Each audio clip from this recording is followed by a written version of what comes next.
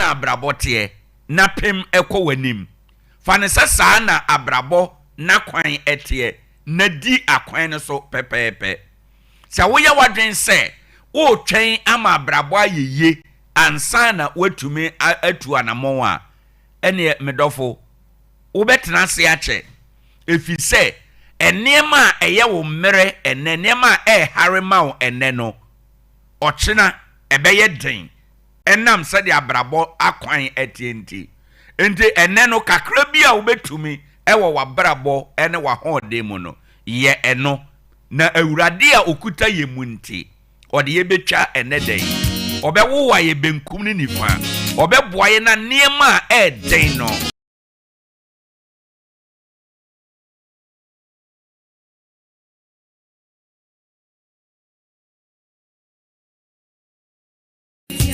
nsɛdan kora ɔbɛtoa so na wayɛ sɛ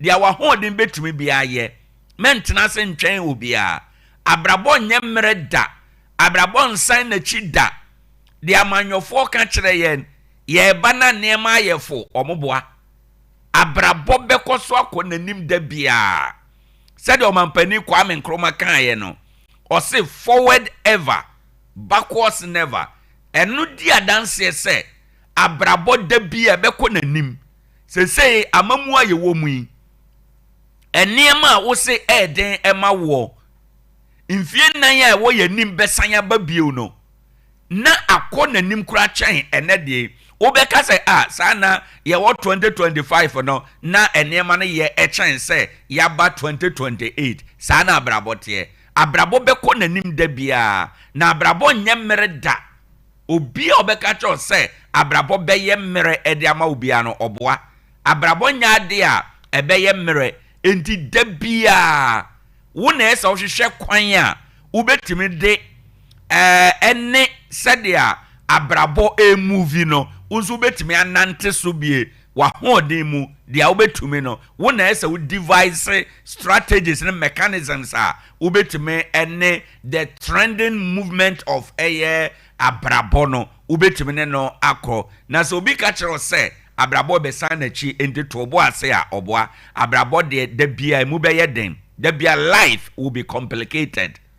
Life will always be complicated and the men can say ubenya a smooth path will be ansana watu anamon makane sa mawie no anope midin ede Owoahene Acheampong na DJ Ken ena menene wo fie ha anope oye MCR adwuma ne de amame ono na de ye ko Facebook no so Sompa 101.1 FM YouTube Sompa 101.1 FM ono na de ye ko ho enom ye very much interactive ewo ho enom a ubetime aka ye ho ene anope afei yaka no sa awie no ye de aseda ma 21st clinic say oso ye mu okuta ye mu ma yede dwumade ebro Monday to Friday anopa bia wo mo ne boye ho ka ma yede dwumade ebro ma eno da nkyene a yegusu a ye ka wo se wo mo nkrabata dunum no nyina ye adwuma ubetime atumnika akọhọ anopa ama ya hwe wo yade ayaresa edimu quality health care ena yede ebro endi tumnika na kọhọnom na wo mo nhwe free call center number no ebeko 15 branches na nyina 0540 311 0540 311 na one wo mo atu anamon a ebetumi aboa wo mo na eso asene na yede Ade Akye Abia dwumade abrewo enche ye fa ya futu sem ewie a kasebo ewo yanim ba Ghana Today betoa so Ghana Today no mu ubenya kwan wafre wa kire wadwen ensema esisi oman Ghana mu obeba be kire wadwen de we ne kan wakoma hwan na ye bibi a ye bɔ na baso hwan na esasa ye bibi na onyeye na ye twe na dwen de asiso ye ma oni nyina ho kwan ewo Ghana today eso na waba be kire wadwen sadia Ghana te ene anopei ewo ha enti no ya na wahye eno enso na ene ewo yefie ha no mene menua no tena se twetwe nkomo kakra ewie a ene me guest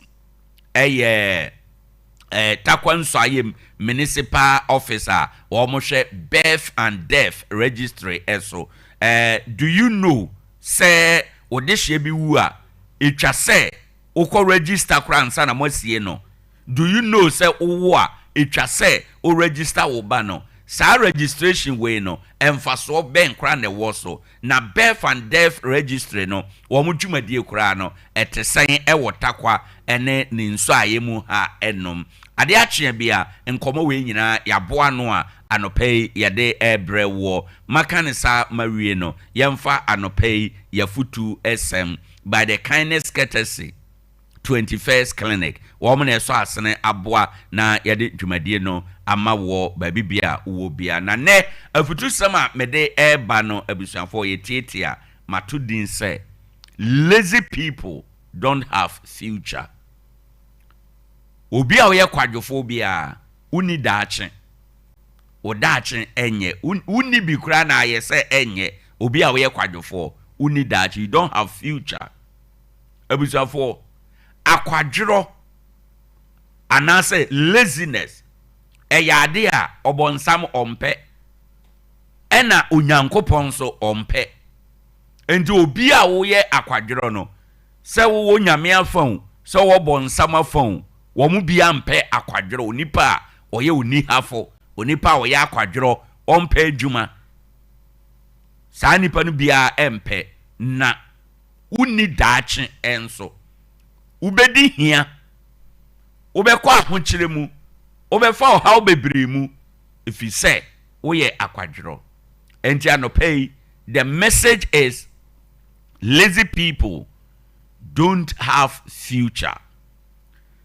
Obi a woye akwadworo no abusuafo saa nipa no odi hia ewo na setena emu efise akwadworo bia no the end product of akwadworo eye ohia ene de bebro.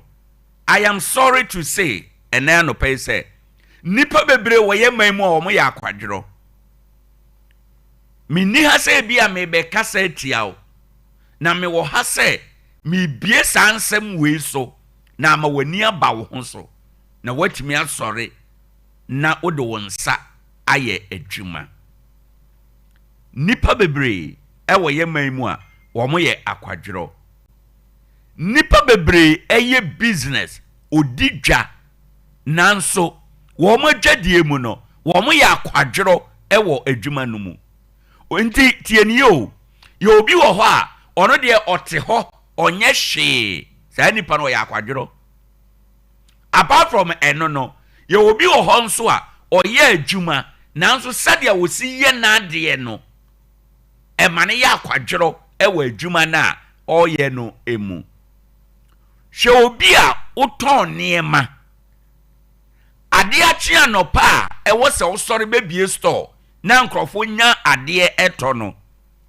odakete so ena watwe ntoma akuru ne ho ena wada nyame ya wadom ama wona eto ade no obi kura ba ebo wopono say antimansa ade akye ho me ba cho me to asikyire antimansa dadan mu atwe ntoma akuru ne ho twe ne mu kan se okura wo ha adwen ade nkyen ye na abebo pono se obeto ade antimansa abono wotwe ade nkyen ye ubedi hia enye enonko obi didja otonema operate store oye dwadini otonema wodwam kwa ade bia nipa no eto no ade akye a enkrofo epe ade ato no na wadware asra afa bag ahye ne motoam adan a okompaibo ubedi hia menkasa mpaibo na wokọ no enye But Bible no na kan say ye wo bere a ye bibia ewo mu. Enti enu di adanse say ye wo bere a ye kompaibo. Ena ye wo bere a ye de ye adwuma. Esan se woni nkum wadwuma ho. Wo ye no biara nti no, wo bedi hia. Obi a wo ben wo so no, obeje wo customers. Nipa nyina abekọ ne ho akoto ade. Ochina bi wo beba beka se wo de wafa baabi. Onfa wonfa baabi a wo ya akwadwero. Ewa adwuma na wo ye no mu, wo bedi hia. Anopai me ma woni aba ho so se obi a wo ya akwadwero no, sa nipa no ebehia no. Enti sorry na keka wo ho na enenko ne bra obetima ye bibi. Obi nso wo ha anopa no nko no okompaibo. Opon paibo no no miensa. Obenante ya betotomu abeba beduru no na abo no nan. Obi esuto a hwiebe no nan pai mu osan akofia koya ade. Sa usa nipa we. Se ehia wa ubeka se nyame na amoa wa na. Eye wa usuban enti mesrew anopai menye niema ebema wadi hia efi se nipa bebre ewo ye man yi mu a wo mo ade ye ena ma wo ho kire wo mo. Bible kura di ho adanse o kan emebusem etin sia nchichemu nkro na o se wo beda kosi da ben okwadwofo bere ben na wo be sori afiri wonnamu. Woto asena kan verse 10 no a o se nakakra nkoto kakra ensa mepono mada kakra enaye de hwebra ye sori ede betena afidie so e kire se sabe ya betena afidie so kura kire se ye dikan ya sori dadaada ena afi na ya ba afidie no so nti nyese ye sori ya na ye tena afidie so ye dikan ya sori dadaada. Bible no di adanse se uda kakra na wasori so aye adwuma kakra. Oto aso kan verse 11 no a o kan asem bi wo ho o se obi a oye kwadwofo no ohia beto ne se okwanmukafo. Ye ka se obi ye kwanmukafo a te se armed robbers. Wani na wo ho so putupuru wonam na wakohia armed robbers. Bible say obi a oye okwadwofo no saa na ohia beyew. Ohia no ebeba beto ekwan mu ebra wani ena wo ho so. Na osanka bio say obi a oye okwadwofo no na ho kire ebeye te se echem kurafo. Na ho kire ebeye te se echem kurafo. Na kire se na ho kire no ebeye bebre utwa wani baabi entwa. Ebusuafo ene anopai me o ha me ka kire o se bo ho so peja wo ho pebiribi yo fa wonsa ye adwuma na awurade atumi ahira wo efise se wote ho na wonye bibia awurade ni reason bia to bless you. E wo se wo do nsa ye adwuma na awurade ahye ho se me ba asumasi onipa asumasi adwuma we na oye enti mi hira no through adwuma na oye no ba wote ho onye bibia ade akye Tarkwa abonten obekiri mu a kwapem sa ade besa onya hwe me pesa wote ase se Bible se wonipa wote sa no ebehia wo fa wonsa ye adwuma na awurade ehira wonsa no adwuma na wonsa no adwuma no aso aba mawo na abeyew eye dwetre. Let me tell you, whether you serve God or you serve Satan, the one thing both of them will not tolerate is laziness. At least one thing Satan and God obonsam no nyankopon womu nyina agree on and say lazy people don't have future. Ti anopai makane ya kyerɛw ye onitifo ewo asɛm ho. Efi sɛ Bible say onitifo ohuna mane a ebeba na ɔde ne ho kohunta. ye onitifo ewo asɛm yi ho na hyɛaseɛ saa bere ya na tu anamɔ fa wo nsa yɛ adwuma na awurade anya bibia gyina so de ahyira wo awurade ahyira wo nsa no adwuma ama wabrabɔ akɔnkan otherwise lazy people don't have future.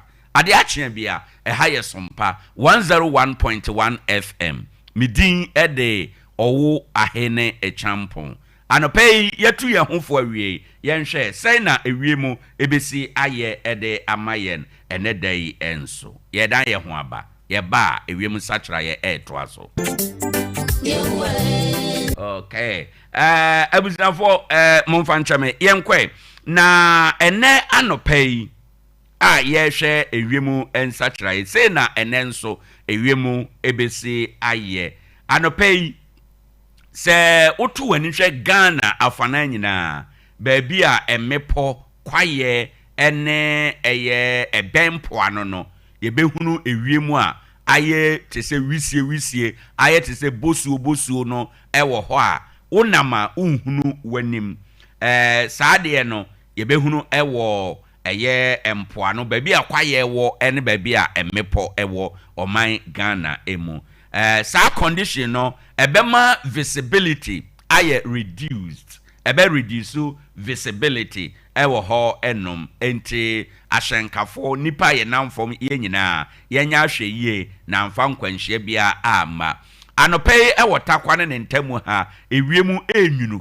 kakra ewiemu nwunu no egina 22 degrees Celsius na ade akyi animu by ayese awia ebebo no ebepeja free 22 na ede akọ 28 degrees Celsius ewiemu nhyeda nyehye ene na enhyeda nyanyunu awia iso ndi ebeye ho ne ho ebeye se ehye enwunu ayededede ewo ho enom eno saa na ebeye yehwe animu se bibia ansesa ensuo nketenkete betimi agugu ewo yentamu ha ene edadua yi eno ntino sei ena yentamu ha no ewiemu ebeye ede amayen ewo eye yasetena mu entino yenhye eno enso ewiemu sachra ye sede ede baaye eni na kai se eye nsusuye ena yesusuo sede ewiemu di adane no ebetimi ama asachra ana ebetimi abamusa ede amayen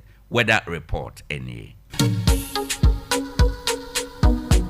Ewiem sachoy ekosi sen Sompa FM sabre ya yawie eye yahunu sede ewiem ebesi aye ene ewo abakosem ede anisi ye ewo Ghana ha enom ene wo abakosem no eye mfirinhye aduoson baako 71 years pepepe ene abra dan na ye 12 August 1954 ena sabre no na ye fre Ghana Gold Coast ena mrashebedwa na ewo ho no na ye fre no Legislative Assembly wo mo ekokoshe emra a emra no yatu din se Cocoa Price Fixing Act samra no ena emakwan ema afibia cocoa berebia no aban etume echire cocoa bo sɛde ebesi atɔ cocoa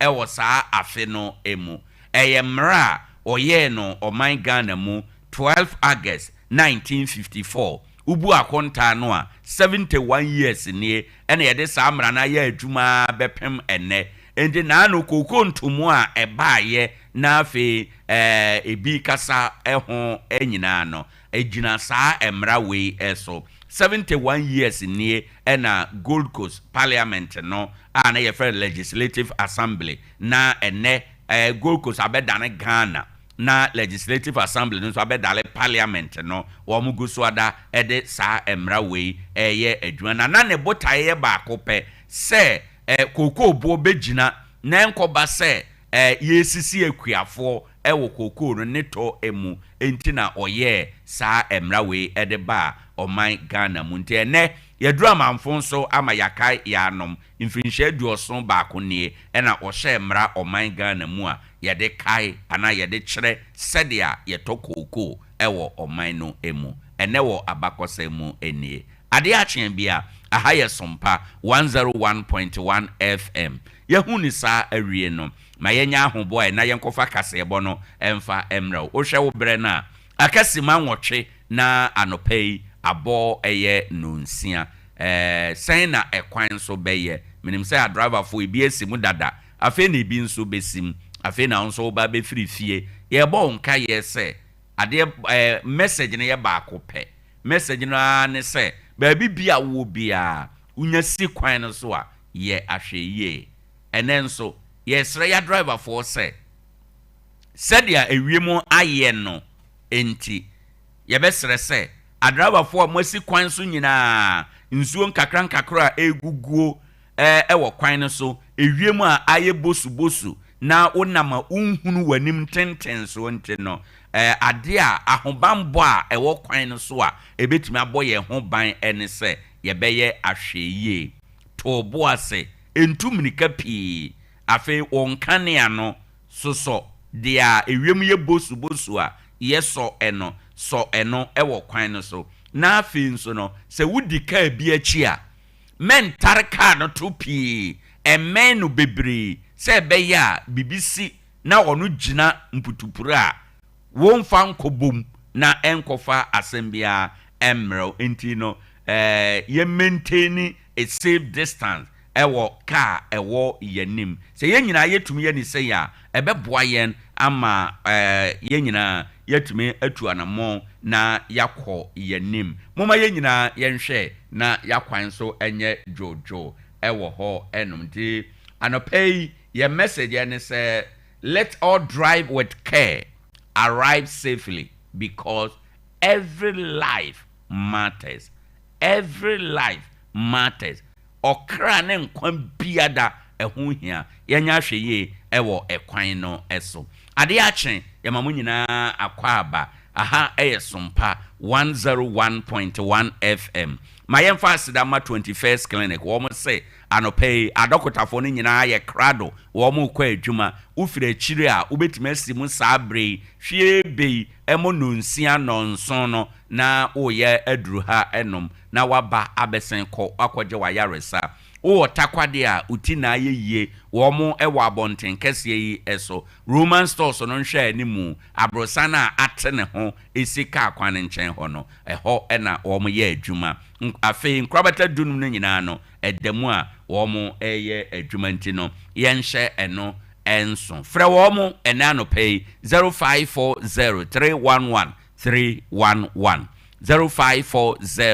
311 0540 abusanfo assembly guso a obo eye atiefo nkaye se ade a wo mo ba decongestion exercise no baso enti wonim se wo station ho ba bia Ransbet ani mu ho pavement no so ba bia kwan no mu wonim se uye adwuma bi ana odi dwuma bi wo ho a hyase yi wo niema ansa na wo maduru ho wa meye saade no na se wo muduru ho na ye pam nkrofo a wo ye den a ye be pam wo enti hyase sesi ye na pe ba bi a wo betena mon komachi mon firi pavement no so indi se wonim se ekwan ni wachi a wo bekọ a ekere se wo tena ho a enye ye wo mo ba be pam mo a mo te pavement no so nyina wo mo ba be pam mo a mo ka kwan mu nyina afi drivers na mo park ba bi eni kwanza mo park private cars na mo park ba bi eni kwanza mo park na drivers no enya ba bi kransi passengers no ye be pam mo nyina afiri honom pe ba bi a wo be park wo car ekwan no ewo se muda ho na akoniaba eyeye why structure bi si baabi wuni ho permit nya assembly ne ma wo kwan se ye ana afi na wo ye ajai wo mo ba ye be pam ye bebu agu se enkanka se wuni permit de ande wo de kura wasama sai ende mesraw se wuni se o ye structure bi nso na ohia nkrata tumnika kwa assembly na koye ho nkrata na bibia ento ne kwan mu enti no decongestion yabo hu dawura abo no baso enene ne chena ya enene ne chena ya animanimu ya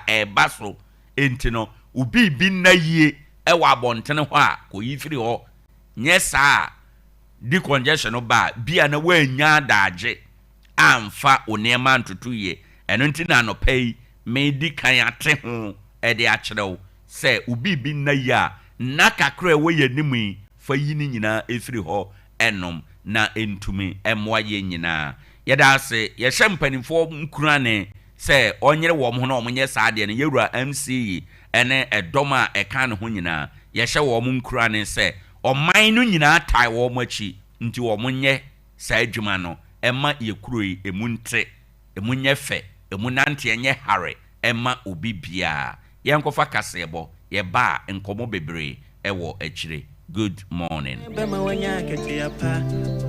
Ewa sasiso Ewiasi mubasum na wansum ye diye fanyina mwese wansum Bisa usum ye makete ya po Eni jie di Sompa diye Emakete ya pa Sompa diye sasiso emeni jie Sompa FM Sompa TV makete ya po Sompa diye M-I-N-G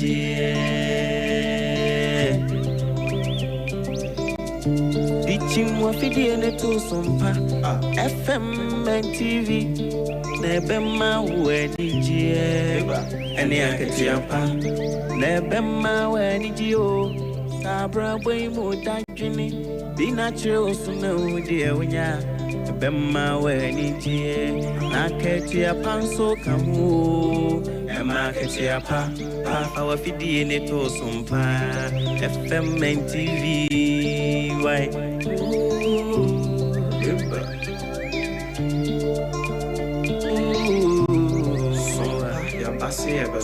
Yasim Sompa mani dieni Akye Abia na unu warada Sompa de asit neimunu Akye Abia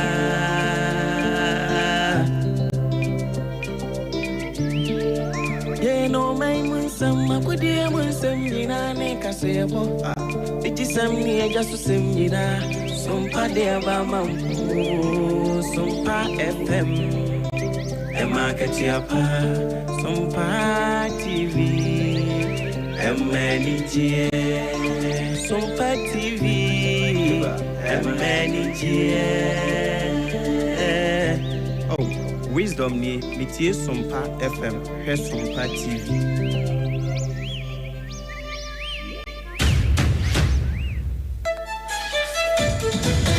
Sompa 101.1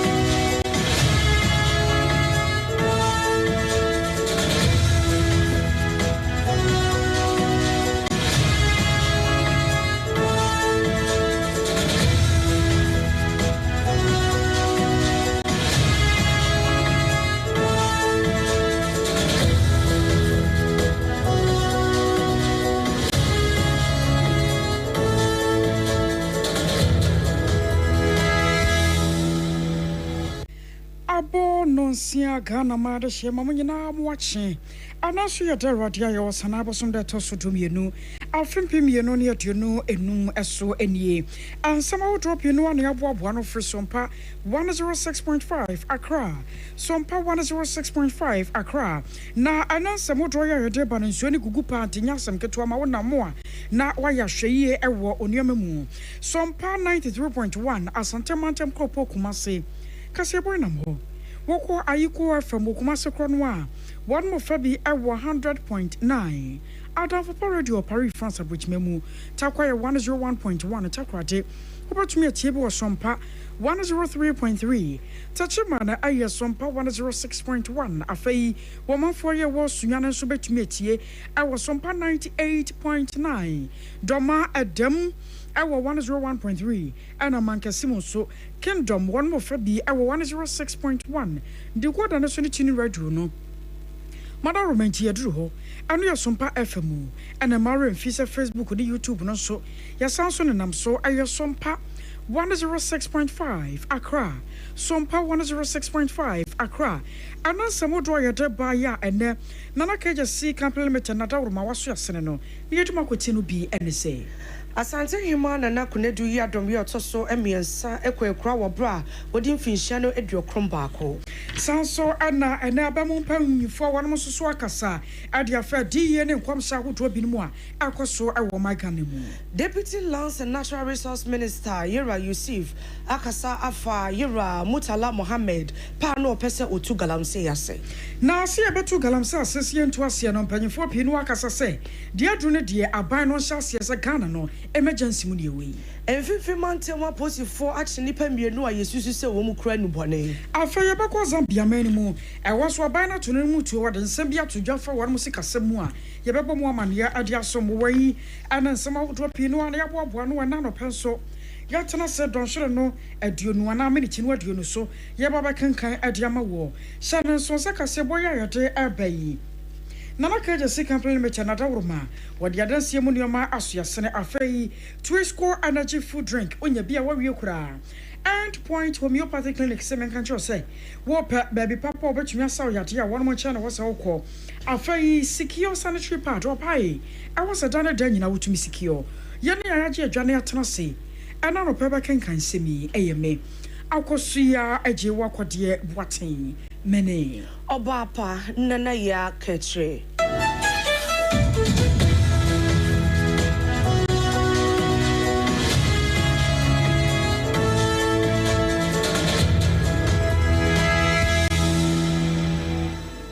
Adishma ma yeshe kase bono ase asante hima na nakunedu yi adom enwada oyoko ebusua ye wo asante memo ekogya simpie so ese wotumfo eyese wo mode hye ne daye a wansore na okwekura wo bra wodi mfinhia ne edurokron ebaako eno enam so ema otumfo osetutu abebi oyi otoso mienu asante menra enso eji eyie no ya wodo so ede ato ganafo nyina enimo ese eyampa asante hima enso edaya wansore na asante hima edia na nebusua edeto de so nana ama kunedu na obetena bedware so esa asante hima de nana kunedu yadom ye otoso emieno na amadebo se wedi emfinhia no enum ewo bra no ya asante hima na eno edanchen ya nana efia kobi sewa ampem ye otoso emieno efiri ho no na asante hima nana kunedu yadom ye otoso mienu ebetena se ese asante hima na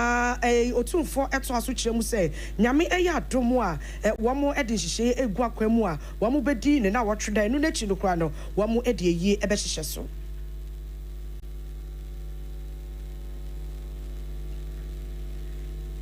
Sompa 101.1 Obanwala na santehima jasi kutosini konson bema kidasehne na gugufuyima kidasehima desebe tudenim ba ene de tumenim se mabrewa da no ya wada odo anopa wo to na wa sorry yo se de tu man se na santehima kotokohina brewa ya wada no na no dudu ne de so anopa no na de bibia Liamwa sebe hude ye kan sebe duba no dia obedi no aso so ko na namo to na nano yes e kram se me ko na me wa hantimi yes mo try mo na me fantuma yo se sebe ba so go tu kwan se be tu le mo no na sebe so fast and mine to medim na se do e bia so jai na o pe de sie no o to ho de ma na shishe bia ya manana no ati Adishmama eni ayekotie ye eye asante mera otumfo osetutu abebi oye otoso emienu na wote se okase na chese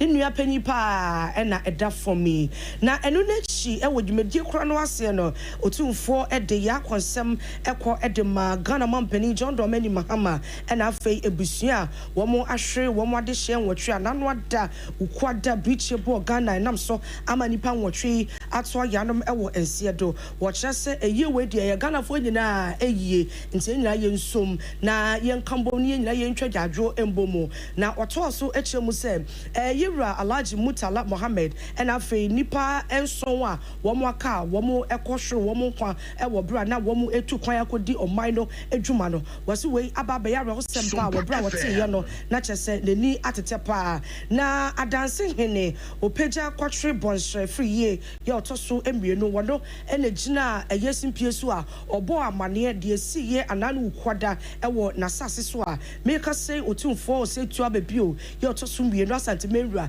eso ede ya konsem akode amagana mampani John Dramani Mahama na afei ebusuani nyina Efrida na no kwada we hosam no ye na kase to Ghana man na efri ho no munsu agugu a jasa Ghana yate ho ase a enye yi no enkom hyane adi ye dodo no na asase eyiriti wo hwe nkofo Facebook ni YouTube no so a ane obehunu asofo bepia nkoma ya won mo kire se wo mo hye ho nkom ane ade anya asem kecho makora ebi mo kura po kire se Dr. Manebo ma ya wo no na wo ya Ghana ye defense minister no wo mo to nsakora de friend pen se wo ba benya nkwanhia ma ne nyina mu no wura ne de nneoma bi yiyi ne ho ano anam se abamu wo be fa dwumade ati sei na de to ho so a na ase wugya wono akọ no akọ adi ye ne ade na mu nsem akọ bibio wonti no ama panyi pa no antumi anya kwanya anya sokora frantie de nyankoropon wo eka ne kire no na anumu no ama na wotwe mu Ghana mampanyi anam ne somakorofo fa no se nsore ne hu dwumade apanyi pa yo kasa de ma no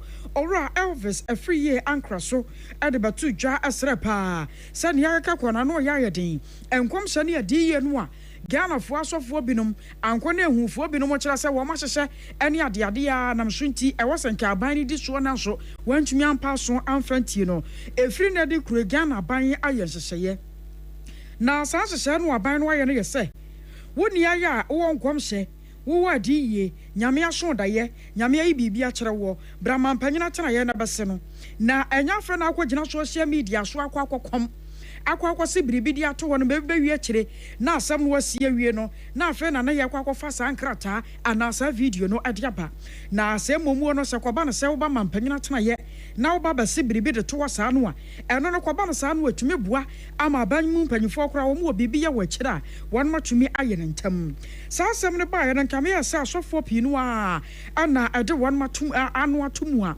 wo mo kire se ase anu hyedodo ebi mo so age atum aya won mo kire se won so ba som na won ma som pa ne Ghana ban ade atodwa no owura Elvis Afriye Ankra e was asem koya ho no wo ba be church mu di enti Ghana ban ade asem no atodwa sa. I am saying that most of us are aware of various and diverse video, audio clips, TikTok, etc., of various prostitutions of all kinds since the unfortunate incidents of last Wednesday occurred. And most of them, when we go behind the scenes or even on air, they say that when they see these things, they do not have any means of getting in touch with the individuals concerned or the government officials. And so we decided that it was important that we create an avenue and a channel to be able to manage some of these things because a lot of them have serious security implications. I was your way, I have a payo casa, Adama Ghana buying a fan so no more GDA so you are Elvis Afriye Ankra. Na Deputy Lands and Natural Resource Minister Yera Yusuf Sulemana wono so e de atodwa se anano breach ye abo gada no chese obia akano na woto so echemu se Yera Mutala Mohammed ya na wono ene ye waswafo a na wohwe environment ene eho ekekaye eso wose wohyehyɛ nieme bia na nka eba beboa na ekwan ye befa so a ye betu efom agudie no wose wo hyase kra ya ye bail bia na ko peso de komra hye bedwefie li 2462 ya na ko orese wo mo begye atum na wo hyase kra na wahwe kwan yo befa so a obetu eye efom agudie tu wada wo fa koti kwan so etu efom agudie no no se endo wo hyase no a nche bia na yete se wato ananam ewo nsia da wo kyese wei bebi adru no wo so wo mo eto so eye adwuma pa na wo pese wo ye edeboa oman Ghana. Indeed, Honorable Murtala was working to get it repealed because it falls under his ministry. Okay, so I believe that my minister, who is the Minister for Lands and Natural Resources, has been asked to have an oversight over that ministry. We will be discussing this, and then we'll see where my nephew, Honorable Alhaji Dr. Murtala Mohammed Ibrahim left it, and then we'll Yera Yusuf Sulemana, Deputy Lands and Natural Resource Minister. I was asking Koya Wano and Naso for Binamakasa Idea for home. Reverend Isaac Bafo Ajayi wano woko asafo ye France Perfect Faith Arena Baptist asafo mu a wano nurse of panyini ya wada no wa kyerɛ sɛ wo mo de wo gye tumu pa na mumu na drum bia ya na ban no sane se no ɛwɔ sɛ tumi sasa na sakoba no sɛ twedi ampon so yi asɛm bi anade ye bi de kyerɛw na sakoba no sɛ wanka ne ntam nso a yɛsɛ ya cha na dwu na nso nti wɔn bɛsrɛ aban no sɛ ɛkɔba no sɛ nso aya na wɔn mu nyintum sɛ ne ɛyɛ asɔfo mpanyifo no wɔn mo ka no aya na nokora bi ewom na mmom wɔn no wɔbɛsrɛ pa sɛ nya hwɛ ho nti ne yɛbɛfa bro nya ho awe nkra kase nyame nyi hwɛ nkyerɛ wɔkɔda so wɔ da ye bi akyɛ sɛ wɔn ankasa mpɔnkɔ san wo anti na wɔaba bɛka kyerɛ mampanyini sɛ ɔso da ye no mpɔnkɔ sa mampanyini enti mampanyini kɔpɛ ho kyerɛ kwan wɔsɛ saa nneɛma no nyinaa no se yɛhwɛ ne yɛmpɛ ho kyerɛ kwan a ɛne asɔfoɔ bepia nkoma mampanyini atena ade bɛkye na wɔn mo tete kwan na no kyerɛ sɛ nyame ayi nneɛma de akyerɛ wɔn wɔ no na ɛnyɛ asɛm kuma. Yamika is say some prophetic utterances are meant for just an individual. Yeah, any say third party be and even good looks say nipa na we say because who no against you. Identify who and now say menko kanchira no and also against you, but you might not know engineer e fa wanka obehwe amaye ho adwuma no ompe wa 17 no omye ho adwuma. So they say and the prompt attention now I was say the made no onye because so on so ne intention. So they say yare the emwa na advice am dey ma maybe nuanom asofo and so you say let us be truthful with ourselves and to the public and with God. So nyame I was your way, Reverend Isaac Bafo Junior Turning Cano. Now, I watch you no Nagana for Binamo. Woman so dear is your dear Arto Ghana buying anim. I was a recrano. The I am Penina say, Sir Professors Nina and Cocran, woman say, and won't be any one more. I shall hear.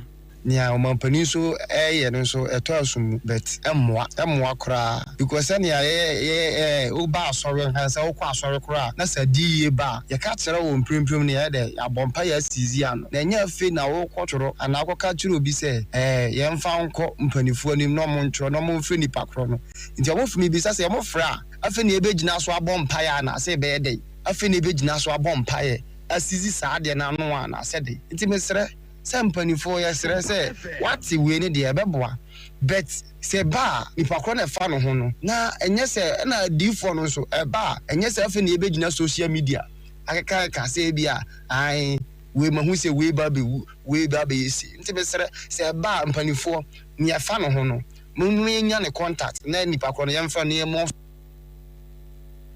I was your way, Ghana for Binamajan and Yokoti. Na Central East Regional Police Command Achenipa Emienubia. Wamo esusuesa wamu kura nuboni ompeso wamu di free omei emo na sa asemi ekoso ewo gomwa nyanyano yenono ewo gomwa istemesini emo ewo emfifi mantemo nipa bienu eye Eric ncheke ya wodi mfinhia no eduasa na afi Francis Clue wono so edi mfinhia no eduenu enwotre ya wamu bienu ene ye che womo anano Jordan no ade ya na yese ye che womo na anopa no so empemu a na wo mo chese aposi fokodoa wo mo a pick up no registration number AGS -6849-21 na niam na egumu a wo mo epese wo mo edidwane efri omei emo na police for ya wo mo ewo nyanya no petrol team na wo mo chese wo mo sha asese wo mo petrol kuro no mu a ene se wo mo ani ekoboss eni pamienu so aka isi a womo ehwehwe mu ahu se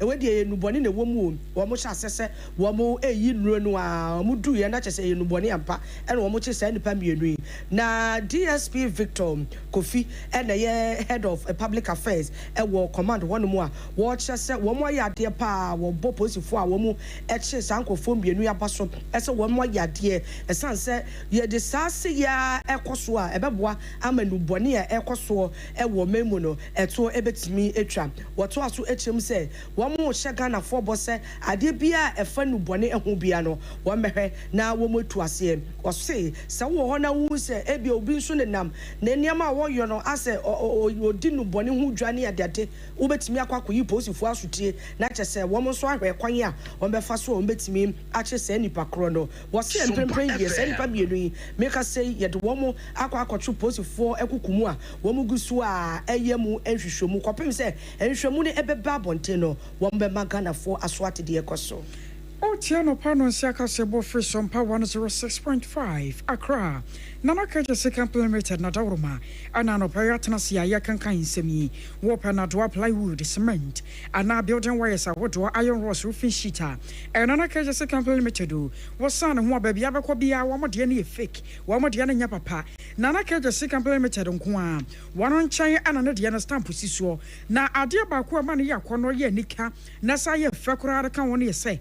So what on your party friend in China was I the good care with the Kuchao, one power up at the ABM, was a war pardon Siamun your memoir foot you at your friend in China, and another cage is complimented in Kwa. What your foot to about Mount Watcher or Kwanya, what I know, what fast Robert me a cynic across the sea, not was Sierra, and another cage is complimented, and a pebble what you saw about in chain, sans and near my panadier, so what is you what I hear and sure to pet and pay a riabon swasa, one for another cage is complimented in your map, and see what down Congo who's a diner Julia Goo.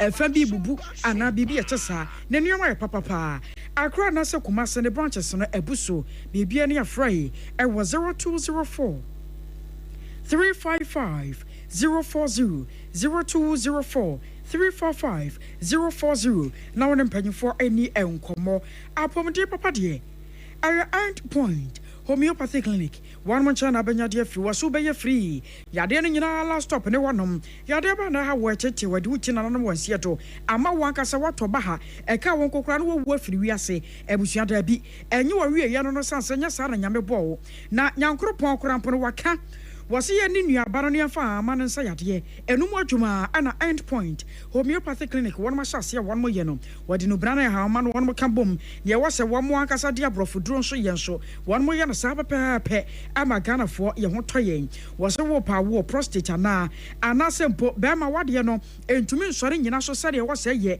kwaku don so ano jo so ya no apurum na de ahyɛ ho edura no anya adwuma wose bra end point homeopathy clinic na doctorfoɔ enshow na massage and physiotherapy na nyina ta one mo ye bi a one ma so ye bibia ni aframe e was 0244 867-068 0244 867-068 and answer 0274 234 321 na won mpanyifo eni ho enkomo anope ye benum ti me ba cho wo kwa adwuma me ye sure se wo boboa wo kwa adwuma na wo kon so a wo se wo num ti akra no ekɔ school bomode a na peti bi ama no nom na ti akra de benum wo de bokɔ school no eno ene asem no anope se wo ni Twisco energy food drinker bomode a na boru amfichie wo no na kɔpɛ bito na fa beyo ama akra no sanse enuane nure na ewo mu no akra no mu a wo bɛsɛ nya enuane no bebre ewo mu emane na emane ni nkum kyese onye mre obegyina ne nanso sekinken eye Twisco energy food drink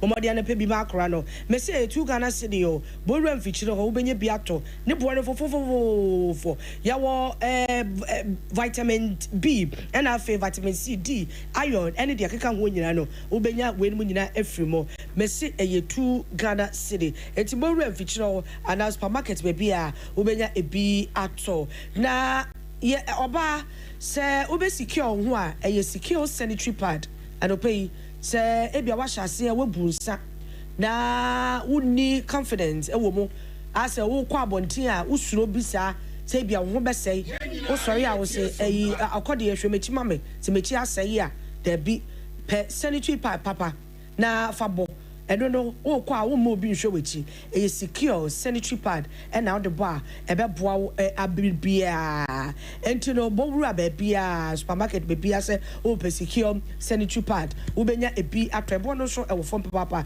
na bo no kumasefo e call mama excellent cosmetics e ho e na wo benya ebi atom ananse ye ho a ana wo betimi afempanifo e wo 0243 8621 0024458. Mama Excellence the any okwa edumu a maasi edumu ubehu no na afei kwada so estate taxi station hono a Oda Sempa pharmacy lane hono a ubehu Mama Excellence cosmetics na wenya secure sanitary pad bi atonetimi aboba pebito anope wai. I was sure was soon yet and I die and what tell you ba Cassia won't carry no ever to us.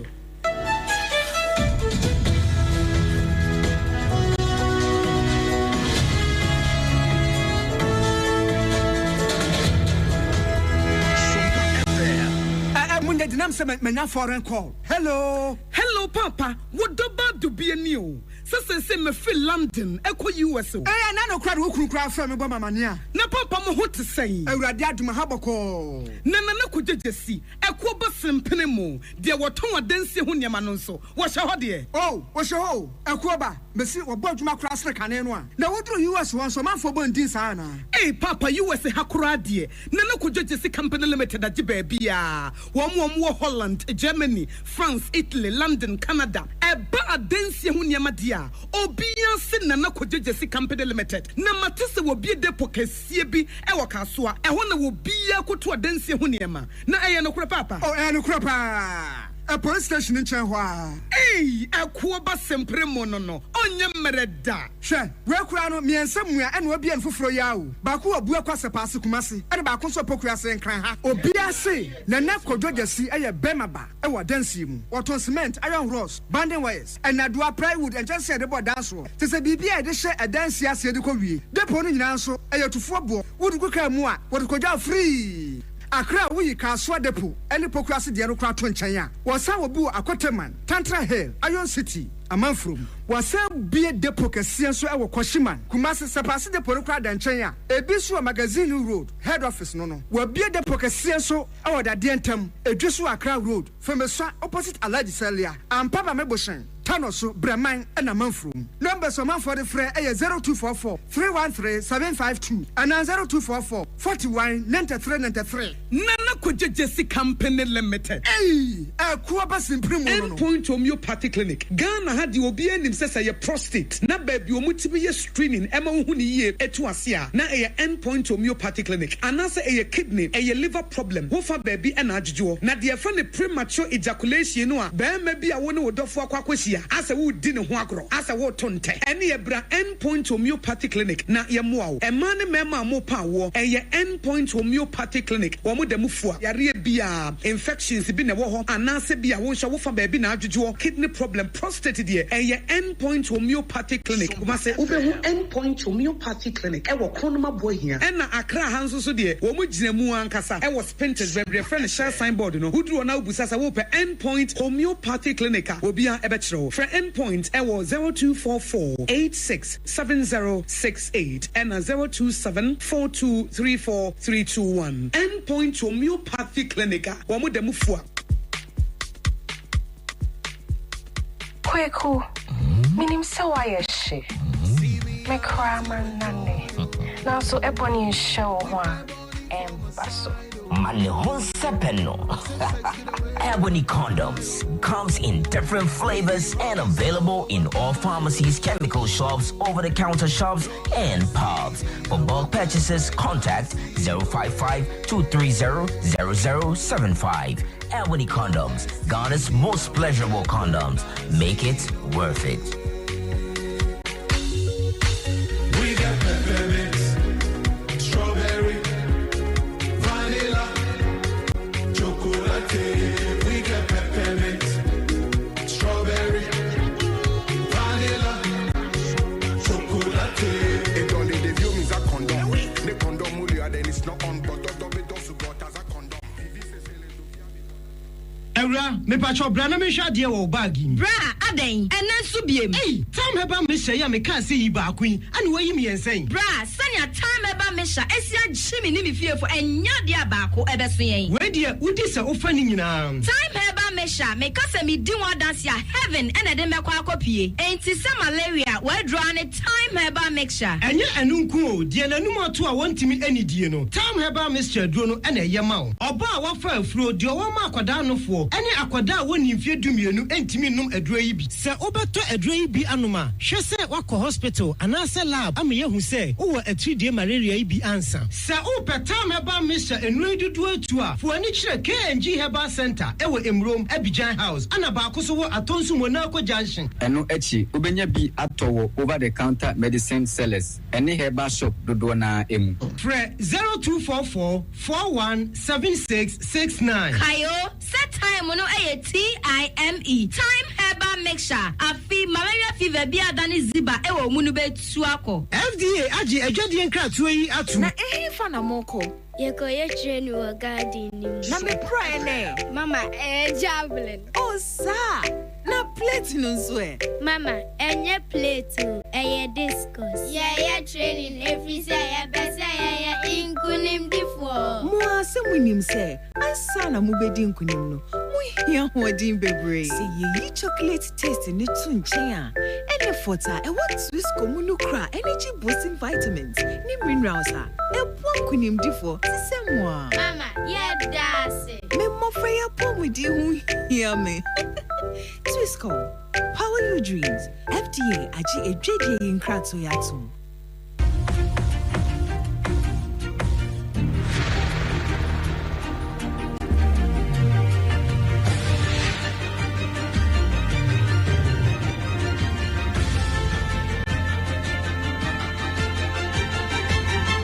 Sompa TV, Emma Akyeampa.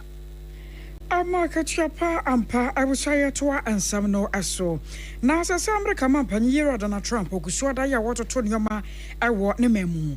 Na wahyese amaya wodo bi ya kyese wo madahye animra so na wo bedu America man ni mu a sane wo mu visa no ya tworo so sanka wo ba bedi abosome miensa no wo mu di kira sane wo mu hyese no tie no enya de a enei wo bema wo mu kwan biem kura na wahyese wo mu tua bond bia no yesikadwetwedie $15,000 a eno no bedi adanse na ye fine dia to osa so twen ejiwu ni ya ne se ko ba no se oba America mamu na asese ayede ma wo no wantumi ani so a eyade se wo betumi atwe so ye papa na eno anam so amama bi tse Zambia ene Malawi man no sa man mi enu chichiru ana wode se so no ato won mo so na anam so ama Zambia ban ade abato dwa ya won mo kye se ko ba no sa no be ha dwen ebe ma won mo dwade mu won mo sikasam se fa no sa akwansera ho nsensem wo no abeka chi di amane man sasa kwa bana so obi tu kwan na wakọ Zambia America mamu na seketwi die te se ye America ban atwade ato no so no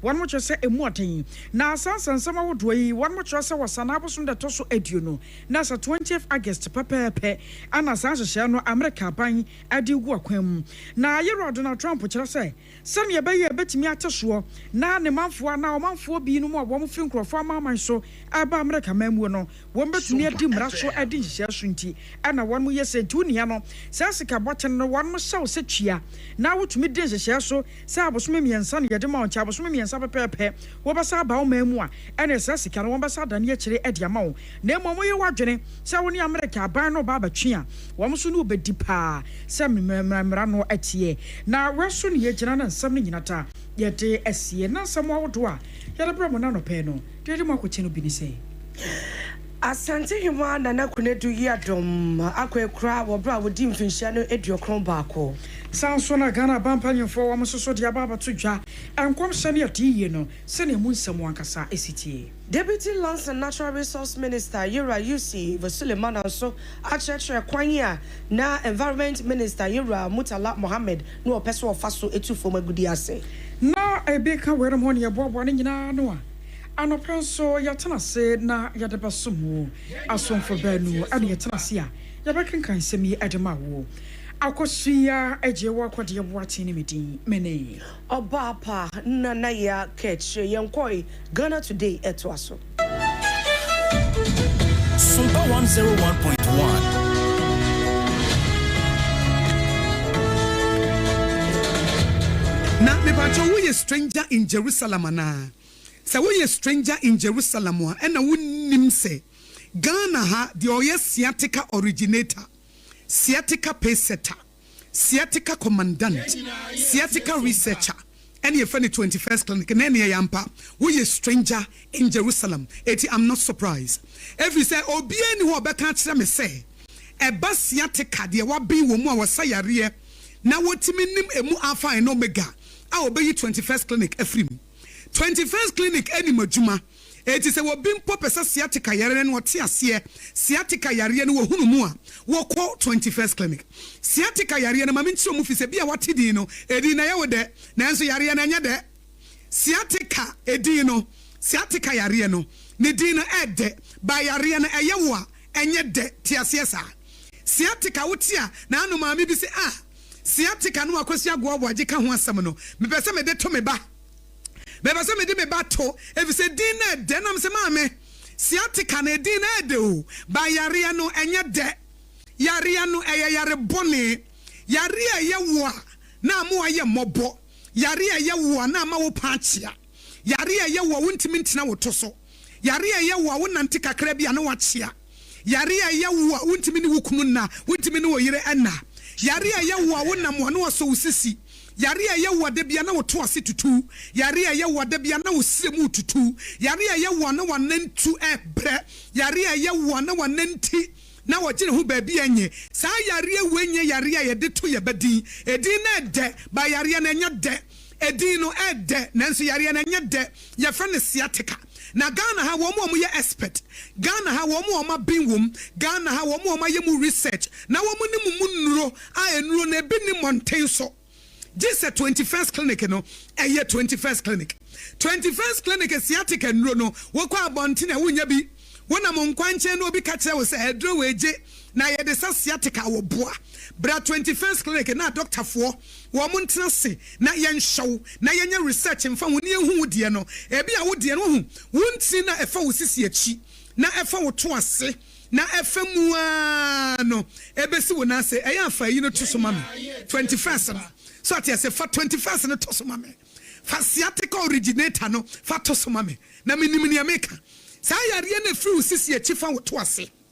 Na fa usem, na fa wanantu, na besi wo na ase. Na e kawo, na e chon, na ye wo je, amo ye mobo. Ama say woda wontimi na wachi.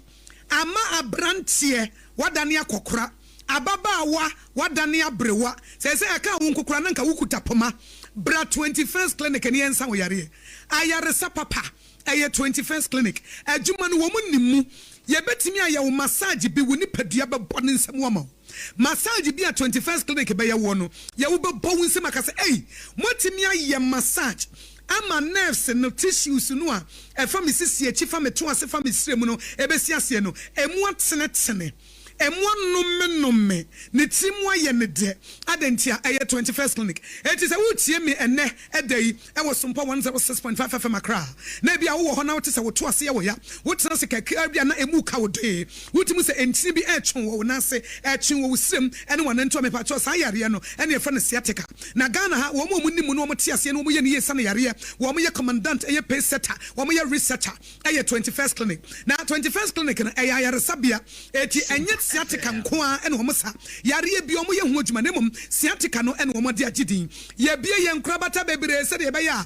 ye betimi asom Sompa 21st clinic ya trege ntabamu ya trete se akokọ bati obuto nukosia so akokọ batan a obuto nukosia so ye pese ye ben wo edini afa na bia se bia wo tema wo se jisa me bankran da bi ana me wo kaso a jisa me bankran me wo komasi a jisa me kosunyane da bi ya bia ni nyina bi eti se wo nkran a se Tanton Hill runabout e ho ne wo se wo fi Achimota mo na eba ase wo frusro akotantra hill no wo nsani fa so ho no a e ho na 21st clinic wo se wo fi Amasaman na eba na wo du Tanton Hill runabout no so a e wo nsa bonkum so ana mo nso so a mo watema no ye wo Roman Catholic asafo no anase Roman asafo na chi ho kansoafo obom market obom kwan so new market ni ye tuam ana mo kumase e hwa overseas Sompa FM ye headquarters no a eye Sompa kumase 93.1 no e dan na wo mu no sa dan no a ana 21st clinic nso wo mo wo sunyane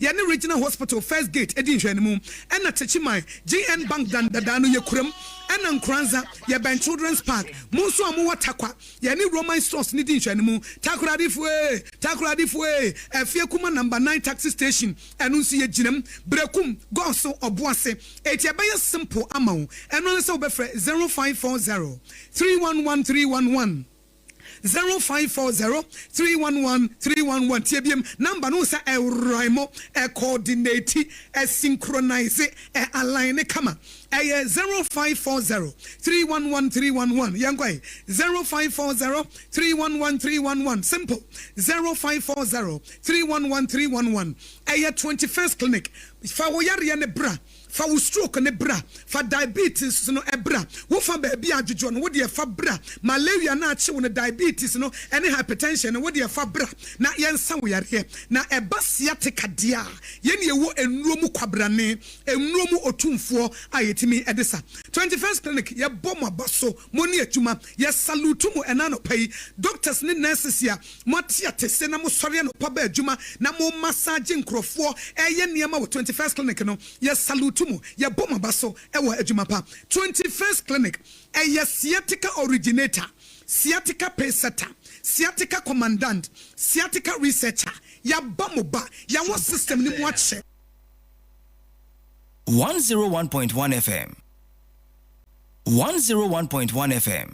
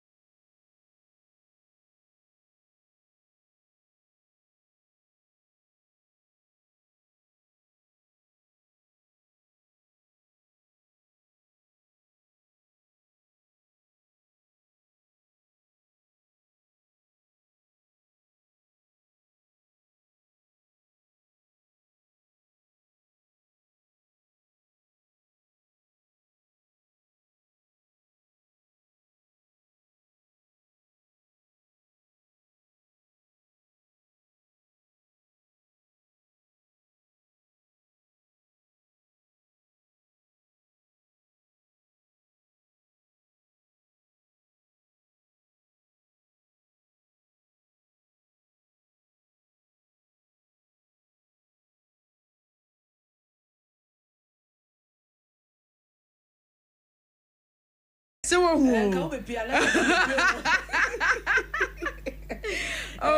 nyame ayade I guess for your special to say they are serious yeah special no who say won so fe oh yeah won fe e what tire o tire je dey Debbie wonti nya say ye no oh yes wonti nya say ye the August for the obi a wo August bia no this month bia no nyame won hira wo wo ma nkwa tenten di ahodin wom wo ma onyini che je say wo ma ahofe oh wo ma aware pa papa ene okode ba asamba to wa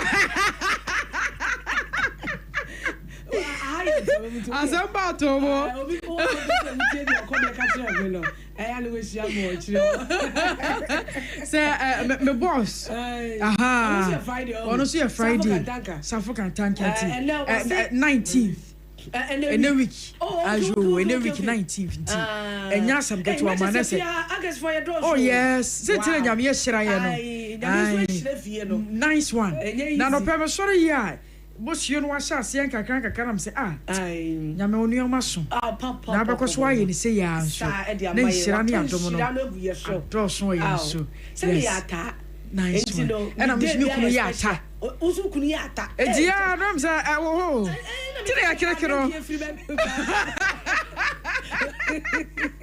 oh and ya ta no Yeah, Obani Bema. I want to see your Obani Bema. Aye.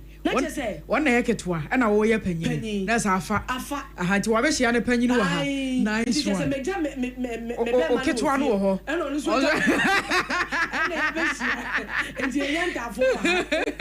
And that's a get over. I was your mama, you know, watching. Yamam watching say, and Ghana today.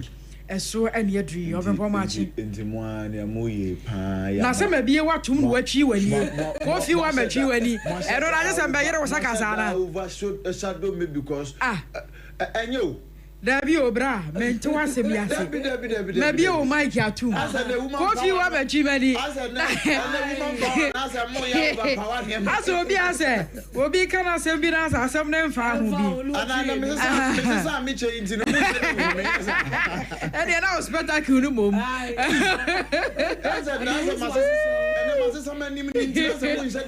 Say can be buried the abaso. Now know about what I say. As I some American. I say as someone obi can send far home. Now what she when ye. Maybe say beer. Also China ne twaso. And I'm both say kutu. Did you just I'm different. Me say China ade say kabia say de da na normal routine. And no masesa no. Yes. Moses no sa no aya mo nso mo tie kase say. See Yesu Ade Akye say wo ba. What monka ye? Ejanyu na ebo wa anti ana. We kwa de me ko Supreme Court. We kwa de me ko Supreme Court. Na nyom na ebo wa anti. So be nim da ba ke ba ba. Bia me nyanko on say bia ne say ya de ka asem ne say so esa wo ye fon yare ni nti ya atwa kakra. O de Thomas. Anana de Samuel. O so boy ye se ni suban ne se so. There be enti na se mo. Enti ye Ade Akye wo no. Se mo nti so ni ye che din. Na se kutu ye obidi. Enti wa ka asem na wie se kutu no. Wa je so no an kanya botre. Na me so me nyi so me de because on say de bia me je so a me nya botre dwodwo me ho na ma de adwo so. Eni se kutu. Eni e bam. Na ho ye de. Oh yeah, de ya bia se. And so na gugu. Oh nice one. Wa to enhira. Ade Akye ye so. August for no birthday no. Ni agu fom nyina ye enhira nko. Sure. Ni agu fom fitim nra.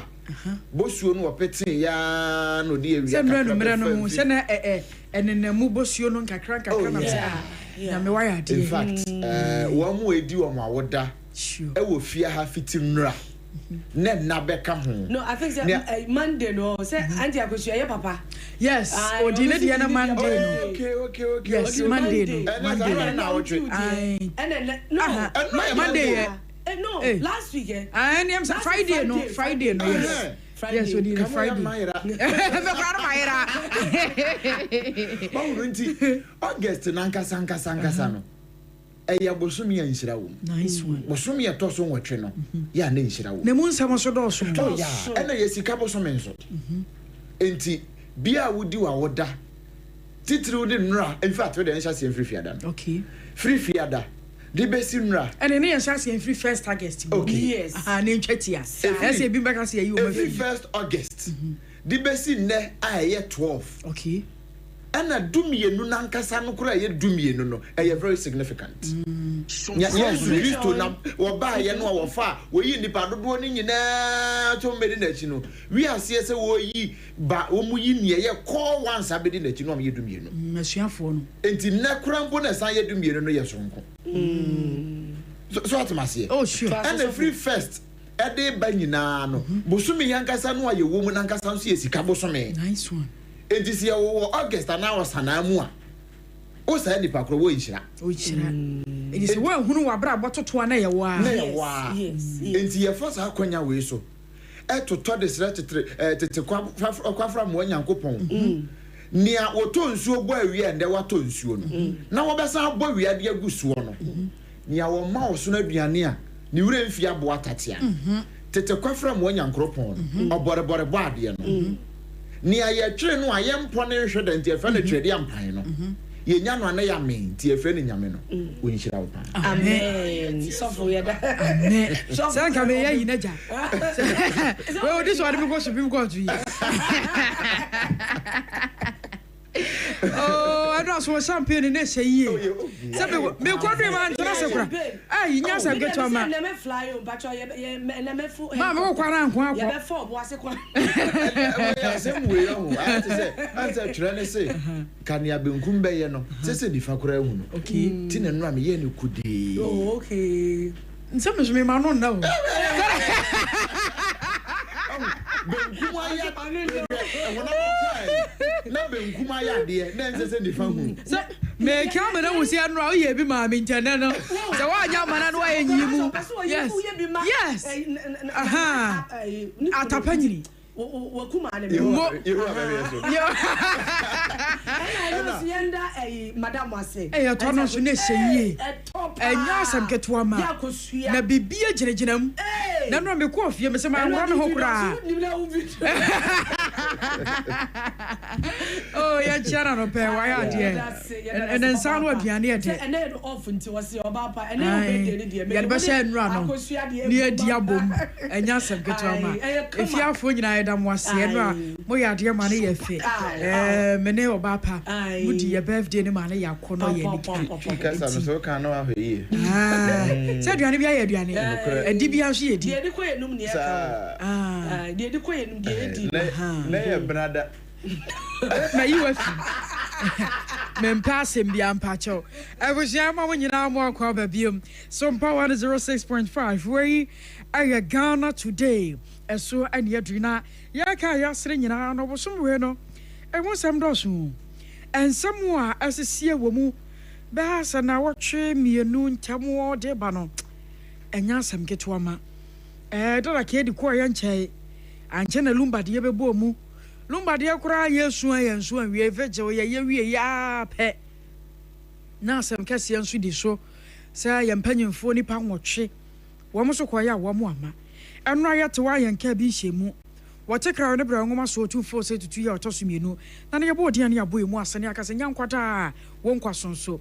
Na wono so ba se ye se na bre watia wada ya wansori asante hema na kona du ya domoto so miensa wono so akokura na se asem ni mu emu nsam wa ye bebre na nsam no na kan wa ye kesene ne chese wo ka wo wie da se na he ne yakoda ya ne sore ye ade akura na ba atwene ba na ebo agro ba na agura chese emu asechire ya ntie enwom ba na ebo a emu asechire no akwakoye pinsoyi na se mu nsensem no eya doso na se ne nyina no kare kire se yakwa ya bai edo wu afa mensam abedwafo atenase biem abedwafo na mo atenase ya okudotto ya kan sei Obrempong Malunkwe na. So what you Obrempong ani Malunkwe? Like you achadi ani achacha. Ka we say ladies first. First. So it we be man for ready anye. Ladies first. Nipa na atwe ahye ho say ladies first. Nyankopon ade bokura obo bema. Asa so Nyankopon ade bo mu nsoso no. E ma na ye ka akiri. E na ye tutu din. Enti no nti mama last. Enti mu ni say ma na ye last. So ma me ko dwom no oba. Why no di ka de ade hye ne nsem ke first ne ka akiri. Enti no. Enti odi ka chama ne ka akiri kane. Asa na PSC ekura du so. Wona no hia. Nyankopon chiche ne ma ne nyina de tumi ne ma no. Wo hyase de free be ma ne nso. Anza no we no de oba be ka. E no kire wo se wo ba no hwe no so yie. Na ba ne nso je be ma ne nso se so boafo. Ma yo kwa e bitio. See ma inyina kwanya we se so na men cancer sante man ko a kwasem ye magana fo nyina yakọ na no me menda no yakọ dwumadi so ha se no me kwa de me sha se man yankopon mum yakọ ne edikan because ne ma na ya hwe wo ya sa si so na akoba ni sei no anka wo dan a ya na se kwan letne na da bia meka se da be ba betwi wo no na yi blog ba ko pese atofo mo no beka se contractor ne trimodin aban nya aban papa o da bi enso ho na ese nkade kwan ne fa nti akoba ne sei no a na ye toto de srese ewo mu se ye nie butu koto moja mu de na nso sabe mpreduasa adwobre na ye nto ye bo na Asante Hema se ye ka se ye betena ha aka Asante Hema ho asem o ye nka wie adaje e bebo yen ena sabi ansana bibi beye bibi no na bibi aye bibi efiri baabi ne duru baabi ansa na yenim se emfia na Asante Hema adie no ne mfie ne kwa animu nanso sabi ne trimu bewa abono ene nyansade ya woka de kire no etese ne wa abaya sure etese ne afi kura no because wa ye kromu enti ye nsusu enna nwene se nkobeja e ho sabiri esan se ne ye woni trimu no na de ye ne na de kire ya wo de kire ne man ne nananom mebi so Ghana so Benifo akwane na so kwaje sabi nyansa firi ni ho no enimu nimdie aba enti watete o man wakire wo man ena wo ka asem de ma wo man unya asem ne ye ka se yenko Asante Hema ho yenko na himfie nkodi asem no a ye ka asem ne wie no ano no me mpesa me kampo de asi na Asante Hene so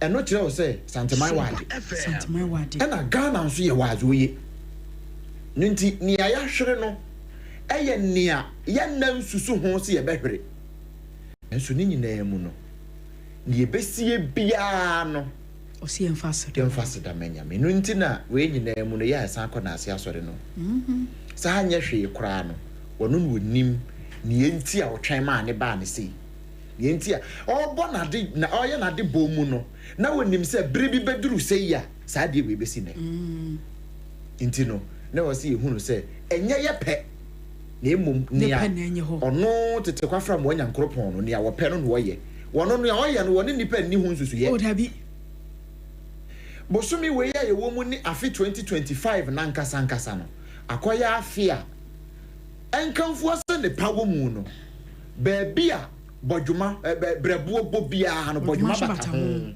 ti amfanhye yetiri mu sa e na afi bia mu nsu ni mu nsem ti ne asie bia no na yehuno se ne ebeba bia ne firi nyame enye emayen nanso eye matrede ampan no nokwasem na obi na bo no nyomo asem a wo kan ye na aba besimiti se wo se senka nyankopon ba be hire obi eno se ye mi se nipa okra be mi okra won hwan abusia be na abo ento ba na abo abusia pani di de sen abusia no kra mpo no mo ka se yesen mo uska sai o japade sai ya ya man frama ne ho me me kan se doctor o mane bo amafiri mu no wo share Facebook wo messages ahodo bia na baba obi meki comment bi in fact na no wo hye na nya ha ne ye beka no so ne wo se bi putu asem no kire se senka na yewura no kanyankopon ma chance bi se won chana se na ye mi se ni pa se why na ye nyini mfiri ho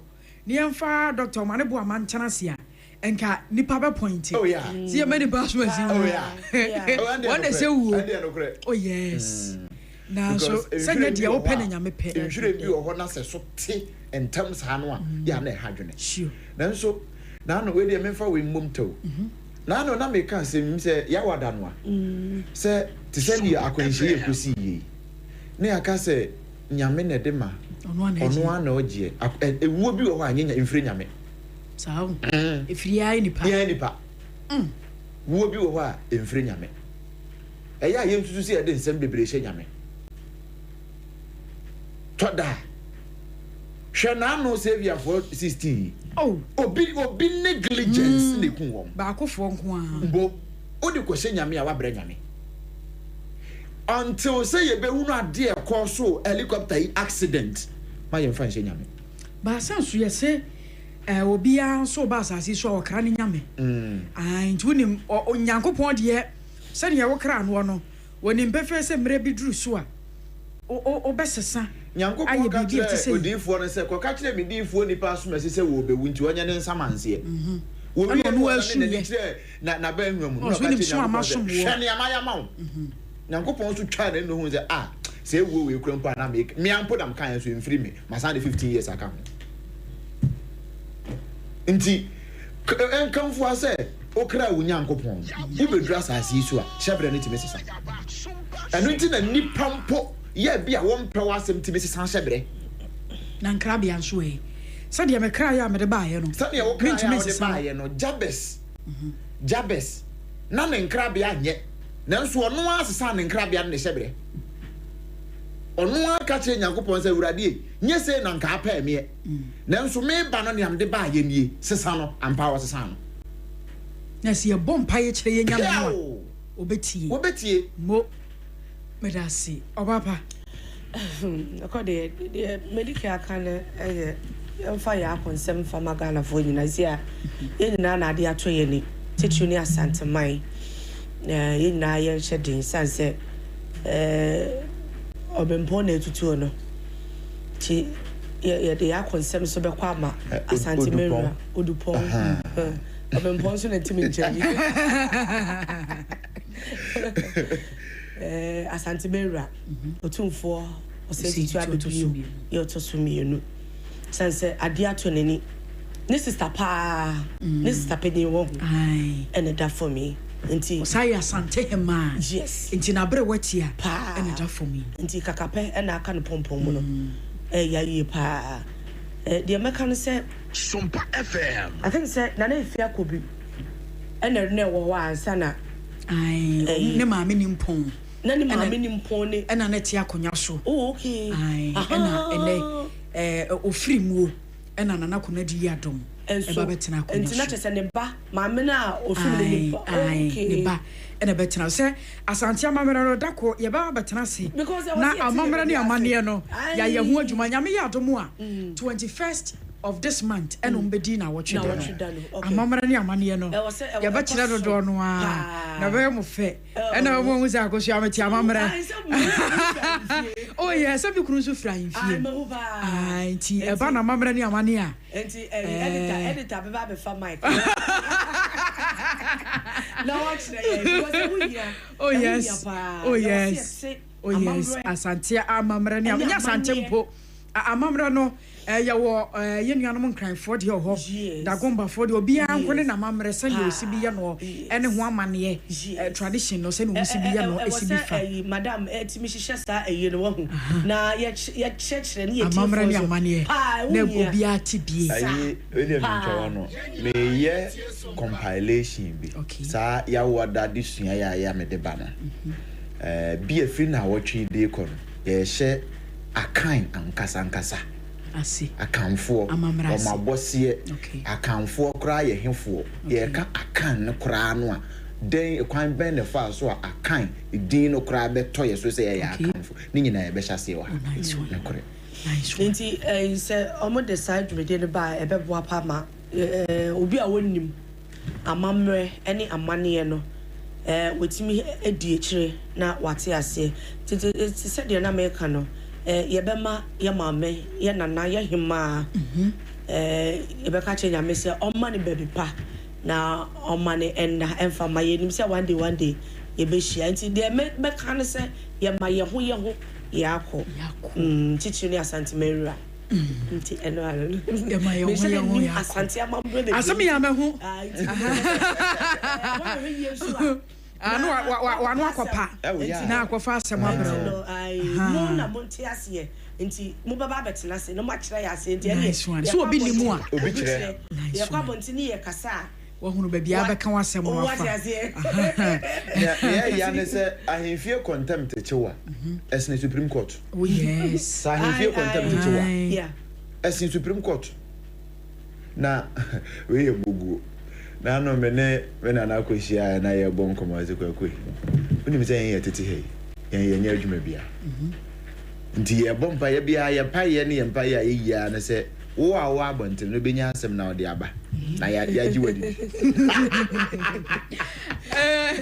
ya fa trend stories ne ba na sa na no beba no ye ni dwa kakra na oba pa okita de ai mikuta pepsodent okay ye betwitwi yes ye so de no an ye twitwi yes de aba enti no ye numu ate papa pa ne yes no so ye white na je say pepsodent eni me pacho o koda no pa wato say wo se odwitwi so di pepsodent edwitwi so koda so a wo di ewie na ne ma akeka ka wo sim no fe no an fetwitwi ade be chene na wenu mu ate de na me ka se oba bi wo ho ne kunu da ho a opese ahomache pa ne kunu kasa nanso niam Sentinel age ba bia sa ontimi bie na nenum enkasa say utimu pa so say owo asemu a wo say one ne kunu no eka nanso bibi nti obie na no sisi a ebeje dem nyina afa kaka ne say air condition eno so de ankwado le ginam putu enti mesira wo sa wo pese oni ukunu bonkomo a enwumere wo koda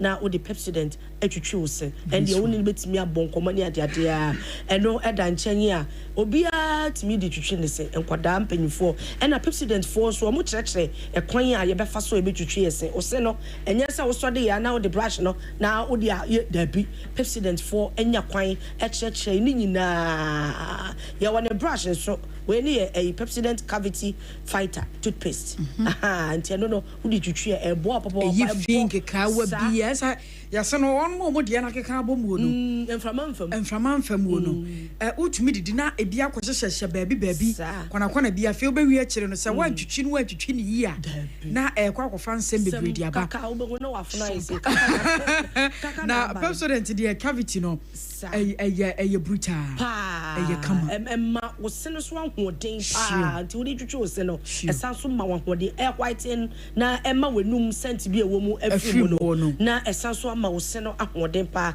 ama wo de awi dompe wo utimi de wi dompe obi wo a wa ko program no yama no dompe no so we de me sin to me o no de ama esan say wo nyusu Pepsodent cavity fighter toothpaste emfa twitwi wo se nti fa twitwi wo se na ebetimi abo me pa cho bogura mba pi a wo benya ebi ato ana say wo betimi afre wo mo toll free number no wo ewo 0800161000 na woni wo mo edi enkomo afa problem bia wo bia wo mo ebetimi abo na mo sort it out orenpon ye twitwi ye sen wi ade ne diso ma ye mpensuo kakra no okay esansa no pansuo se ya na eye paa o ti se ne egugu impo ebi so a eye nhira nanso wapomuden ho nsem no ka asori anopa bia mese o se unya de Pepsodent cavity fighter etwi usin wie se ekimu a nom kasa natural mineral water ansakwa no se abo din wabon kasa natural mineral water o de se bia wo ntimi kura mto bottle ni mu ho a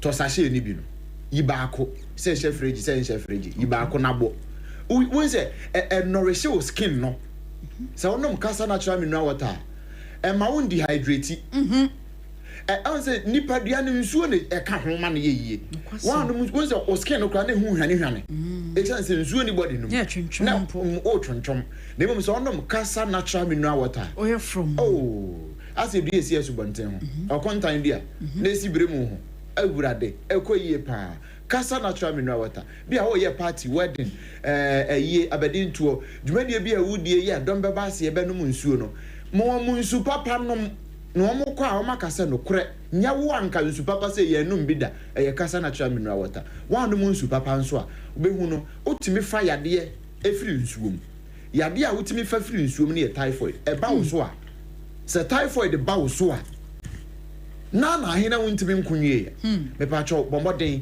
na kope kasa natural mineral water ene ya to na nom na emfasa apomuden emrew na bibia nkoyie Kasaloma Ventures ya ode bae no o taifa won kran he ya back hospital chire ho ba bia wo bia wontime kra ma wa so ye ho a je number si na free ye de begu ka mu dia bere osisi a 0206 469 430 0206 469 430 and 0303 965 780 0303 965 780 Wunya nu wiese kimwa andopa isane ye weda yayi ma yentwa tea kakra nice one na nye tea bia nso ni tea debi obitimi enum tea wie ye breakfast wie na order instead so de be ye adwuma no na ni aha na order na nso esa se promasidorfo wo mo aye sa hwehwemu ye hunu adekode a problem no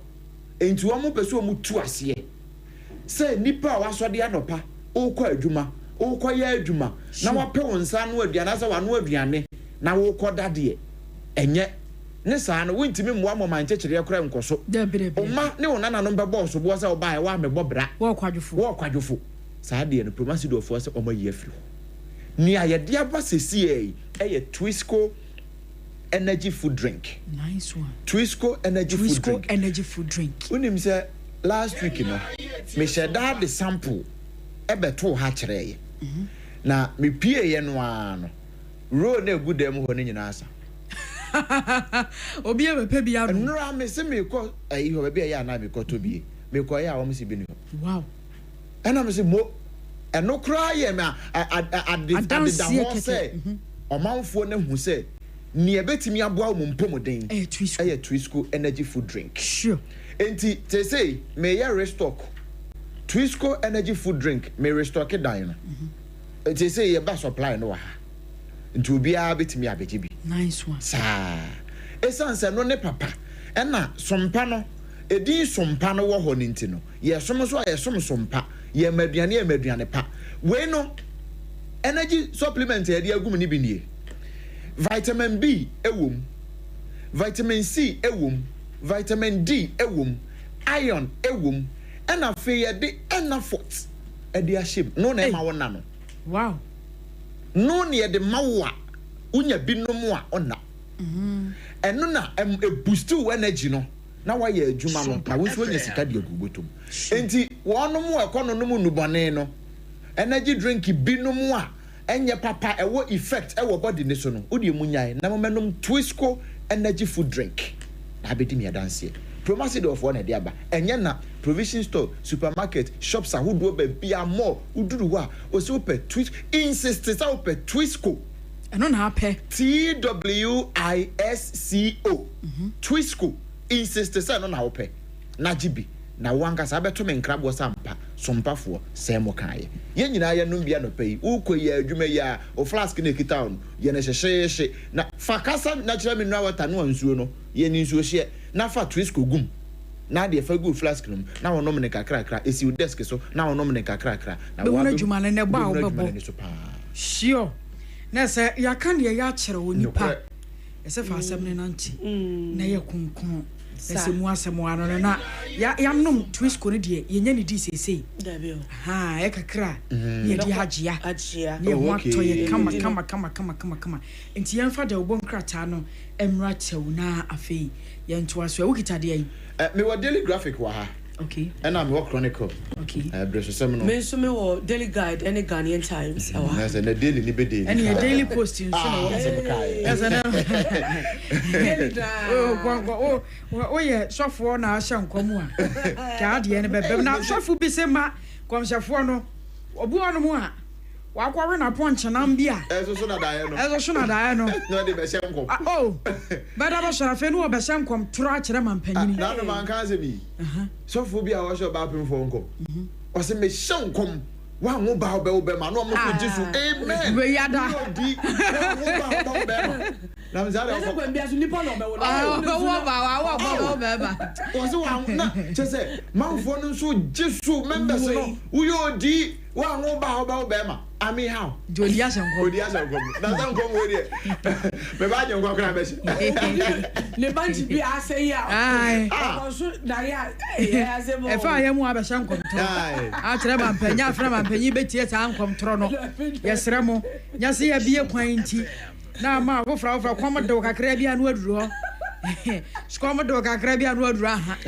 Nya afa na akwase da bi ya mpesa ankom no. Ana mo nshankom nso a edi nkranhye beba di ye yo beba edi sika beba chese Ghana no menti ase aso bia hye nkomu ade obi awuo wahu e wo se hye nkomu ade nhira ye yo enkoso ga wa hye nkomu se me hye nkomu na nka Ghana ayese ye heaven Ghana ayese abruchire wo man yentumpon like yen kan sam wo yen nkranhye sam ye de bi obi awu ena no ebi na nyumtuni shatawale wabaka kana dwene kire wo bi ewo nipa na ja anko nse no anke woni wo so beto no so dan pare sha ase no ni se beto aso a na saa afie na da mpansha ase se ohu ya 31st nkom hye ejai na waka ye no na o se krache wa fa wo nkom sha efa na saa 31st no December na wo ka ma enwu amene wo de afi na sofo ho kire no so what you say na ene sofo bre so ase nkom de bu ho no ma ochim saa na no odin aba da bia nkwari ya sha nkom obi be wu ye wade bu ho no so na obempo ka he no wose ana ya yamfom so se wo siesie wakwan wo siesie wo hyan a wotim na wo de hyan no utu hyan na akonya nkwansi a wo se ho ayi honhom wo fi abaifo ngwa na fi abaifo ho abrochire kohwe o mu nyina abaifo ho so mu de ya de pa enye ngwa na abaifo ye diru no bia me hyan nkompa ade ya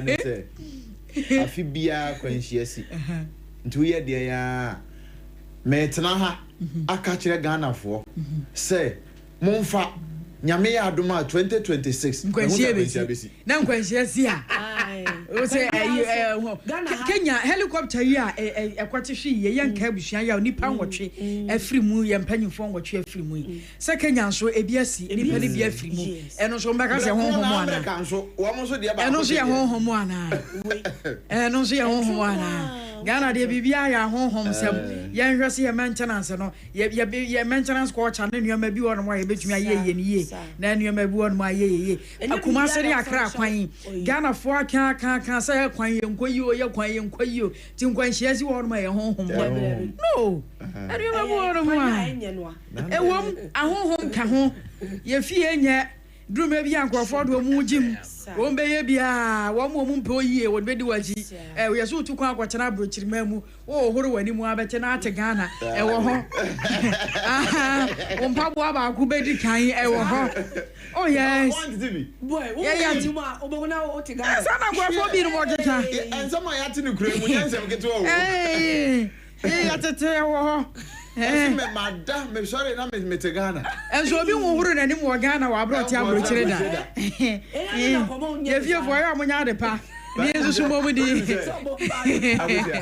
ade we pa we dia me fa appeal keto e bi ma e ma ai wo mu a eyi ba no okay mo mu yi de o mu yi ba ase ba yi okay no say ho ade sua beba okay yan kan kire wo ma de bi wo ha ya na enye wo mu a wo kan kire se enye wo mu wo mu so meka so my press conference abrantie ya kofodia abrantie wo ko bibia nam na ba yi wo ko bibia nam na ba yi kofodia beto ma asem na mekan yo asampa dakro wo ko fa obi ba akwara kete bi akwa fa no wo asem na ba yi kwasi we de nyame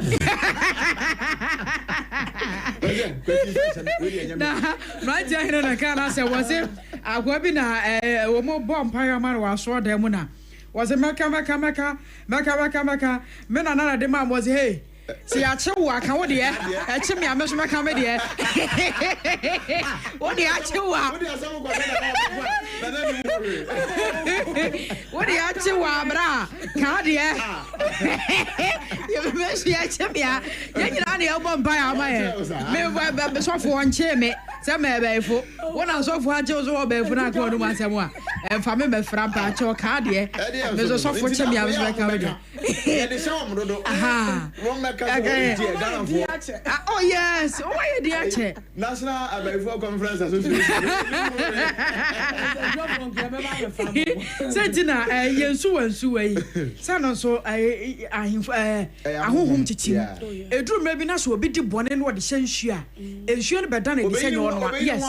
Obeyi ne ho ano hyanhua no a. Enti enuano mo ya mo so so mo ma mo me so. Wonya press conference we de nya ya mo mo fa nhye. Na to ntwa no mo sha nkomtro no mu ntwa so. Obempo ya nsa ase a de bon krata mo. Mo ya nsa ase de a ya monitor o. E wo daily graphic mo. Na daily graphic no wo de nipa miensa bi mfoni na ya titiri pa. Na kire ho so osande baako Erikebu Akwa founder ya oda founder and MD oda Blue Rose Limited ano ono so mfoni da ha na ho de me nko ho bebre na ne ada ni ma se kese pa no yewra ask Bagben Alban Sumanna Kingsford Bagben ne mfoni da ha Speaker of Parliament and Elvis Afri Yankra Presidential Envoy for Interfaith and economical relations. Fabio. Okay.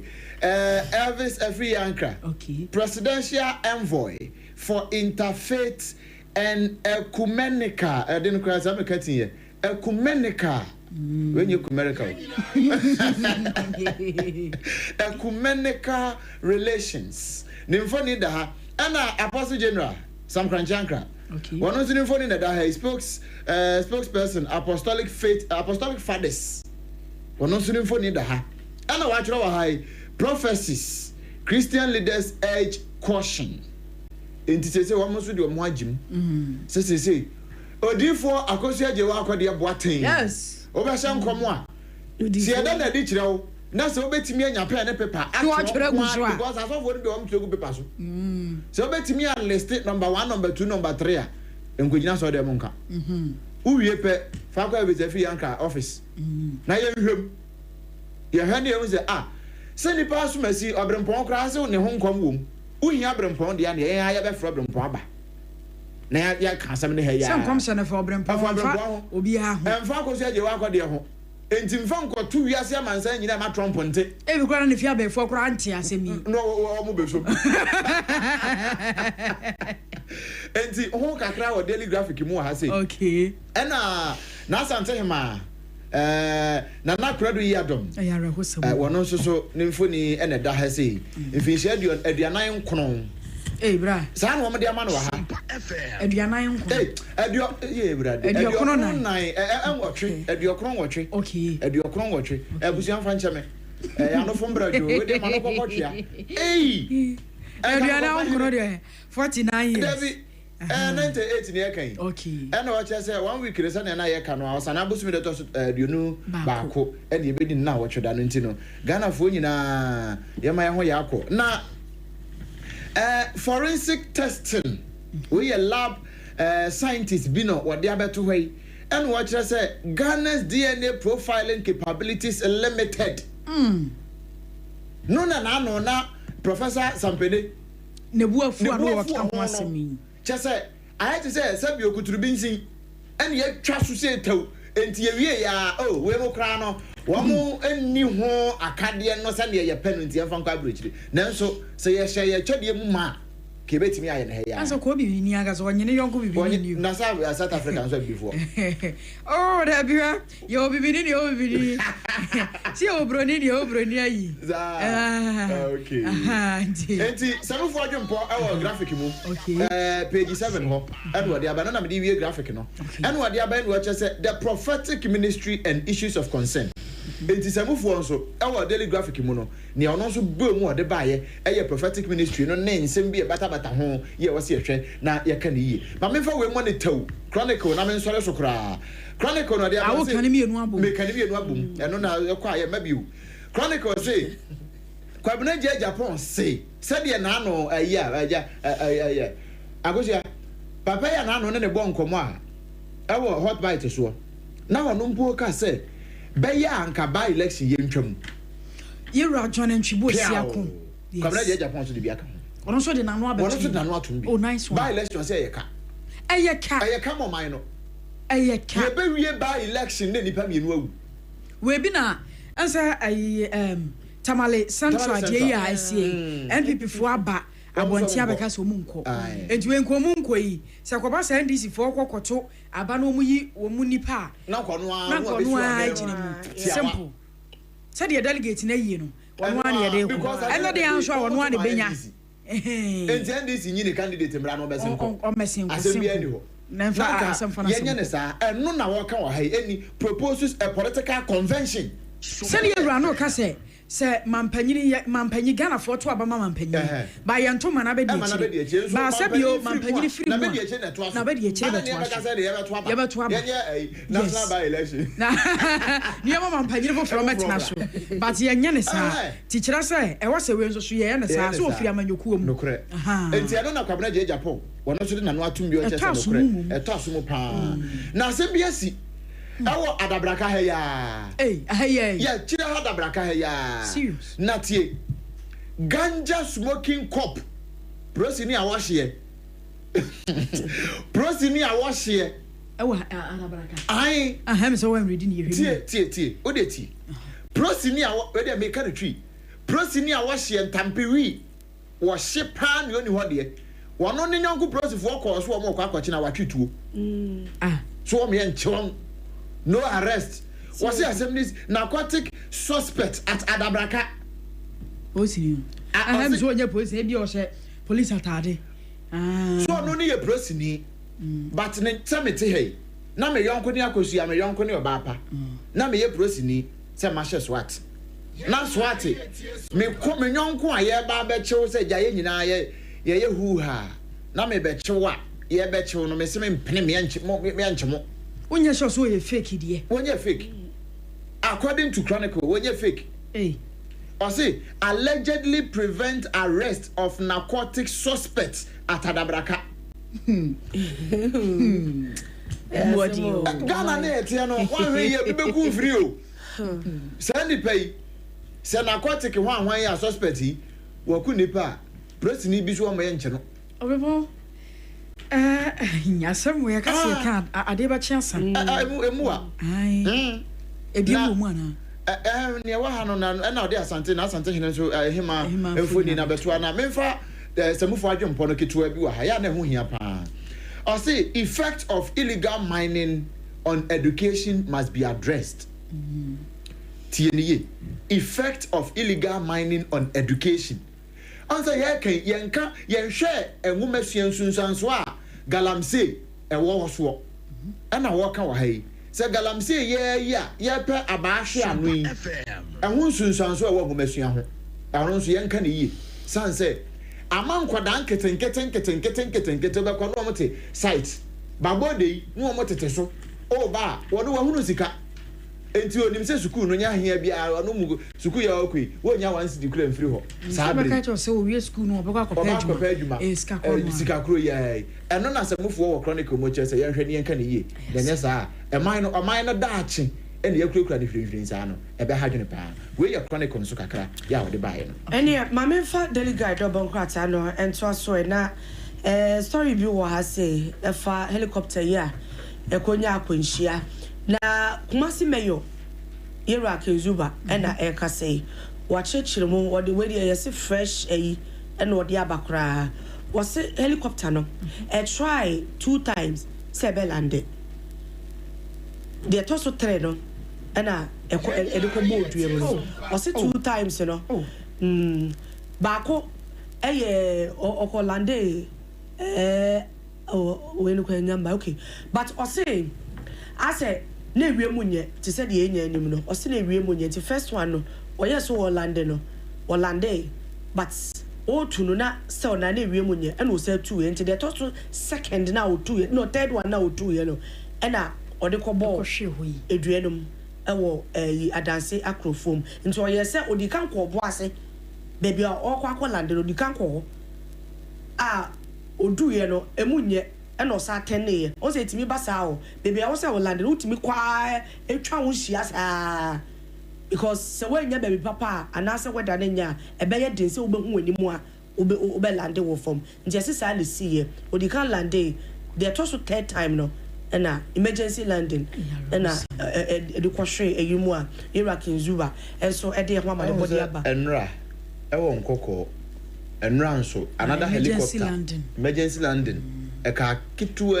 bi nka we nso wi sambeto azu ye wade yi well enye nti akosho na wo ka Tamale Central wo mo by election na ye hwe ni mu kwanse beto MPP amanyuko ni se wo mo de wo mo yi omo afiri mo we omo se enye ne bone so but the SC ne mu ya say bia obeka say woni obi competition because of obi a wo ye nti omo so omo tena so omo gina omo mamra so ena omo yi omo afiri mo we ye nye obi nkoka say da bi we dey boko ehun sem so abepie mo wo daily guide double enkrata no mo obempon kan kokko de no so eno so ha sem abepie mo aye se enra eno so emergency sa ena elandi yesi nipa nipa no say onya video no kura bi we nipa twi ekopɛ because ye di kan ate de asie de di kan senti no de to so bi no ye kɔhɛ se oba omo koyi sha first one ne ho ne ma no mo fa nko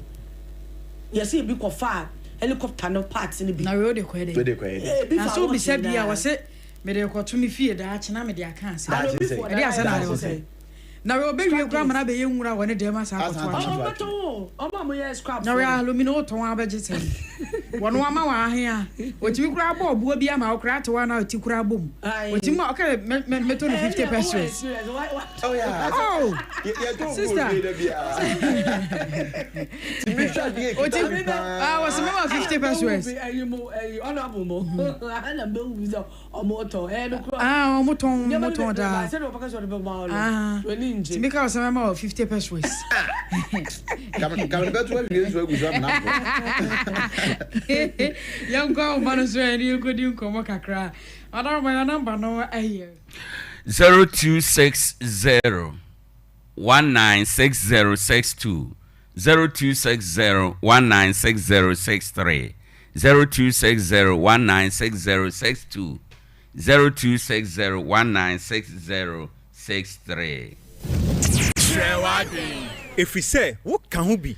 Anopei brana bɛkyerɛ wadwen ɛwɔ dwumadie no so nkɔmɔ no waboro so ɛde egu hɔ nkrata no mu nsɛm deɛ aba so deɛ edi kan deɛ edi tie yɛ ma kwan na waba abɛkyerɛ onso wadwen ade akyea bia ade kyea bia ne mu asɛm tie anopei onso wɔ ho kwan sɛ oba na nkrata no emu nea akɔsoɔ nea yaka ene nea keka ho nyinaa no waba aba bɛkyerɛ wadwen ene anopei nsɛm no ɛdɔɔso owura Kenzuba ne nsɛm ana ɔka no ɔse helicopter no bra na ɔtim no NDC parliamentary candidate na ɔka wɔ mo ho ɛno na ɔno no di nkɔmɔ first or arrange say omo pese omo si omo land oboa so onfa ka mefa wo mo akire na oka say eno anye possible enti onhia wo mo akurofrom eno enso anye possible eho ena yante wo mo nka biewa ebewi ase yete say enkwanhia yi asi ewo ho enom ena no pe ye ma kwan na waba aba bekire said onso wadwen eyewo ewo ensem no emu na ohwe enkrata no mu a ne ane trend kese pa no asofo no a yese munya enkom sha monfamra abankese mu no eno trend o daily graphic won say prophecies Christian leaders urge caution asofo ne asoro mpanifo no say eba no adiyie ene enkom sha ho a yenye ahweyie ewo anamuntu no ho Asante Hema passes on at age 98. Asante Hema wada ni benkum so oko ekura eno enora omo abie so eno so wo enkrata yi emu. Ganja smoking cop pulls rifle on colleagues to allegedly prevent arrest of narcotics suspect at Adabraka. Say chronicle nebo manie or say okwa Adabraka obia oton eye ana okuta nubone na yasoma prosifo se yenko kyere no prosifo na bi afatuo ejina ho se omma ne yonko aprosifo no yenche saa onipa kono na yasoma se yenko kye no eno eye chronicle ena ebo amane 0260 196062 0260 196063 sa number ena ofre na waba abekere wadwen ene anopei ade akye bia eguso a yekɔ yanim sebe ya yebetumi ehunu nsɛm no nea ɛwɔ edwa ɛso na yɛde ne nyina abrɛw onso wadwen ɛwɔ nkɔmɔ no ho no ɛyɛ de wɔn ɛwɔ ha ɛnom na yentumi enko yanim ewo eye enkratai emu na ohwe the catalyst the ubokrata no a okay yenko yemfo frenia odi good morning good morning. Ni baby o kasafi. No kwacha mi de ejebu. The kasafi is a mic akala. Me da say openi ma yenti wa no pay. Ano pay ma mumoni.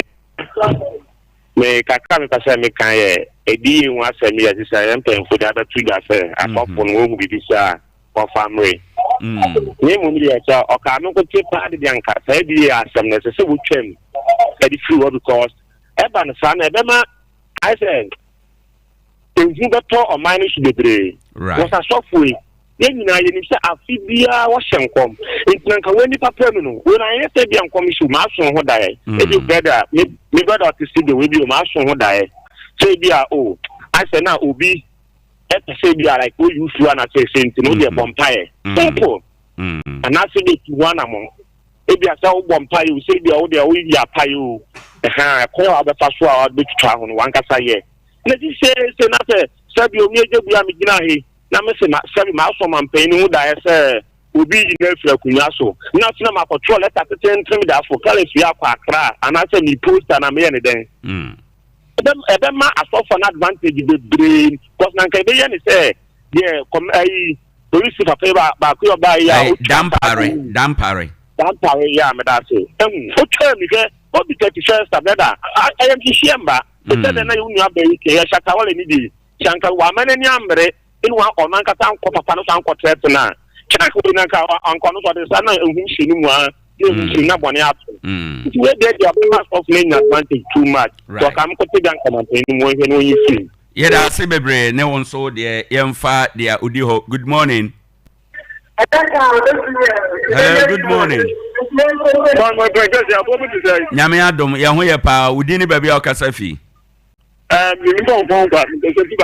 me da se ma yenti o because commission as me na me me be kebi na be mo mo dia ba mpo dia me aba ka tell you bi ko ba shan ko me say mo yankupa ka tell say aba na to mo dia 1 year ta se mo dia ba tu rewu me se ne be si o Ghana ha rewu enu so right me de ka me kwa de se na me ga de ka mo ntwam kra na me se commission as de ba ba no na me ko me sabi abanu hu yi mansi a otu me de akọ say ya na ka cha me say can you o ka cha so ko no mu gu nse gu yan so da enko ba bia but o ji kin na what trap fiska e da de no bible na de wonu ye fa no bubu ebu ki tu ba bi a say obi se odi fu bi se nkuma yan ko bu ki ni mu nko yushu na de we na so for bubu ga na nke de ba maka bro kwa dem no o bro ni nya sa bi we yo ni go sa ble boy adan to mu ko ba sa ble so de ba ga na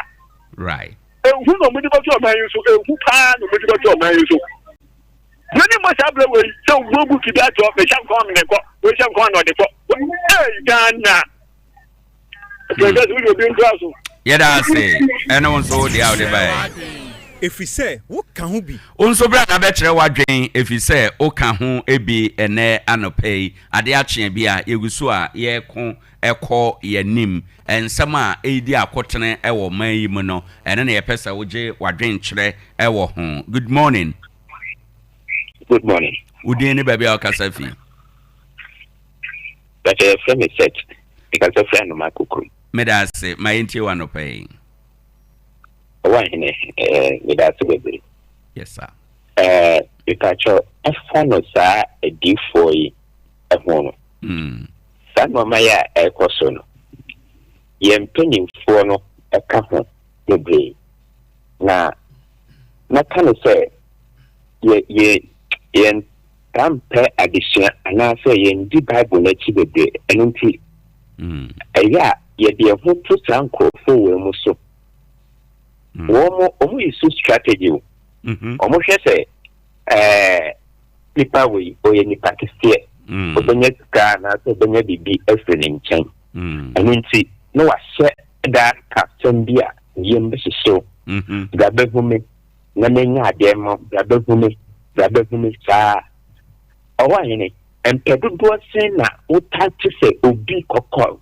hwe abani bia se bio on sheden niska on sheden bunu onni din papa bia no ye se no kom se nipa we se na beto no ubewu the show anymore, the Bonnie do any pretty good saying I will touch his answer. Point it. I think it's some for a strategy and no more use. Owoahene some for we get Bible a D4. Now, Sadia we are moving. A comfort and near the so for the same thing. A quamben ever first way, don't say. Woman, I can take a sansom way. Yankupon Academy be the actual woman. Yankupon to the actual woman. Yankupon anchor the damn fancy woman, they am penny for now. Or more episodes of uncle for way so a peja woman or more fat by and do my edit say you. Right. Oh, my entire. My fire want to sound for so. Matter of bosom everything maybe matter. If I want to almost or spare on mine and to say a more space or mambo beer more my moha. Daddy. That's it. Yes, that's it, baby. No, they are by Ade Akye Abia. Oh, Bano Babe Chrewadring. If we say, what can we be? 0260 196062 0260 196063 ofre na wa ba be kire wadwen ewo ho enom ebinom so ka se nia aban panimfo eye no ebema asofo anadifo no wo mo nso abohu na o magyae wo madwuma no nia wo mo ye no se yegidie se wo mo nkom hye no nye nokore de a ebi se aban anamontuo no ebema wo magyae nkom toro no efi se wo kan se mahu se aban mu nipa esumasi ade we ba beye no a ye frɛ wo a wobɛkɔ wo kɔ a wo de adanse ebɛkɔ na adi ye mu nsɛm no nso no ɛyɛ honhom ade enti ɔno difo na ye frɛ no adanse bɛ na obenya ɛde akɔkyerɛ mpanimfo sɛ ade we na mehunu ye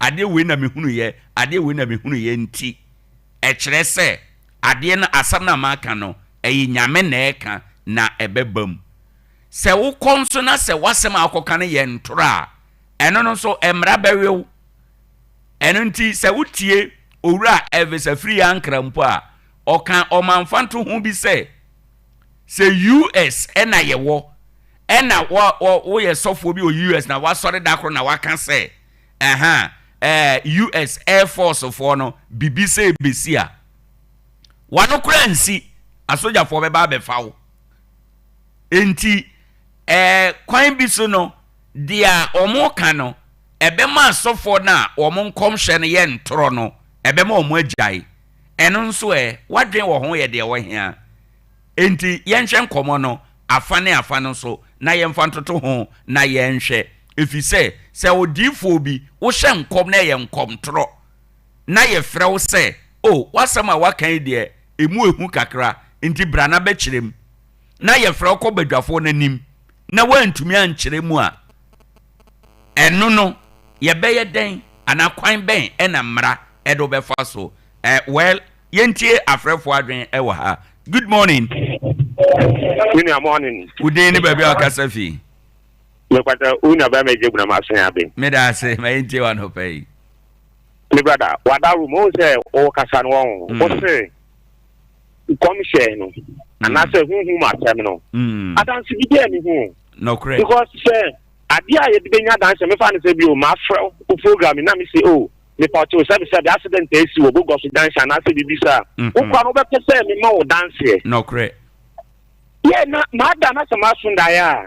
Then Nyankopon na o yi ade ne kyerɛ me no wan kyerɛ ngu pipa so. Say me family o man pay ni o di se me na me so le se bi o me tro. Nti when bi ani ma ye be hwe be yi.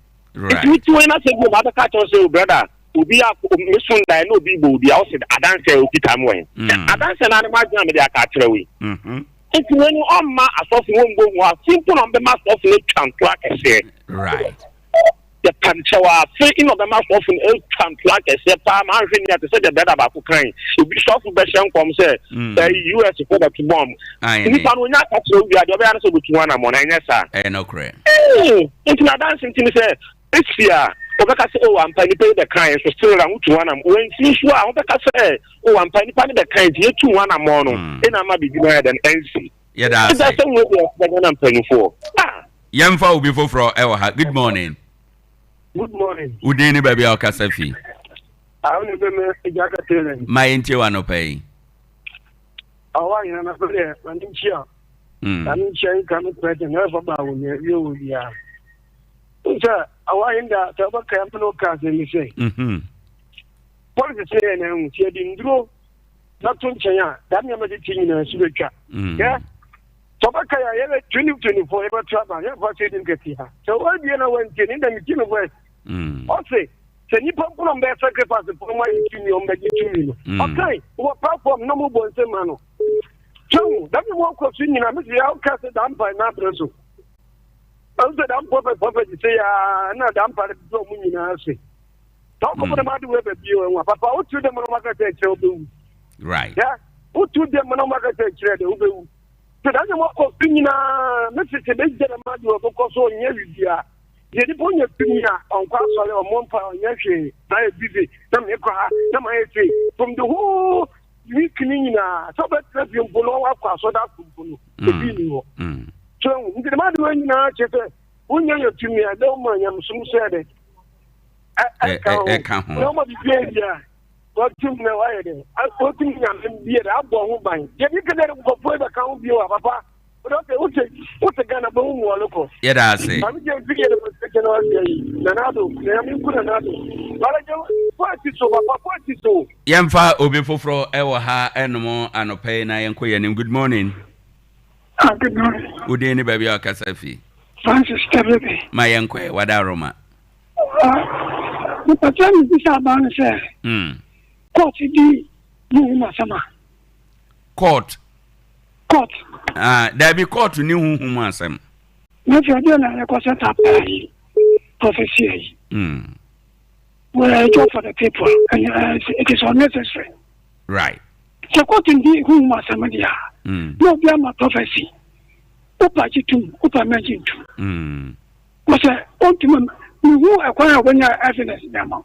Right. Well, I job for the wife, no way. Very. Yeah, that's it, good morning. Yeah, good morning. Would any baby or Kasafi? Then it's book of Johnson. Medase, my intuition, one a young of fast sports. And a period of I catch a do more to I didn't take a finny. It's on Yakasa. Didn't take a thing yet, Kakasa wrong. I send me see, I saw for you what about 2 a day. You wouldn't need to more afraid. Or afraid be the umbrella. Now, one castle in Chen. And the president is working okay. Tassimesi, inside in the public free work there, my friend in Pakunamba, I see that Semisa, who be small. Number markets at the Nipan of Fanamba, Master to Flint from Nankasa. If you want then, some while Bassa, Jua, I just Bibi Basadi.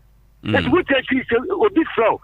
Nasakade bungu the madi in the Sunday also who the madi won blah Nasamba na BBC you would do about if we look oh we do Sompa FM remember that one Baba Kachamala never get some friend for Kunayabana Medase ye braso my young sports emirates here Medase to my dear and I Bella GFA Congress Airbasun Sunday and a few months where everybody didn't come airbar and Panafo P Air Casada for Congress and home Yadamusam Airbar so folk Masudi Dramani head coach Nankoma Bay and I send some bay and walk on a pair of Muslim air but then small for P any award one na Yadamusam air bay and a T4 and Anopay na and that's the didn't come cry but her Jeffrey Congress Airbus and Faswa and a Nema a bit him that bread Ghana football bed the Mukomo Kakra and so away to so town tournament and so the Muslim air by me tomorrow for about center I can't be on a pain or so any amount why and a bit the Montana Power Yari and a baby at 10 country bia for any FHM and so Pokria se Myra now Dr. Time that so on for Brian to Yari and so now to say and Fama Memoya Arabia, the name of Arabia was one of pay no about a furniture and so we do my for center now Dr. Time that so on Fabre and to so and for Emma Kumasan so no you were a Buakwa Algren by school no and I edition 0244774282 to secure sanitary part. Yes, Abawana and I said Mabawana and Yama Menumina no Muko Jama Swa. Sanitary part back and I make for Ediamam and we secure sanitary part as I don't know we secure and so on. Jana TV, Nebiasu, and kama. Casamina time. na pam so eken hobi ensu papa abadwa so ne eboa no eye kasam na wotampato so kona ekwajibi 0206469430 na mpanfo ajo sen dwan so etime kama na abo afo no pai o maso asen da wudem nsem eba na yentantam so yen start unu se town tournament no ebato eno susu egusu a ekoso na mebato no amati sa eba so no sei ena sitie na team fasa South Africa yes anso ehye ema Guinea so no etim ba kwa no Uganda ehye 2 ema Niger so no entimi anti ene ebo no mienu amati se ba so no sei na sitie Senegal ebetena fie no Congo enso de abo Sudan and Algeria na Nigeria enso na bo ntene coach ko si apia mayere ye behwe se ayume no numa ne boys no omonso ebetimi de Nigeria tiko enso etima ka point wey eyan sama e free tournament mba no pedum sem e ma unity for ojwane so away from yanko Jeff Ghana Football Association aswe ne ko didi nkomo e kakra enso honom na onum sa e Ade Division 1 League clubs no mpanifo ese sky enso omodemo no ezempanifo enya so akre enso de front ese officially na just and as a 48 Division 1 League clubs in Paniform and so and Obiaka winning 30,000 Ghana cedis and so Aquane Canada ho na yoma kre and so e dey free tournament next season about starting the Division 1 and for year keda ho and so the front of pedum sem MIT for Ojmanos na Kaka top 4 fixtures in Paniform and so anya e dey aba abonti na match the one if I was saying na esitie na House of Folk and Heart of Florence na ebebo eno ebekọ so 20th August ya na ebeba so eno ebekọ so Accra Sports to the hall na simplemfo edi venue no enso abanimie no nsia na sa adwumadi no eno so ebetim akọso na bibia ne Gold Stars enso ene Kumase Asande Kotoko na ebe start eno ye no miensa awia na eno so betim atodwantu akina na otwena adwumadi no enso ebetim start match the two say na esitie Pondo Heart of Florence ene Kumase Asande Kotoko na bo eno 6 p.m. e wa Accra Sports na House of Folk and Bibiano Go Stars and also no about 3 p.m. so on a March the 3 say in the city Pondo Out of Lions and Bibiano Go Stars and Babo na Sunday Kotoko and also folk and abano about so and you men sana demunsem amayati for Ojmanos now coach Masudi Dramani a head coach at the Master Folk na Ocheman ya de opese o establish constitution enso e wo has team na no akino ese oboa ma enema bia atochima enso as folk team no na oboa na enso enema etimi ye kama enso stability mu nyina ese oboa no hwema as folk team no enema enso ekoso o play bad no nti we sem we friends ma so di dramani enso that we no akino o wa show supporters ne se wo ka tro se next season no cap bia be for manusu bia no o me make sure as folk o mo so no ebetimaje no dada supporters no enso asana pedum sem emeti for o show no so na ese diaba echirema Ghana Football Association panfo echirema Congress ene eba so no so ye nsentrani na ye abotimpo nyina se ye kwa mo so mo kwan emia nwuram ne mo mo pe ba bia me yatena nti o mo wi na de course bia no na so mama beka mu nsem enso adache na efne chirema esco members no ene Ade Akye Abia na se efi no members enko a ene bitimo nti o mo wi na de ko bia no ma ba abonten no mo sune aba abedidi emu komo na owura first Isaac Kumsin former GAC vice chairman ono so etima didi nkomo kakra na congress ya ekoso yi reference Isaac Kumsin enso edi nkomo kakra Ade Akye yenkotie reference Isaac Kumsin. I should say emphasize that he made this also very point that Kwesi Nyantakyi downfall was some of this.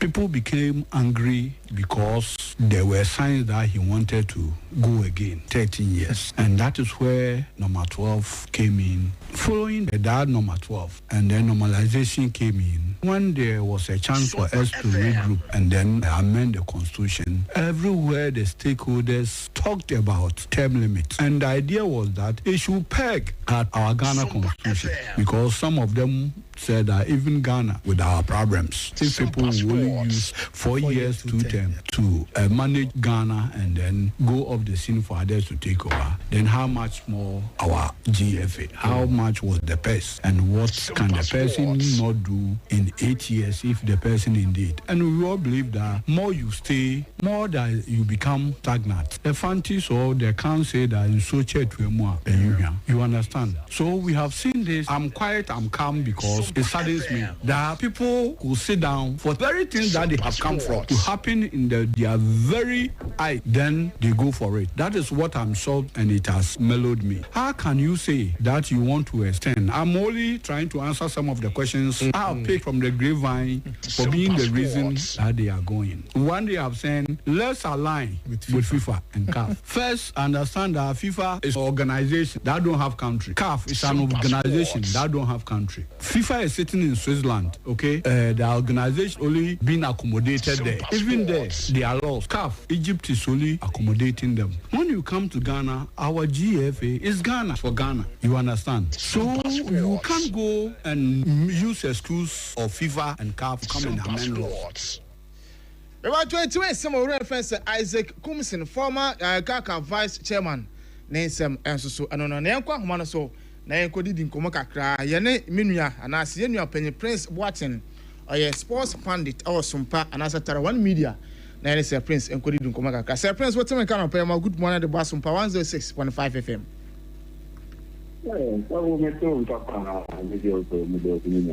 Na bibi abako there.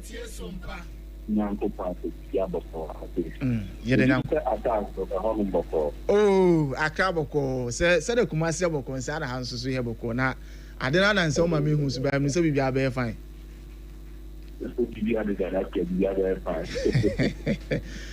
Oh, I know pay there ya bo puma heboko me say wo adwuma ma ye ya hoboade akọ full time so na mu yendi nkomo ka na GFA Congress ba so na de bedi mu tintiman pa no 3 times. Sir Prince ni komo kakra we na baboa pretty media Ukraine the I don't think a buyer no any Ghanaian because that proposal alone at the time comedy you could feel Ghana could be any and a lot of reasons and a back the reason why I'm out for any independent. I don't know. The main amount of no reasons why, and me particularly, so I am with those people or many in that care now and inform that of my family. Yeah, so maybe I Ghana for even say you are 30 years of football for Kunyama. There were a lot of things that not in Queen or Ghana, your football, you know, Yahweh. And you give you Emily to about the more, the actual Mr. Bebois, they are a near my inquiry in the Queen. The social area of the football person, national team. Clearly, you want to decline and decline. Before all the man for my Yahweh, in the door banner church and theatre, but as of now, declining and they declining, the Black Stars of Ghana, you want to see at the airport, even to qualify for young African Cup of Nations Cup run, in the Maya. The current one I got for you clearly understand. Under 17, you will be under 20 and the whole of Africa. Young Kwani, the only mistake that for him is in Umpono. You qualify you need the Ghana national team in NNM. And as you see, I'm an African nation championship. Often you hear me say Ghana for Ghana. Well, tell you that the national team on all fronts is declining. Only a maintainer. Only a month to 1 month. The Ghana Premier League. They say no improvement, improvement in them. You and I, we are aware that Ghana Premier League, there is no improvement because we at the standard of the league. Liga import sponsorship and nothing. How do you expect class now, mobile league, or Mukofi around the season? And we all know Ghana has a class no, or mobile throughout the season, and the amount of money on that spending is like one. But all one league, you only sponsorship amount of money beyond and some can. Besides, on cannot partner the league in the Sonoka, or football recently, or Mupiti, and you are the league in the crowd, and let's come now, you better man. It's means to cool throughout the whole season. All the other, are not to one man, yes, officiating. Okay. Yeah. And some of the social media, who on my back said, I was saying, you pass. That also is even one out for the now should be. Clearly, on thing, man, a personal. What a referee to who you feel about, or what your one cata resource, I show Mumbo never. But you can't blame them. India won't mean the moment in the example. Say, only a referee, not possible, or could be. Sompa could be Mediano. They are making sure say, the most car, what they want to be now, they're satisfied.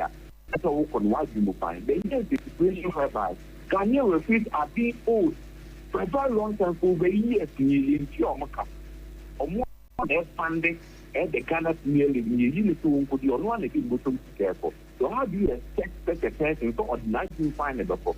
If you learn if you say you do that is example, no, I didn't catch that, not the result. The point of making here. They are not one. They are not one man. The unfulfilled promises are you have to do it to feel the kind. And on one and the manifesto, Makacha transparency and if you are and a song meaning for what here. When you hear Congress, no matter money. Yeah. What is the transparency in this and what accountability are you trying to give us? Your move, that class, no, and then you going to inform and go make you. You make it be a none of there. It's here more who find Emma and then what will really transpire there? No, yeah, that will be if you're only for 20 years, yeah, Papa just more and the other than careful. So, what is the transparency? I'm going to mention we reward team or multiply after here will be able to see it. So, clearly, there are a lot of concerns as to why you are secure to that case now, they are not Ghana would be any injury and a claim to many people. I don't see the reason why as a family and after you are secure to the test 10 chance would be money. And I don't allow the Gusa court in Johnson said for term 3 nedia a Yadanka Bianca court and far and sign to Sunanke and Jeff or more young court. Okay, not bad. Okay, yeah, I'll be there. Now, me can say, and I'm not allowed to Gusa a court question, and then a Kim Faisa. Then Bianca court 3 times CD, common form on Santos, one common born tungu. This initiative now led Gusa and Mamusa Abdul Salam Sabatu and Suswe Kasaka Sade Fahma and nay, Uri friends as a Kumsen for former Gaka vice chairman. Roswa Kasadi found Jen Quentina this current FE and Ponifopi Ekasade found 3 times he said and M1. Jen Quanashom Kutupa and or Mompesa so the amount for Canabon, number to Nasa on Pese 3 times Nana, Momokojituna, a amendment, Ebekai, AF, and Nasi football, no bill will be announced to him called them 3. No, I we are doing any Ghana for more. If we ignite Ghana for unity, and we know how any Ghanaian be most, let me say, most Ghanaians, the moment how the authority and actually mentioning them. You know how I is taking most of the time the positive side you will see yeah they are turned shed negative yeah benefiting from it because obviously here and you go will be in support of it and they are clear so because mama a list of things that none cases you under you are a administration but we running so clearly the our air make us the drunkard be and I is you are careful of the Christmas. For Philip, as to what half was more because what is gaining, no, and they say, many of them, and where do you so know what password? We have look at the class, Nankasa, get almost standing out, no more speaking up for themselves, no. Okay, Omunina Kakaka, Yakom, and even with I like to do that, since I like to do the Ekatafa. Division 1 no almost customer that also more I feel almost baby for that moment. Yes, I like to do the Ekasapa will be but just imagine all this while simply going to I can hold more business here. But that domain here after you found the battle and now no pay. And the young and the other almost here Division 1 was sending at their mom. Yeah. In the saying can it be hidden back all of a sudden? I see for a Congress as so clearly, opening many I am just for the opinion, and I say that kind of mentality that Ghana needs to be different. Would the 2 missions in the man not all chin and run at the idea of it because for now, that the Omudi business nearby as Escuno, Ewo, Air, me, or Cap, Mifipa, or more near the Wohon. Clearly, for me. The only idea na say yeah a actions and the back at the amount yeah one can be you and you will come for the the make us a year like a few and I call near man a big block with Ghana football. I don't think it could be better to call the Diaka and Ghana for Nakwana because year like a few when you are away extremely and it was you got a point and maybe here. Yeah. Here's the situation. Okay, one to us, but Nipa now another or more we demand their moment. Or many in John. On the mention so clearly, we the Iraq is a for now because over any position our calf now. At least it should have been enough. And yes, here we a Punyana SPGF in this one. Calf position the body there. You already have an established place there. So at least would be a call no information to us to be. Yes, answer will be any back who that was.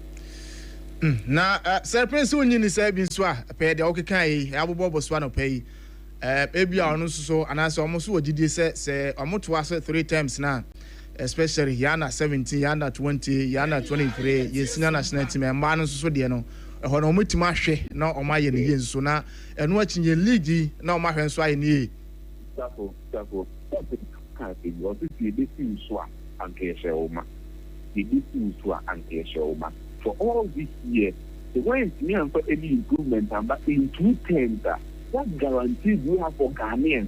The another term can one of the fact. On the nature, at least we be here, the man Ghana for such a big kind. You just need you are a few secretary to my own year. It is also one to us because all the kind of what the Ghana nearly Ghana said football. That's not for any of my economy, a declination, Kwame Yakuchi, we near the Asia, and the Asia got the Yakuchi. So clearly, I don't see the reason why we that dream would be say, yeah, the man the care man with this near Ghana to near me under 17, under 20, no, be of any one show any actually, any NATO, any move one thing. You get a point. If you want to be a chair, any deserve what all but what. In a year's time here, and 30 million pounds. So clearly for me, I think that there's no need. There's no need because 1 term, for woman 2 terms, the 2 terms are watching, the one, it doesn't even amount to 400%. For me, many percent committee. I'm not sure that you are a few to 30, or we got 30% marketing. Clearly, a lot of promises or need an answer. We can look at it. Wouldn't say cut at the segments and at the nations or more stadium for more competitions number. Yeah, one and no across person, Quanon, question mark the home. And summer war will be a consideration of the admire. And can be a withdraw nearly so to more or more on the ball or more and get no meaning on the bottle. We are declining in terms of performance. That's a man about the field for us as well. Okay, I didn't know this nature, another tema. We didn't need the same with Papa Diaba. General expect to be before we have from home. Maybe I have a mere possibility. They have a category. The class Nanka Samoa is 2 more. So, oh, yeah, way. Yes, I must have them now. Says, or Mamma tell me what Ghana citizens, you know. You get the point. You are depending on a man. If you see the 3 million in the bed, and I never put as Ghanaians, most of us, I am not that kind of mentality to be fair. The present and the dream will be but the past and the future, we did not look upon them and I say, I need to be for safety. Because the whole change one, and really know what the every aircraft. You must say, all these years, what prevented them from securing sponsorship at the Abba? Besides, no. Sometimes issues no for court to. Yeah. When we can send the point, me and me, and me become not asking me. And club football administrators, among the almost as you say, can we now ya promises here the moment say Nyamaye? What is giving the guarantee on the safe getting in a bit Nyaba? It's only class now, oh, 2 players, oh, you say, getting the bench or 2 players. And what is the guarantee? As we see in the chess, can it be Nyaba? This is Americano. Only a reference, starting last year, music at 7 contract from me. And what about the new forces cannot plan or mountain young canina? So, what is the reference? I mean, the guarantee this cannot mark for me and also Nyaba. And maybe I don't know if this name is the word reference now. and I said we think it's something of that sort. The improving and Omunyano, I don't know many women, but Omunyan the HM and then the only problem here. Because Kaya with the ammo me open they could have even done more and even club no problem to the country or moving contract with the issue something important or Mukaji a amount or Mukaji amount the class meaning or would be a minimum something you want about the other type of the demo mistake. But in a being far and for me a preview to what is really entailed in the contractor. If you are great from there, I would have more and not to be a good level less. On the nature everywhere, that is how it is done. Contract to be a back with the leader, the class, the multi and a contract neighbor, and yes, the year of the years of the board and after executive board, and your class, the moment league now moving and the Nicanese almost from that on 26 million, so we will bring that kind of mileage. But then, for back, no more, ever the moon in the airport of Ghana. More than for any attack to say, a 1 city, a 2 city, a 100 million, a 1 million, no way. I don't think it's very like a club administrators, no club, in particular. No, therefore, a reference is done, a money and most of the time, they take your mind off what they could have gotten and what they could get. Okay. Sir Prince Brennington, young fans, before I say, Jamoakono, and China season by starting him say, Bosume send a pepe. Now in football season and so it must start or top 4 predictions. Outside now okay my European Europe na yen look in say EPL start Friday and the come EPL then the GPL then we well with the English Premier League now that will only be in the just to say this season will be a team fan sense and a strong prediction. Okay. At the 50-50, because of the kind of reinforcement at class media Liverpool at the league last season, the kind of conclusions of Mapa Mama that's really in goal put as about the can Alison Becker home, Jeremy from Formula Kerkes in Medford, Grand Veta Becker who and even they are looking to add a bunch of Alexander Isak. Almost add some kind of quality to the team. Arsenal, maybe second idea, there will be a better Arsenal being a proper number 9. Arsenal will be a GDC, Victor Bucret, some up on the number. And if you want to myself, if they know that any advantage of matches is many about the show, proper reinforcement in the midfield and also in attack. To name more your club World Cup, no pan the bachelor, Manchester United, the Man City, so amount to be great. Kind of reinforcement or so yeah. They see I'm not at the promotion, that one paper, Gigi Donnarumma about the company. Transferring the name to Lupi. So clearly, who's the class will be a prepared for this. It's a mobile day, but looking upon what happened previously and the kind of inclusions that things may yama. For me, I think the team, but you're likely to get me at an for me, I think a Liverpool and a Manchester City. Okay. And the Premier League, best Guardiola. From last season, nearly see and obey me, I revised in the notes. I'm at this season, so somewhere in the big Niache, the Premier League, very close that I'll take Manchester City. Now make the Bubu Liverpool, and then Arsenal Chelsea, a big head for me, that's how I saw. Tottenham Hotspur reinforcement, Manchester United, I think they will slightly fall short of the top one. Okay. But I said, before I say GPR was starting, remember. Na ya beje ehonso so no George this top 4 and clubs are almost beat my room. Amen. And I know Sir Prince Boateng sports pundit Tara One Media Sompa 93.1 FM Kumase eho and Sompa TV channel pay ono na ene didi nkuma Jeff Congress eba so no ye din komo pi enso there for ntia fancy say na first service emra na emetua so kasa menu awota eno achi no medima for eba center secure sanitary pad we na abo for no pay so yasene medjumadi enso etina eba ye frame safo kantanka Ranford ena de ko Facebook ye kwanya me admo china ye be samba ye onsu yi na ho amasebe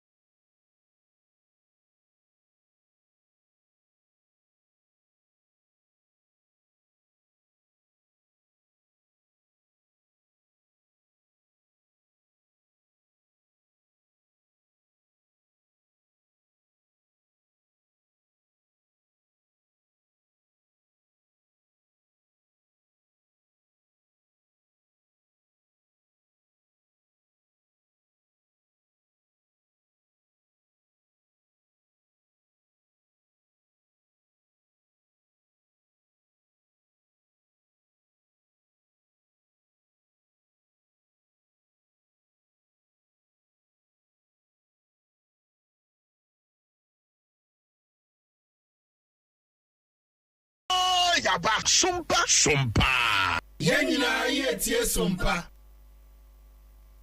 Ebusuafo yenyina yetie Sompa na aha ye 101.1 FM NCA allocated frequency a ye adwuma ewo so enie Ade Akye Abia yebeda safo kantankan ase ensam no de edika na editie no waye ni nyina kama ede amayen dwumadie bi ba bekoso ewo Tarkwa nsuaye mu ha animu ya yena yentete baabi ye yena yete baabi a nye assembly na ama ye kwan sa yentena honom ye ba beyi wo mu nyina afiri ho MC Yera Honorable Ebenezer Kobina nani abere papa wo saa na montuo no ehon se obi a wonte baabi ye no obeyi na afiri ho ama ekoba ne se ohoho bi asi ye kuro imu a obehu se ekuro no ye fe na bibia da ne kwan mu kama decongestion ba bekoso but mayenko ahoma no so na yenkodi enkomo ewo ho enom na yene opania o kasa edema assembly no kwa akodi nkomo Yera Jima Prince oiwo ahoma no so yene no nkomo kakra opening. Good morning. Good morning. Oh, good morning. Na anope wapo mutu saying. Oh, nyame dia chen na mpacha wozomo dia na. Adom ni ahwe ye nti ye chen nra. Ono anu no. Yeda say. Me ba cho anope dia tiawa.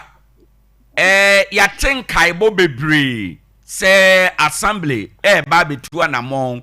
Ye na ye ntiti ye. Ye na ye nti baabi assembly na de ama ye no. Ya de a yebeyi wo mu nyina de afiri ho obroni beka se decongestion ba bekoso wadaro ma obetimi a confirm amaye de aye tie sa na tie se decongestion exercise bi wo yanima a eba yo minia odi kan no ma me mbo ma baso ewo dwumaden a Sompa FM Sompa TV Sompa advanced the entire tuning na moye. In fact, nobody Tarkwa na Ibeka say, indeed, you are doing very, very, very well.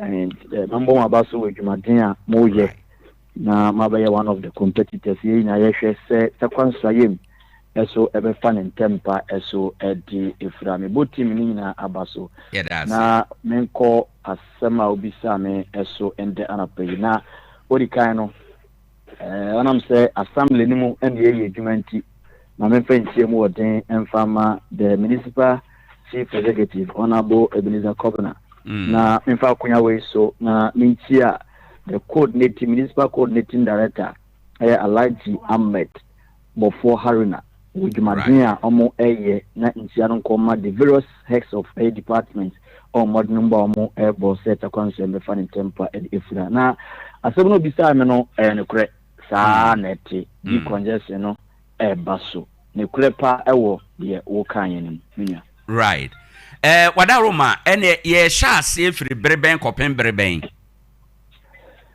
decongestion no se ohwe eye krata eye municipality assembly no de aba eye abonten a na jumedie na nkasa bibia ansesa na bibia esi a jumedie no esase Tuesday next week Tuesday 19th August 2025 and Jumedi no esase gidi pa next week Tuesday wo yanimu yi ngwacha right what aroma botaye na yeden ya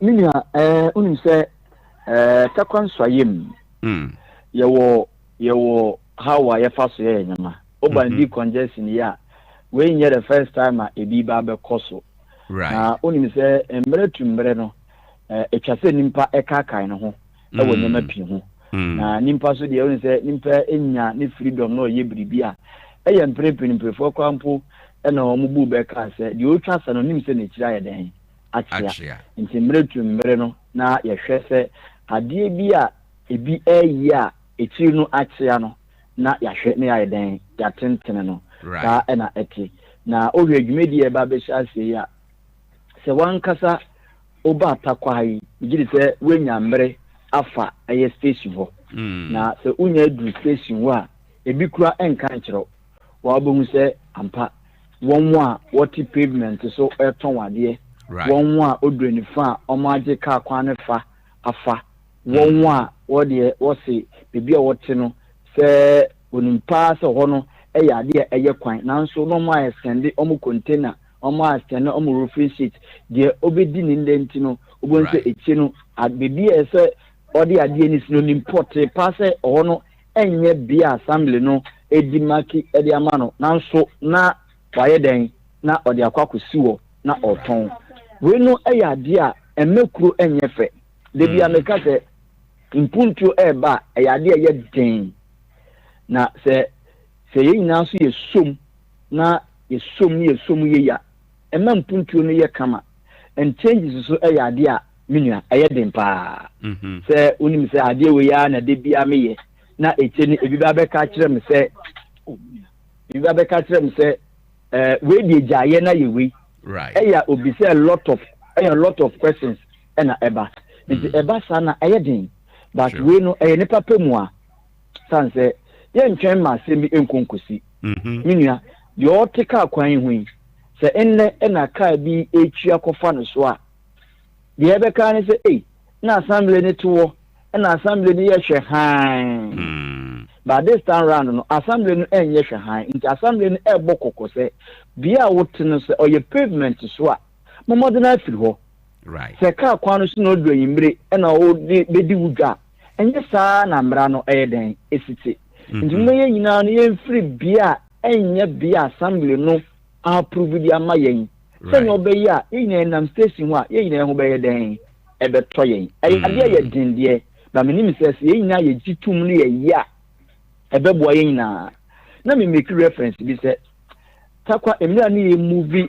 eye drivers akọ new site minua na ye den power the previous administration na ye den sure the ko baba ko mienu miensa ansa na ade ni so fidi itu mu se nimpa e system a eye din be ye nyina so ye no aye kama endo ko new site a enne also develop ya drivers no enya akwenya elodi free ho eco the various communities it means say we na eba no eye trimupa ye de eba de ba mji se samanfo ne nyina ye somu a ebeboa ye nyina se no be ya se nne se menam station wa ka bi to aben but na ya kire se aha na ese mefa aha na ese ka na fa right ye nyina sa ye nyina ne di mmra so na nsese so a mji se Tarkwa enso yem ebe fa ne tempa efra nti amanfo ne njintum na yenye na emwa ye nyina sure minim se asema wakan de eyade a oman ma no ombeje mo sempa yebebo ye nsema ma mo kire se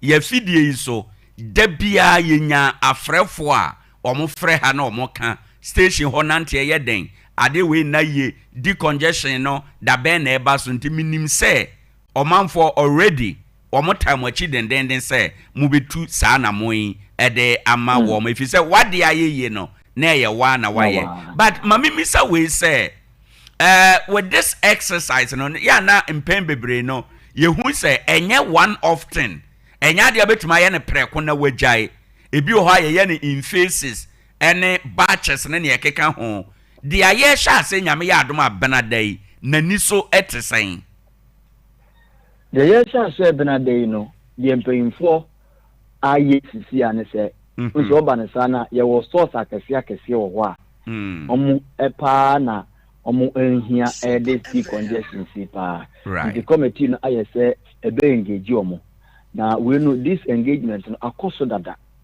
emla na ye kwan ne foforo no assembly no engage that was the previous administration engage source akese ne se ehu be nyinya se ye nyinya ma wo ka kwan so na mmom so ube yikura na nka desuo mu na ebia enyusu eye ka kwan na nka waba no nka waba bi na nka watwe akọ ni se impromptu bi by emergency bi no pese wi ya ye wo lorry parks na kese mienu e wo station wo ye wo kro e wo old fidelity na ye wo kro e wo eye GPRT taxi rank e ho obetumi eso akọ na wakọ yi na nka ode eye abobo ya yi bi achi e de aba wo store ni sure ono no ye se ba akọ ani manim ya no ye hwe na we no ye nye ne just a day yeah intensively no as you to me edina ho for not less than 2 weeks we are e be dimaki woni nyina bebi e say the samples bi esi no ye de besisi ama manfo na wu say aha no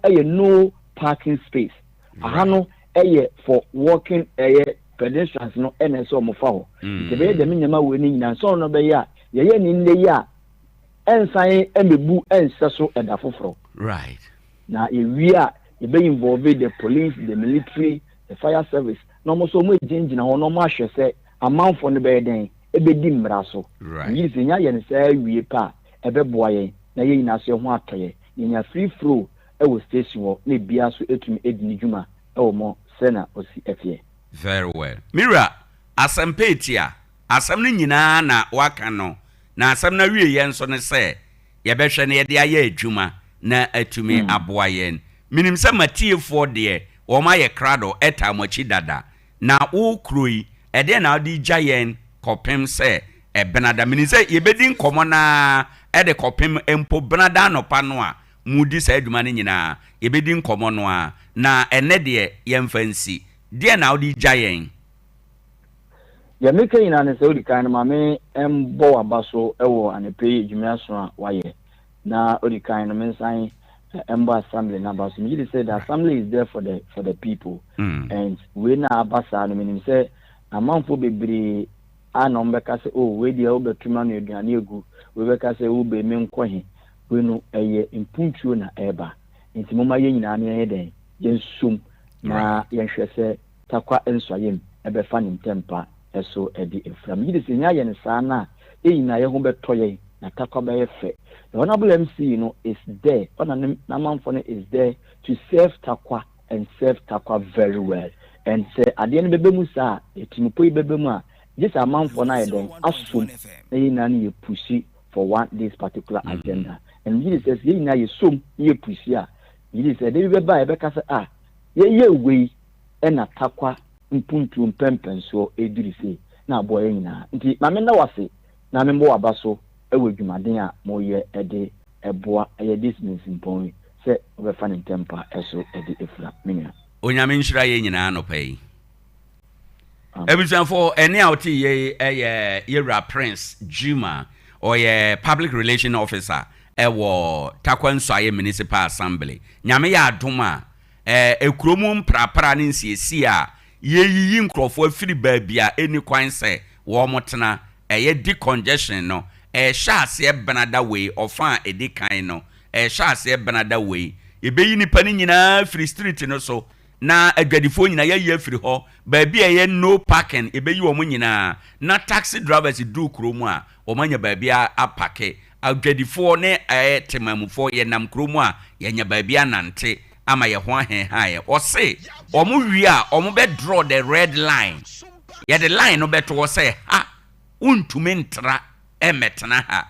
ombeto sala no nyina enti ye hwe ye de ahoden beta ato ye beboa wo mo ama na timi aye sononko efi se wade ayeye no na eye wa na waye at this point ye befa assets tie ye wi a menua no be join me na afi ye di nkomo taw nkomo na ye di no ye hwe o saa adiye ye se sofo bi onya enkomsha onfa mra abankese mu no ye pese ye dom suko na ebisa mu questions bebre wo ho na ye kire adwen kakra se na ebesi akọ na ade no kra ye de wo hibia adaye ye wadaye so ye wani so ade hunu vision ena ye wo eye prophecy emu de wo na ye ka ho asem yi ni nyina no questions kakra wom at this point no nema we should be our priority eye niam ye say ye hia de ana eye nkoma ye betwen ye beto ato adwen kakra wo ho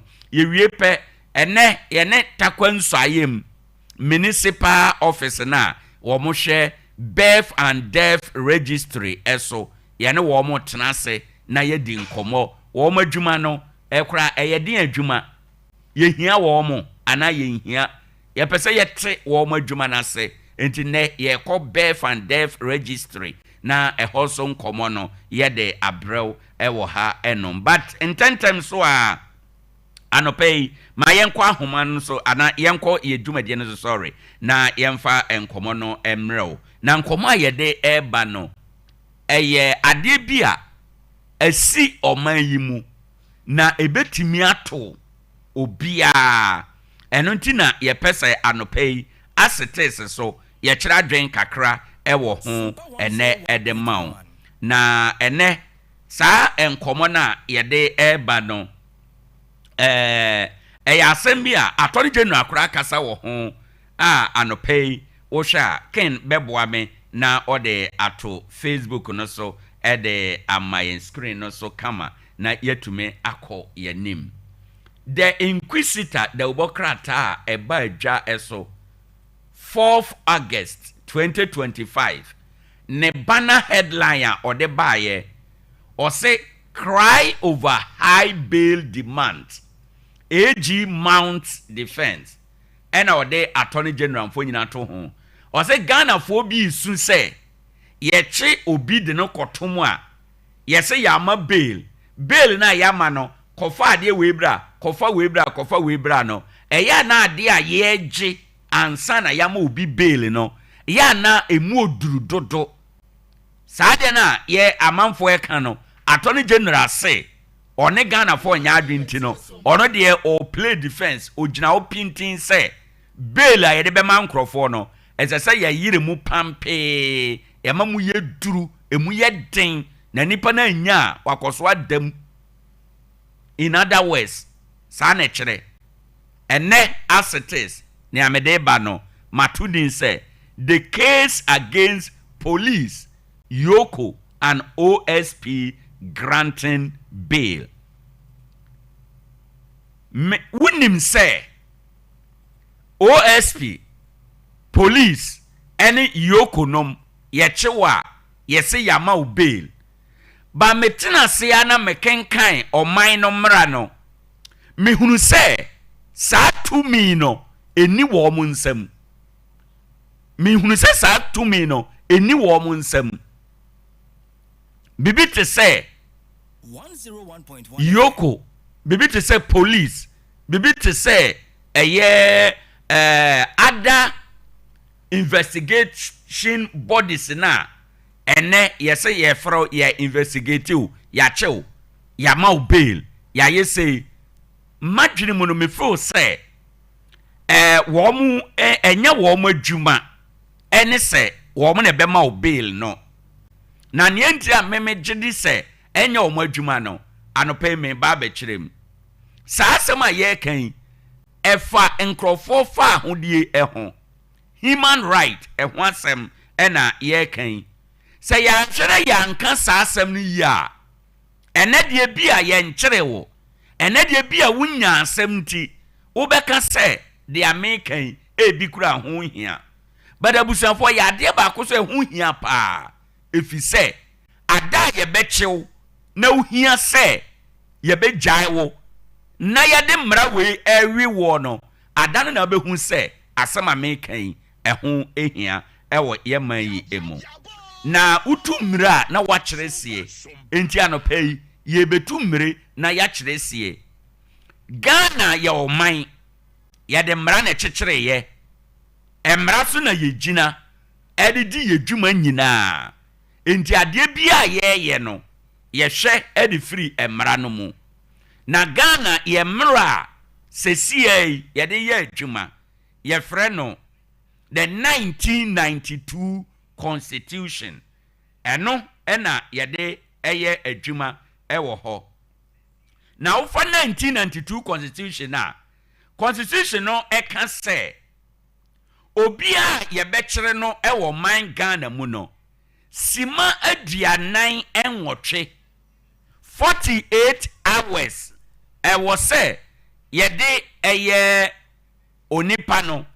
yede no eba eye assemblea within 48 hours no SSA yede no eba assemblea sasa ma mekan enye suggestion enye nsusuye na obi nsusuo ena enye optional enye se mepa ena mede be ya adwuma na mom eye constitutional requirement constitution say saa na sasa ye no na saa nso na ye beye no abusuafo niama me ka ne saa ene say wofa constitution na article 14 clause 3 no article 14 clause 3 no e kan pefe e wo ho say ye chi onipa bia ana biribi nti ye sinipa no kwan say ye ma wo nko ha ye ma onye say ye detain wa e wo say don hwere aduanan enwotwe nipa na ya kire no ye de no court ana nipa na ya restricting the movement nipa na ya restrict ya detaining no e wo say within 48 hours ye de no court. In other words, within 2 days e wo say nipa no ye de no court ana ye jai no. So for example, say ye chewo ena ye ntimi amfa wa nko court ana nkomo bi nti ena ye ntumi anyai wa etwa say aburu so kura ochena ye jai na uko ubabi. But the practice on the ground says here ewo ye man Ghana mu ene say obi o ha na ya kire no na afi adwuma no a agency na oche no say ye police na chi nipa no say ye yoko na chi nipa no say ye OSP na chi nipa na instead say sa agency na office no say ye police yoko ana say any other body no ono a wachire nipa no obeye ne niema ntem na ode nipa na court no ama court na ka say bia nipa yi ne boni a wadie enti ye jai no a enye ye enti yemfa no entom no abusuafo omo beye kokwasa saa last minute no aka kire wo say yeba na ya den ya be ma ubail wo mo ma ubail no nso a eniema na wo mo egie no eto da bia ya na eniema no enko sedia ewo se ekọ no ewo ho enum enti anopai yeguso a me no kasa na maka ne pefe se me gidi ye pa se sedia constitution no aka no ensese sa agencies na yeche nipa no arresting agencies no woman na esese ye ma bail. In my mind any sedia constitution aka no misusu ye se woman chiwa woman na esa oyo investigations so woman feel say 2 days no na ye nwie ni ayeye na e wo say ye detain wa eno ni wo mo nsam esese ye de ko court na court mom ka say ade we nti say ye ka say ye jai wa enye ye nti ebia ye de wotum na nsa ye de wotum na nan ye de wotum na wotwe ebedu honom no na sa agency say ye OSP say ye police say ye yoko no ma ye o investigations no awie na afi de ekwan mu atene say ye kobo okwan adu nanso ye mahi sa nnwuma we ameka nyina o mu bu o mani guso na o mu a hyedade ye pe ma bail na saade no na akoso afri tete e de bepem sa mre na miminim say a lawyer for ene mu amunim Ghana emra mu no munim say saade na ye wrong munim say ye mfomso because that is not what the constitution no can ye constitution e ma mu the power say mu betimi arrest obi no constitution na kire mu say mu chi nipa no wi a de amonye nie ade na mu de tumi na ode ama mu say mutumi de chi nipa no ene de mutumi de ye adwuma na mo wie no nea ebata ho no say ube detain nipa na within 48 hours no fa ne court na court mom either say court no be detain no ana court no mom ene say o ma nipa ne bail and yet the arresting institution no nanso yɛayɛ nhwɛ ha yɛatena ho ama na kɔ so a abɛpem saa bere ɛno na ama nnɛ yɛn nyinaa yɛrekasa ɛwɔ ho yi abusuafoɔ ebetumi ayɛ wo ebetumi ayɛ me daakye bi na ohun akɔdi adwa mu te sɛ de America yi ebia na wo de wuti anya ye na wonim nkrɔfoɔ na yɛde watom na yɛdi teni more than saa required hours na pre-detention pre-trial detention require hours 48 hours no because at that point no bi kura na ye mo nipa no ko adu ye nkan se wa ya ade we ye se ye nhwehwemu bi bra be yi asem bia no ukọ se ukoyi ano a ye se ya chew se ya chew de a e kire se 48 hours e o se ye do ukọ court na court mom decide say ye ma bail ana se mfa ontum 90 yemfa ne se obi ye prosini otan wo entamu ha wotie ababa wo bi kura wo ho bia na nka ono pe ababa wa no wa nya no e na wo konya no e na wo ware no enti saa de no kura ye ya na ehye ne munti no ose de twɛn da obenya asɛm ampa ne ampa da kro na anya asɛm kɔye na saa prosini no na abɛkye wo no na wasen aka kyerɛ wo sɛ machew na mepɛsɛ wo kofie okay kɔfɔ ejapade no wo wankasa wudin mu sɛ wo te wona sɛ ye ma saa bail condition we na sɛ wo ni saa ejapade na kyerɛ sɛ technically no na ya ma bail na ba bɛyɛ asotwe na sɛ ye de bail no ba bɛyɛ asotwe ye de amount na ye de apanishew ɛnenti na no pay ye na ma fidie so ye kyerɛkyerɛ ye tiefo na ye kyerɛ adwen sɛ Ghana mran sɛ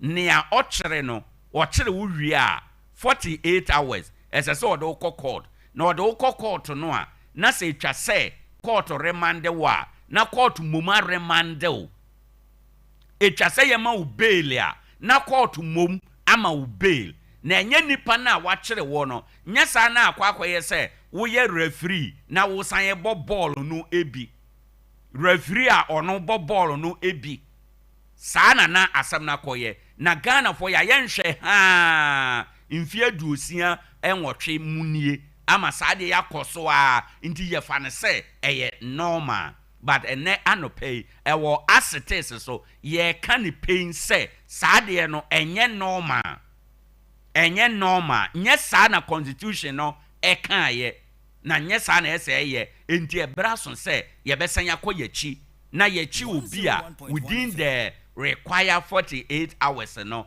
yenye the need for yada mu nyina ase sa no pay nso wasua biribi afiri nkomo yi emu ochena yade foforo ebebro minuanom otena ase enkomo ewodwa eso yade ne nyina eba ene anopay sen na wonso anopay enkomhye ya empanifo ede aba no minuanom bana ya kyerɛ yadwen ewo ho ene anope na ansa na ombetena ase no ma mentum nikada menkai wo se ukuta kai na opese osiesie kai no ma ne ye fefefe emu ene kai no ho nyina de a ubetum nikana wakɔ eye Isaac Enterprise aha ye baabi a nokwasem pa ene se ura ha enoma ebetumi aboaw ama ubi biada aye kama enti no hwɛ na hyɛdonson sɛ bɛyɛ a ebetumi ama bibia aye kama ene edadue enti no hyɛ eno enso na enema nyinada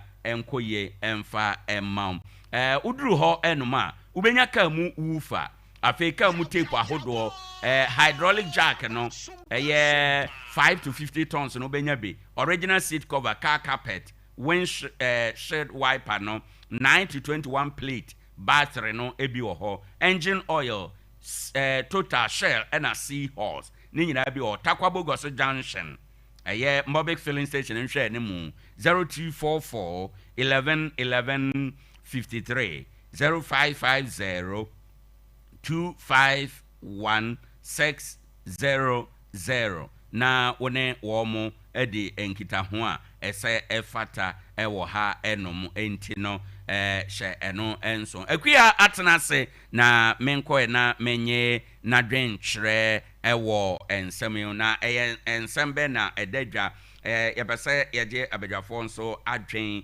ɛnɛ anɔpɛ yi ɛwɔ nkɔmmɔ no ɛso na ɛnɛ benada anɔpɛ yi wohwɛ pani a ɔmampani maama na adwuma sɛ ɔnhwɛ asɔfoɔ ne gyidie ahodoɔ dwumadie so ɛwɔ mampani atenayɛ hɔ ɛyɛ presidential envoy for interfaith and ecumenical relations yɛwura Elvis Afri Ankra ɔno na de ato ɛyɛ asɔfoɔ nyinaa nim adiifoɔ nyinaa nim sɛ wonya nkɔmhyɛ a ken wobɛtumi abɔ no ade saa letter no ato so ama yɛn sɛ wonya nkɔmhyɛ a fa bra abankɛseɛ mu titiri nkɔmhyɛ na ɛfa ɔman mpanimfoɔ ho no fa bra abankɛseɛ mu na yɛbɛkyerɛkyerɛ mu ɛwɔ hɔ na yɛntumi ntoa so na yɛmfa ne nkɔmmɔ akuya maakye na anɔpɛ wapɔm te sɛ mɛgye so anɔpɛ deɛ me ho yɛ yɛda ase wadaroma asɛm yi na ɛda hɔ yi ma mentie ɔtiawa abusuafoɔ a motie Sompa FM anɔpɛ mekyerɛkyerɛ mu nyinaa ne mo a mohwɛ live wɔ Facebook so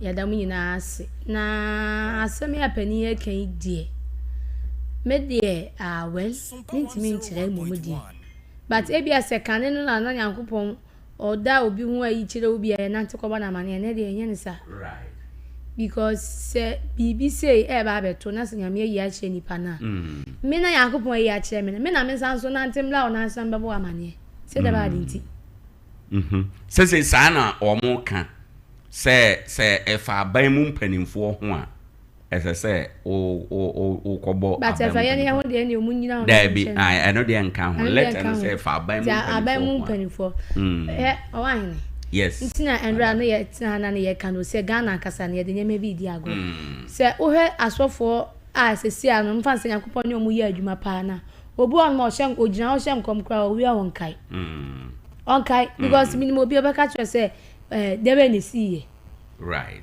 enti no ade no nipa no ebia in the course of all mpaye no ene Nyankopɔn bɛda bibie di ade akyere no wo se afi na mensan so nante emfamra enti in other words nipa no free the spiritual realm a free honhom mu a onkai dia esiye ti se makoma akubi right ene be kai ene bi so no sese akpodi de o mayo ni mpo no me ye sure sa sofo bebe na na se di fo bebe no Nyankopɔn yi bibi fa akyira mo fa mpanifo yi a ye nka right ha ne hu mpo nka because sese is oka according to letter na o mo de ababondan oka ye be frɛw se bra be kyerem na wo so kokɔkyerem wie a na afe abadwaku akɔtena ase na o makoye vetin ne se o akɔhwehwem ehunu se the apanyine kan de ɛtɔ asomo the apanyine kan de yɛsɛ yo enti no yɛntu ho anamo ye kan sɛ ade a me mpɛ ɛwɔ ewiase ne sɛ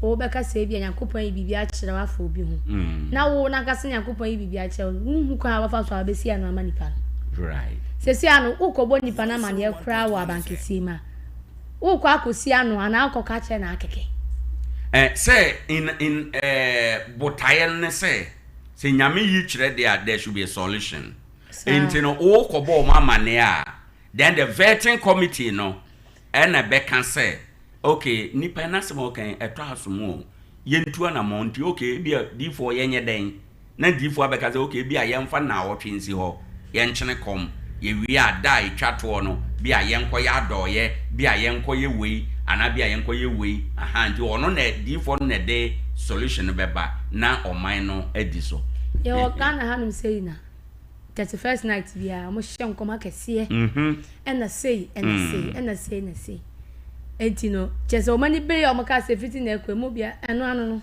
amabiem enti me ye sure pass sa letter we ya abaidie nipa kron se Nyankopɔn kɔ be ya kyɛn kra onka right onka sakra and moreover ebi wo no ma se ewu ade a time ben na ye baba ma wane time ben na mo behwehwem na mo ye ne se nipa na ewe ɛno so yɛ another concern azumi ni fi se sa ayi esi ya to enche bi esi enka ebusuafo ya na emom se ebi asofo Nyankopɔn yi kyerɛ ne bia be ɛna na sa ade kyerɛ na asɛm ne si ya abadwafo mbɛtena asɛm no so bewie no se na esi awie esi awie o se ɛba no huhum asɛm a wɔn ne kanku huhum asɛm ne kanku huhum asɛm huhum fo ne ka spiritual matters are for spiritual people. Yeah. Political matters are for politicians. Entina ode obi asem to na say ehunhuma untimi fo bi nkokot. That's right. Because ye nya emra bia nyina so ewo ye constitution. But akua me ade ba akone say me ankasa no when it comes to prophecies eya me mpese me kasetia say eye nokore ana enye nokore because minim honhoma minim spirit ya etai nipa na o hye nkom na chi wan hwe ya wodi unipa suban ebe ka said ya all kan nye nokore banzo bia na nyame ene ka inti na wako challenge nyame na wako nya problem inti me de obi hye nkom a se menyi ni a ewo mitim ba men challenge no megidi a ewo mitim men ko praise and say why are there because it is the work of God inti no mijama ba me worry ewo this issue mu ye baby a omode ade no fire no omo single out politicians no o kan letter na omo mention president vice president and ministers and afi omo ye abia highly connected to aban no omo no na say prophet no fa omo ho a omo regard ne say a national security issue e hono na me wo problem kakra me problem ne say ye kase national security a it is not about the president, it is not about the vice president, it is not about the ministers.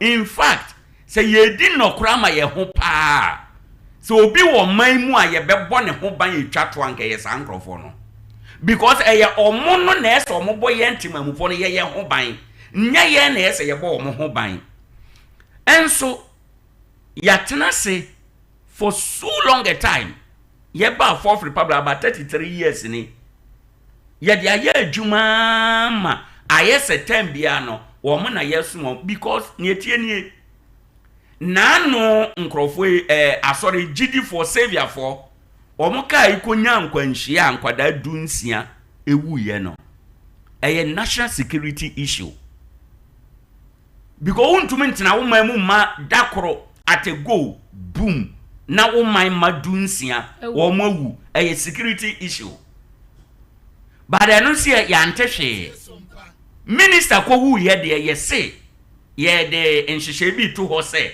unya di ye efa minister ho a fabra ene ne keka ho but uhwemu nso a said ya no so ye ni for if say sana constitution na kan na me feel say me aha na me ne Ghana constitution what problem no na eno nso kura na ewa ase if you say ye tro ye di ehu ene tro constitution no because at the time ye tro sa constitution no na soldier ban net so na deep within them no they were not okay, they were not happy, they were not satisfied say ye be change soldier ban because na Rollins ankasa cross through say yes san ono ane ho be kwa adwamu intina de omonye happy say ye be sesan so wo hwe niema bi a wo ye constitution mu a bebre no 1992 constitution no specifically crafted to protect Rollins and Rollins free ho no na chifu aba nyina so because a benefit wo monti no omo so aye quiet Rollins chikofo aba Professor Mills aba President Mahama aba President Kufuor aba President Mahama aba biem because a benefit wo monti no they are quiet but I am saying say nyesa enye omo na ese oman protect omo eye omo na ese protect oman ma no aye yen dodo no omo na ese protect ye nye yen dodo na ese protect omo few no eye omo few no e na ese protect because memete hey minkita Ghana mansika mente Ghana ban fie mente Ghana ban ka mu enti no meme ye me ho se da meye na mabo me bra ba omo nso no because of say ye de adwuma bi ahye wo omo nsa se munyama Ghana enti ote Ghana ban fie ote Ghana man ka mu Ghana man ne bona kohoma Ghana man ne to atare hye no Ghana man ne yewe Ghana man ne yewe wahuna me kiro no enti I am thinking say ye be fa nkom hye so na ye dia bo bi ho ban a it should not be empanimfo no nkoa saa na me pesa meka esese eye general because bibi betimi ase na emfa minister ho but na ye national security issue. For example, say we are from Kwadade Ekowuye, a national security issue. Kentampo Tamale Road. Basi konyankwansha basi nipa mano omo nyina hye. A national security issue. Enti no meme pese say no omo pese omo rane o mine dia.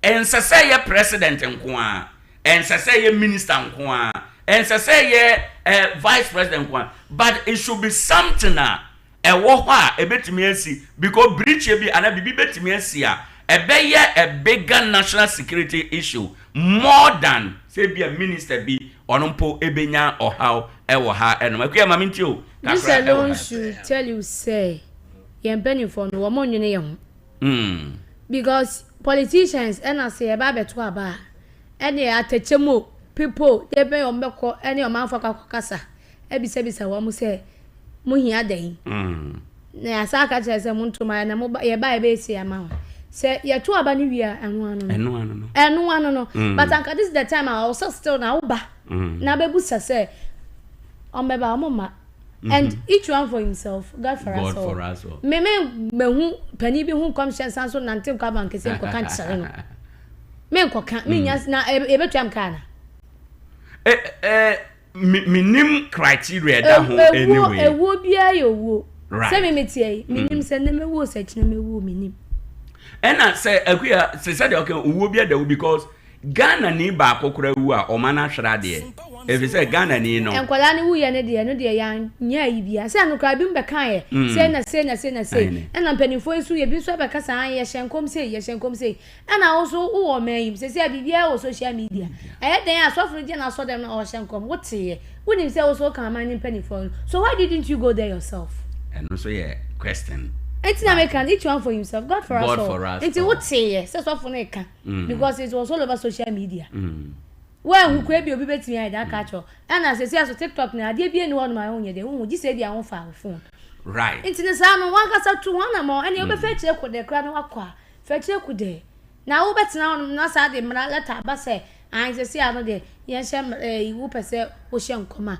come to I not come obi ampoko nti ebema aye hunkura chan face no because say nipa no kura hu na onkoka na wo ka so anka ne obenya asem let anya ba bontin oh yes o kana wa anka ne ana say omo nim no anopa na me ka sa asem no ba manya kwa anje omo nim no enkom hye we ukoka na wa anka ne ya ukwa a wo mafie o ye do betom ana ye be punish o nie nti a ye do betom ana ye be punish o ne say wo kona asem mahu say asem say na ebesi na yese se vetting committee no hwehwem na yese se nya yi a ye de samra bi na dampare de bae na yi causing fear and panic ye de samra na bewe o intimate dear no credit e ba akopɛ credit e ba akopɛ e go me da say and moreover omo mu ye no omo ano mo nim de to omo opini omo ananim right entino nkom hye ne kubi se bi kwa na nye no kre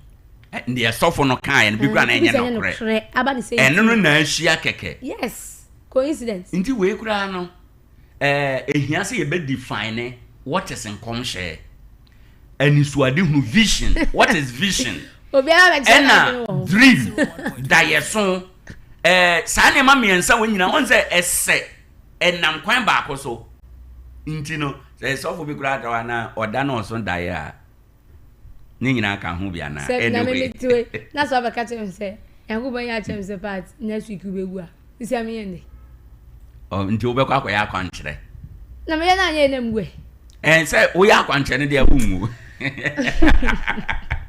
me da say kwayo aje area na bom te say adoma rakwa enche ye ne eye be fande fofo be din komo na wadaro mama menti nkomo yi eba ye ne ye nhye dan ni hon komo eye na ye pesa no pay ye kira adwen kakra ewo how well ena settle with you me what problem with the nipa na ye bobo mo din say president vice president ne high ranking government officials no Say me omo can say Ghana for nyina be national security dan ka me no problem.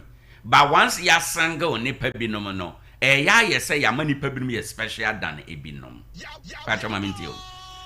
Say Ghana for nyina me I am thinking say na I was saying ka ayino ba say ade bia nkomhye bia esia ni nsunsan so no be free yankra issue na ai na free yankra issue na ye di nkomo yi na just say yes go limit to the presidency ne the minister and as a cabinet but then the whole it should have been the whole Ghana because for example say to say appear to the ACA it was a national disaster, of course, even though it appeared as a rural community, but the impact, account of my nuna. In this say, not say, some land can be say buyer. Near Sanka cover bibi to say no munina. Say beer or so for who say natural disaster be better or minor. Nina fabra, na yentu one more. But I say we are protecting. Hands bia o mama ye dwuma ye na wo mo te ase a da bia ye bedidi nti o mo na ye bo wo mo ho ban nti the aka no de each one for himself. Owoahene, yes, my man picking from this angle. Say most of the times say commissioner eba emba ye ordinary people no so right what you say in commissioner eba eya na eye omo gidin no what you say omo din na ankofo nim omo pa nationwide no right omo na ya omo target omo very good see what you say ye mfa say the ordinary person on nam takwa ha no no so for entumi nkwahye no honkom enkwade ya amukonya accident wu bebrebe ya show mo honkom you understand and we treat the ordinary person there ya na mostly no omunta emfa mba omuso say obi a wagidin majority of the honorable and ya eden omode fa em say eno so ka ho ntina president ni yes say omo rank ade no to that level say so for bi nya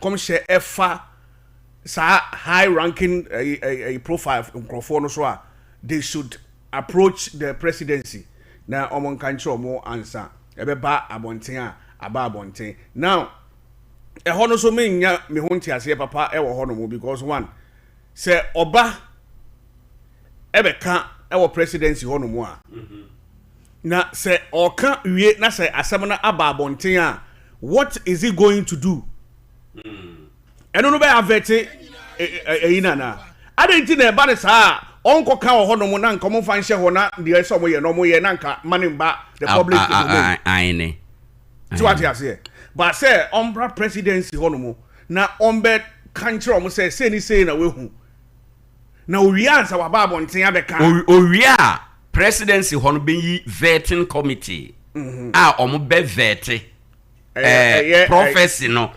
ombe fra sofo ne mpanifo bi a omo no so betena se ahwemu say nipa yasem a wakan say the free honhom mu kura ba honam mu a eto asomo na ento asomo it's a rich answer be babo nten rich answer na be babo nten a it say you vete it's a vete na so mu say we dey hold water na che say o ma rubbish na say den hona ehuma prophet no say ye vet na say ye ka say bia we dey bosremuka wa na wabo osrem na wo kan ye betim de mara we person fear and panic ye dey real one that shatter well am ya che sofo bi but who say hono no so na you say what cause fear and panic among the presidency eno ntia ye de samra no be che wo no okay and they say say Robert come on atum eno na ndi say be mo ma ye quiet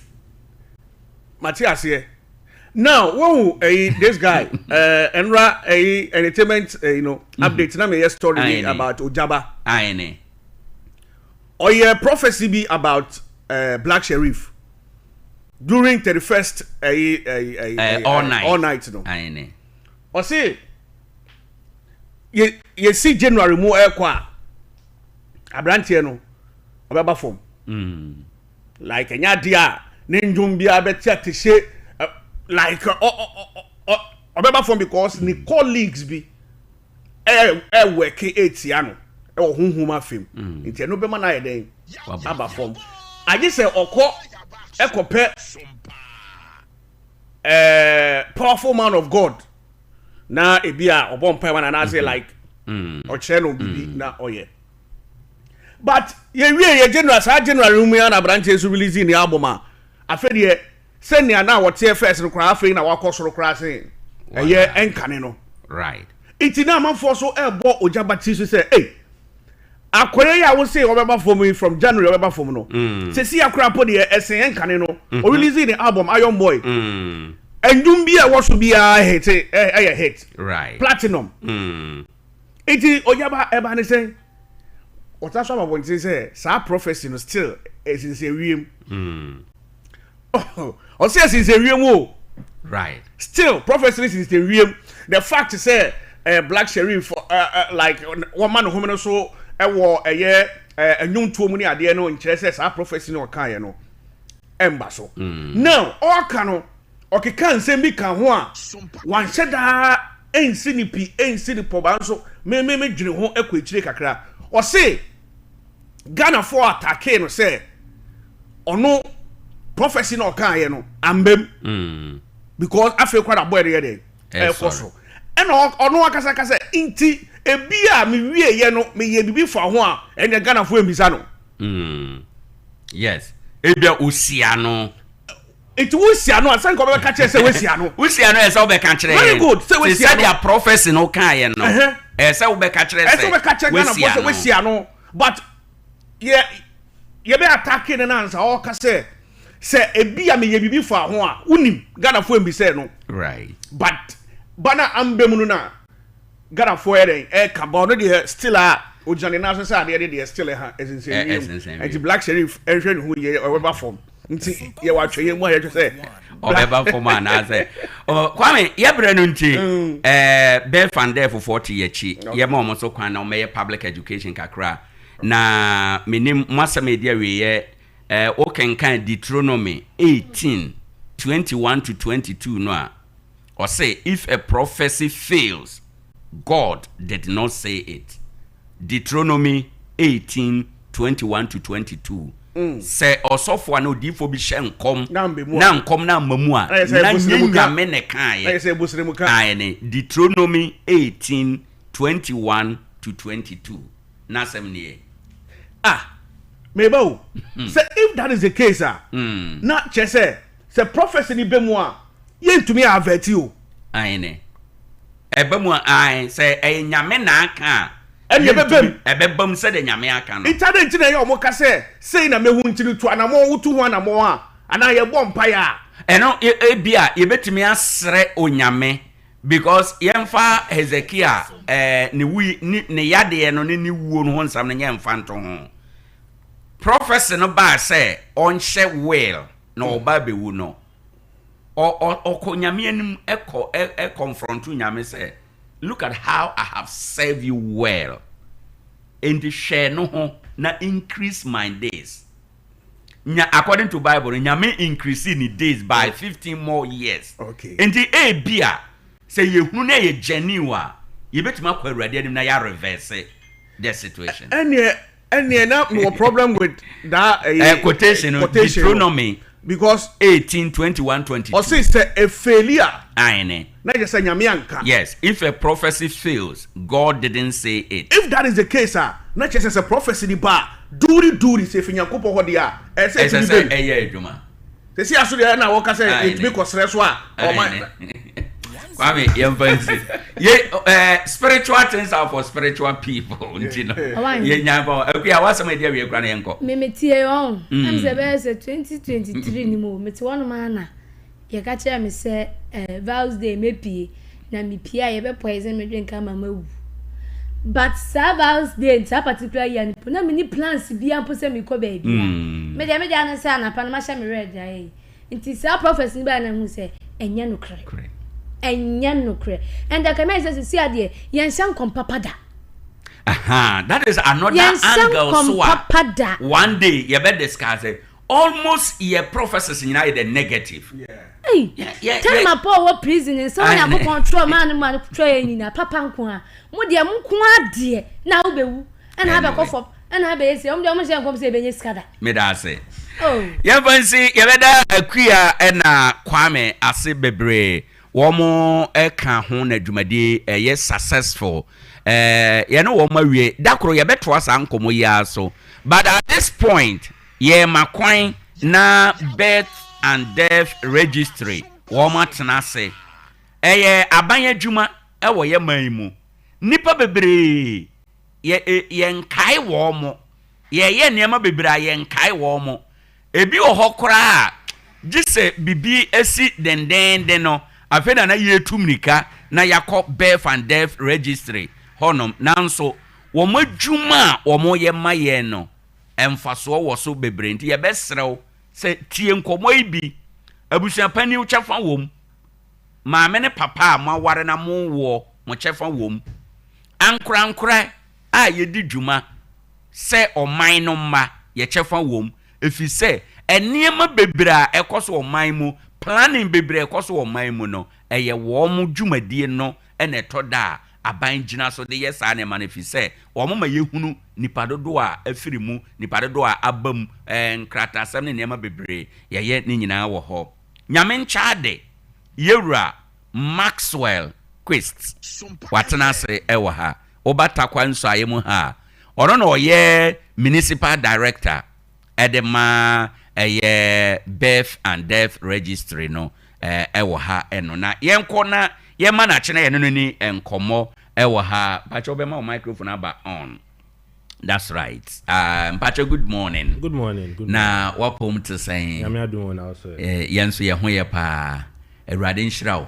Say over the weeks ye din komo na o my time say ene woni ye bedin komo nti nyame Shrao say wa make it time na waba. Pacho nyame Shrao mo so say mama ye mre say mba ni embe kan betten that one. Yo. Na office te say oh eja nyame adom bi aboko. Yeah, that's it. We are still forging through. Oh, okay. Mo office no wo hefa. Yeah, wo Apinto Government Hospital. Oh, okay. So the compound na MFU. MFU for no that's where we are located right okay. Now. Yeah, but at the moment we have the old office. That's where we used to operate from the prisons. We are also located there. So you can either go there or come to the main head office. Right. But when you get to if you are looking for the district office, you are looking for myself, I'm there. That's why I'm at MFU. Very well. I hope say y'all be my tree now doors on kakra my. Okay. Yeah, that's it. Yen sha se ne yin common na me say for one more omunim birth and death registry no. Me pacho eyeden ya birth and death register yeden na mo mandate pa call mandate ne yeden. Okay, nti birth and death registry a government agency. Right. Just like Ghana Health Service or Judicial Service. Yeah, abayin dia to yenim say we should do our possible best to make sure that we keep official records and also manage these records to ensure that individuals or the nation as well, the people in the country are well accounted for. So in terms of yawo akwala foforo, yen ye be jinem, I make sure say sa akwala any details no, ye be capture our records no. In terms of obi aka baby, nyame charge no obi ka baby. Yen we are the ones also yen say ye jinem ni make sure say sa ni pa kwana waka baby na we free ebusu enimu no. Right. Ye be capture details no. Na eto eno be ko enim ama etu empenyimfo no fo omo mehu say okay nti sisi ano say takwa no si epesi eyi emfa say indro say ema nkola we a yenim say nkola dodo say na wa because this are dodo say ni register e wo details na dodo say ni bet and death officer na register wa So basically, you know, edwuma dey ahye and say we are supposed to make sure that we keep what do you call it, vital statistics. Yeah, for vital statistics, I talk about life and any we edwuma no you say be record those details. Very well. Very well. You bedru so na mimi say help us to understand ye be na establish birth and death registry ewo ye mana o sha nsesan hodo be na abadwumade no abedru sabre. Okay, so this is a very good question, interesting question. Most kofo bibina nim about our history. The history of birth and death actually started with the colonial masters. Right. Omo ba 1888. Yeah, that's the exact year when omo ba Gold Coast, then Gold Coast. Nkofani bi omo di omechi ba no. Sebita fache omo ba no conditions on beto Gold Coast no. Yes, is here friend Ghana no. Ebinimu anji omu ye nti nyamencha de ebinimu wuye ewu free mu. Nti they decided say okay, if that's the case, because omu chrome abrochimemu omu sisi and omu bagan and nti e making sure say be keep records of nkofo maka baby. Nti birth and death, the concept of birth and death started from there. Okay. In Ghana. Right. But it started with the recording of just the death of the foreigners. Nti I just say obroni aka baby na yaka say oh osimesi we oni ene baaye obaaye no yare say ni kun no ma record e wo m register no. At that time no omo register enkola ya wo because na ne hi omo ani omo nkrofo edi omichi ba Gold Coast no. But the addition or the inclusion of award no and we started in 1912. Okay. Before then, so that time na midwives no. Titi Brim from say emba no mo je award. Omo na no ye omo record. At that point in time no ebusua bia wo if I say oba oje award omo nim no omo ginidi. Enti omo ko hu na no age ebusuani no award. Enti ono na oje award na no aka say oh osimesi we if I say osimesi owusu wawo nkola 8. Oni ni yere mansa ewo 3. Oni ni yere ama ewo 3. And oni ni yere esi ewo 2. Because ebans no hu sa because ono je osimesi owusu ni na awo. Into ono no o capture sa details on. But eno no na enye orderly. Na ye ni omo ntron to. But if I said timirimu no midwives no mo ya de pa no mo kai. Omu hu ebusia na omu nim say oh we me na me je na wo akwala mutumi hia akwala kraka yen say oh wo me na me de obari aso. But the official recording started in 1912 where a statute at that time by our colonial masters was also introduced. Muka say yemfa eno so nka say dwuma na bet and that yen. So from 1888 to 1912 na bet and date juma ya and see recorded nkofo maka baby. Okay. Ewufo. Eno nkwa na na capture. But after 1912 no, there was a statute that came out and then they charged bet and date for say omo fasa awon so nka eduma na yo. Nti eno na officially a G free midwives at that time. What you can say the then earliest inception of Ghana Health Service. Right. Yes. Right. Where the kind of walk us through say madwuma say mukipu statuses death and birth and the yenra processes no mo na yenhwe akwan ahodo ben na mo faso na obi be faso na ode register na wo. Okay. Nti let me see if I can introduce a few terms. Now, because I can explain these terms clearly. Say, you can't vital statistics are. The next thing we describe, or the next thing about is a share or near war as you can say, oh, event. You're describing as an event. Event program, I say, wedding, and a birthday party, and I say, I say, event. Into the moment the term event the next question you should ask yourself is where did the event happen? that is where a honor ni create a Bruni Beka jurisdiction. Right. Sorry. Bruni Beka you're describing a jurisdiction. But with better than that actually, you know. Ye juma and see can't award na a event. You can't owu one sema a event. Both instances are events. Right. Into the moment we describe an event, the first thing an officer is also looking out for is we share mameno okrakolano. Oh pacho obano wa register no pacho debi ye wo no we. That's the next thing. Oh, you want to Tarkwa? Okay, Tarkwa hefa. You want to hospital na you want to fee. Oh, okay, no actually you want to fee. Okay, if you ne ewo hefa, ewo area bem, ewo tamso, ewo bobobo, ewo a friend say Sompa, ewo so I mama you. The idea say, when say siano, imagine say you'll be invited to our wedding. Now we'll call wedding now.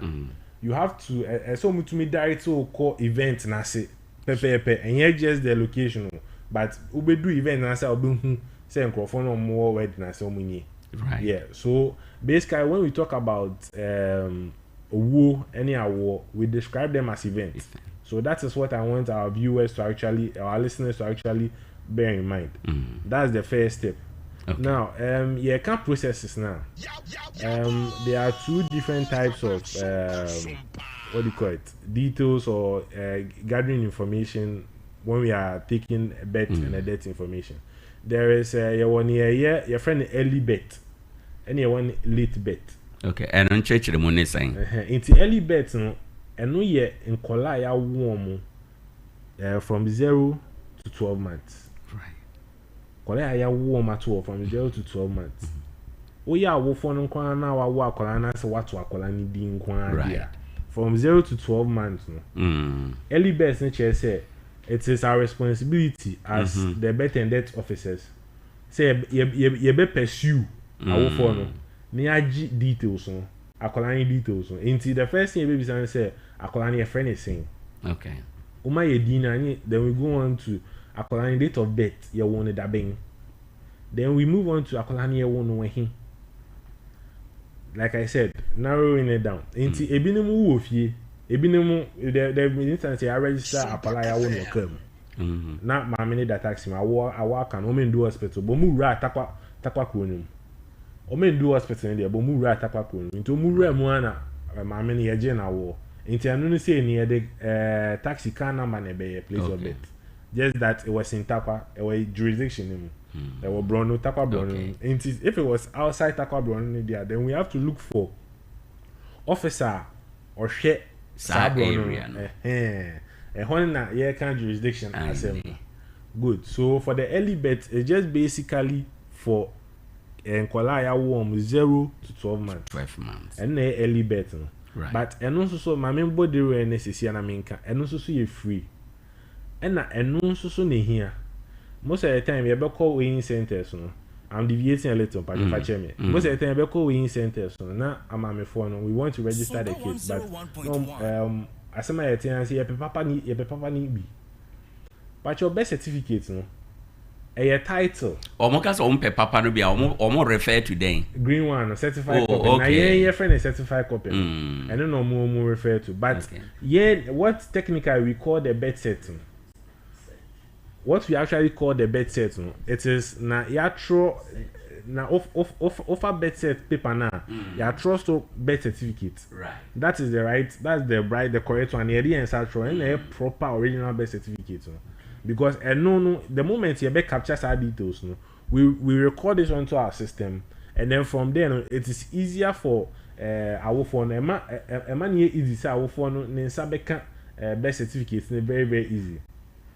Most of the time we encourage our phone say your weighing centers now they should give us the permission and opportunities to record those ones. We've gone a little bit further where we've taken an initiative that my field officers, I want to give a little shout out to Naomi, Caleb, Andy, Winchester, and Sandra. Okay. We've gone to the extent where Sisiano, yɛkɔ efie yɛdu hɔ a yɛbisa mpacho akola bi wɔ ha ɔfɔle within 0 to 12 months a yɛn register no ɔmo say then we start the interrogation process and normal register nipa no exactly it is here door to door. Okay, it's another initiative we've added to it. Now when we say banka ordinary no say awofo na na ba behwehwem no ɔmo register na mo na esam kɔhwehwɛ nkwada no ordinary no originally no yen na say kɔhwehwɛ nkwada. Okay, so basically that was it, but so what we need to resource constraint exactly. But right now we are going a bit step further at least. Right. Since the 10th of last year, the municipal assembly, that's Tarkwa Municipal Assembly, has been very helpful to better and that. They supported us really well. Right. So we also appreciate them for their support. At the moment, you know, we take that initiative and we go door to door looking for these infants in able to register. Now, when we talk about the late itself, the late birth registration, late birth registration here. Probably due to a circumstance. We don't know what it could be, but the father, the mother, they failed to register the child within 0 to 12 months. I mean to me, I register only the one. And from one going, and on late, and from one going in penny for falling into that category. So if once you are an infant, mama, papa, BBNT, mean to me and register more. At that age, we will regard you as a late registrant. Okay. That one it comes with a penalty. The late registration comes with a penalty. Penalty near there. And we fee, just a minimal fee you have to pay to get the work done, processed. And the young fan say, "Ubeti sikan sana ya yama." But any pane ya kwada there, free. Okay, right. And the anone processes na mo obi bekum anamu bekum ansana mo register obi a ya wono. Na me pese ye hwe o kan say awofo no say o mo pe papa no bia na me pese ye hwe we enti we ndi atie for say oba ye Facebook no so ana oba YouTube no so a nkoma ye di nyina ye live e wo ho enom enti we na awofo no refer to no papa ni bi no but we na nkasa no o hwe title na o ma draw certified copy of entry in register of birth. Right. Pacho, what this means, it's here for some team. This Pacho person me chairman see. When say Cecian utro be here, or results back. A year later, the certificate number. Good. Sana better than that for the end of it. Ye share kolana within 0 to 12 months. Ya be man no birth certificate. Ye ni ye friend papa ni bi. Ye and such and then a proper birth certificate. Into any de be man. Ye we are ya be our capture kolani details start to system no so. Ye capture to system no so we are. Na system na nkasa I record on the register. Into after 1 year say papa no awofo no ba no ka say oh tisi an ye pe papa ni bia na ye pe certified copy na ye de ye beji either weighing book no ana say na ye de en sa atro right bet set no ye beji na ye de akọ ye records office sure. Na omo akọhwe register ni mu register bi ye be record bi ye ye de call regional office the regional office will vet it. If it is complete and accurate, now regional office will passing it on to the national office. So depending on where the register is, the records officer wherever the register is, or no be register no, or who or register anymore. No 1 minute so say the details in the register has been found and it is accurate in comparison to the certificate. So hono ye be a friend extraction. Extraction it say we are lifting the information from the register onto the system and then we would then produce the certified copy of entry. So this certificate it just indicates that whoever has the certificate the patch and say official certificate official certified copy now a patch say details you should be able to find it in a register. Okay. If you take it to the national office or your regional office, wherever it is you were born, if you were born in Kumasi, you locate the regional office, if they look at the year and they tell you that okay, that particular register is in Accra, you can go to Accra, show it to them, ask them that you want to confirm that your details are in the register. Yes, we are officers. We are there are always officers available and willing to help you to certify that your details are in the register. Very well. Yes. Okay. Na me share mo be registration na ana mo registration na o can say mo bisa questions be. Baptismal certificate role ben a play ewo madwuma yem. Okay, thank you very much. So with birth and death, your document be a friend a source document. Right. Now account for bu baby say and ankwa no nim akola ne papa. Good. So your first source of information for akola ne details no most of the time akola ne mami. Okay. Enti edente ye ne mami. Say eno no wo akola no. Enti ye be bisa ne say mpacho akola no ne papa ne wan. Okay. Enti ono ochen ne papa, then we can capture the father's details as being the child's details. However, if we sometimes see sham amamifoni bia because of education like we man go school and do it, but like your omo say and saying Ghana Health Service for omo ya dey pa omo your friend say weighing book no, the moment amamifoni be fire no, they issue it so that they can track the lady's pregnancy what do you call it process. And to omo take his details no, ombeje mamini details no maje papa need details. That's at the initial stage. Abra yen wa akola so that they can track. In case you share amamifo ni bi na say school kon kakra omodian. The next thing you be so say ombetumi ama a weighing book. That's one source document. Okay. One source document. Now, the reason why we fall on the baptismal card. This is the reason why we fall on the baptismal card. Before or let me go back to colonialism. So in Gold Coast era, like I said, titifor no near were midwives. Amamifo no omu kofi kwaji awo. But omo probably who wanted to move away from that traditional way. Most of the time, no omo call either they will locate Roman, and one of those Orthodox churches. Now either the sisters over there no and ebeji akola na wo. Into they issue the baptismal card and then they record. Okay. Record the akola details a good baptismal card also. So it is one of the supporting documents or one of the source documents that because of the role it play in those days, it is a document we are comfortable in accepting. Right. Just like the weighing book and just like talking to the mother. It is one of the documents we are comfortable in accepting because of the role it played in the past in helping us capture the details of the children that were born in that era. Me da say afi wa ya kan wo no de no awie ne yemra owuo no so. Okay, and also very important. Me busuani na awuo. Mani abere. Okay. Ma hwere ma japade bi kura ye de nipa yakoto ayaresa bia ya bokasa anye ye. Owie so ayese mensa me register. Yeso ye ni abere pe kwan yakosi akoye ba bi. O se ye nsa me register. Eno so faye wuram.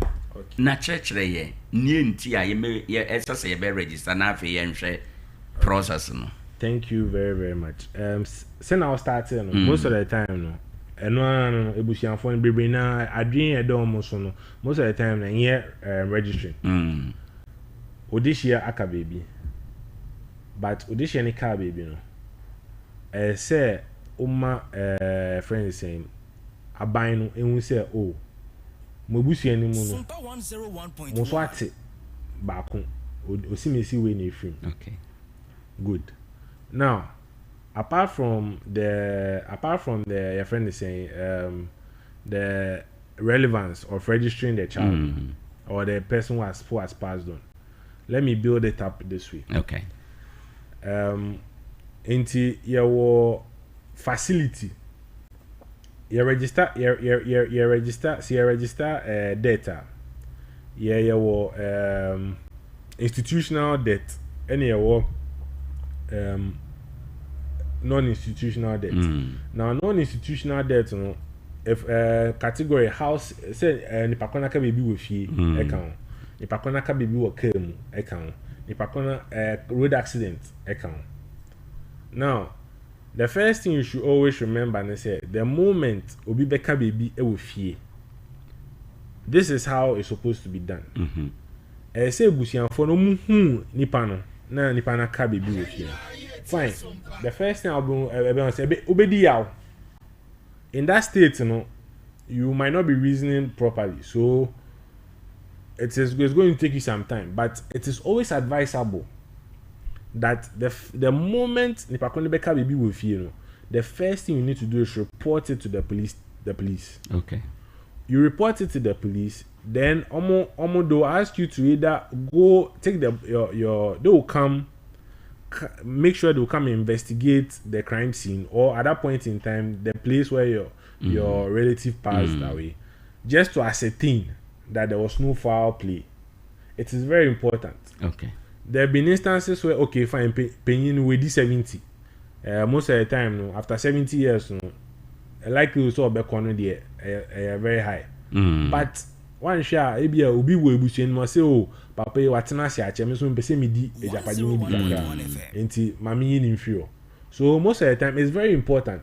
You report it to the police. They will be the ones who instruct her if we need to get a coroner involved or a medical doctor to examine the body to ensure that there was no foul play. Now once you do that, you have that document at hand.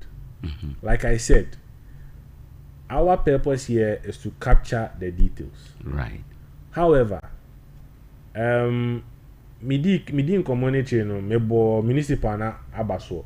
They are making sure that they are enforcing that all the other departments that fall under the local assembly are working in hand, in connection.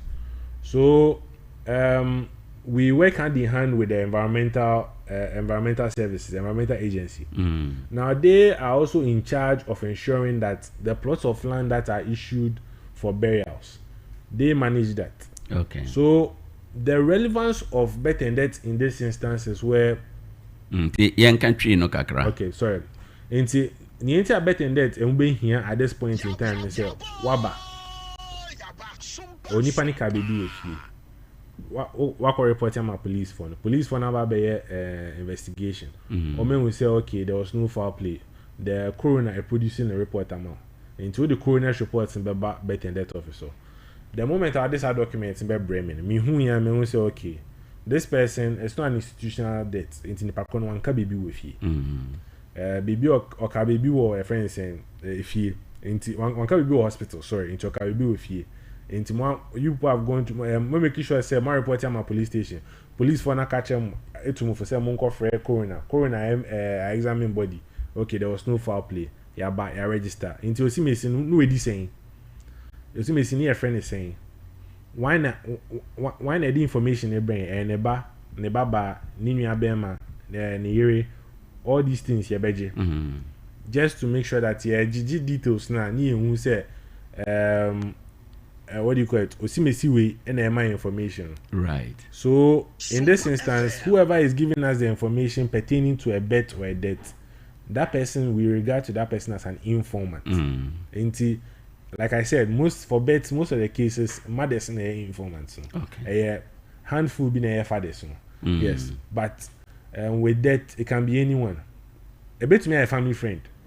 Ebia uko now are down for bifi and na uka baby. So your friend has to make sure that they rule out every form of foul play so that ono can home betting it will not backfire in his face. Now we don't know the person who has passed away, their background. They could have claims. Maybe a mobile money account or something. You might need it to go and you might need a death certificate to go and get those claims. But apart from that too, if they don't have claims too, sometimes there are some individuals who take policies out on omoji policy papa when on mame so ebia umbe here death certificate their kwakoje. Now, I'm not saying that the death certificate, that's the main relevance of the death certificate, but it's just one of the advantages of getting the registration done on time.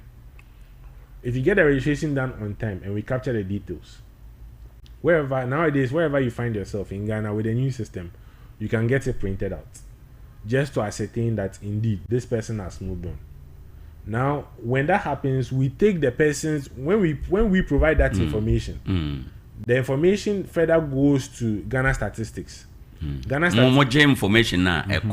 Ghana Statistics for no. Good. Okay. Then Ghana Statistics will also relay that information to National Identification Authority. Okay. So that person. How do you find the uncanny no?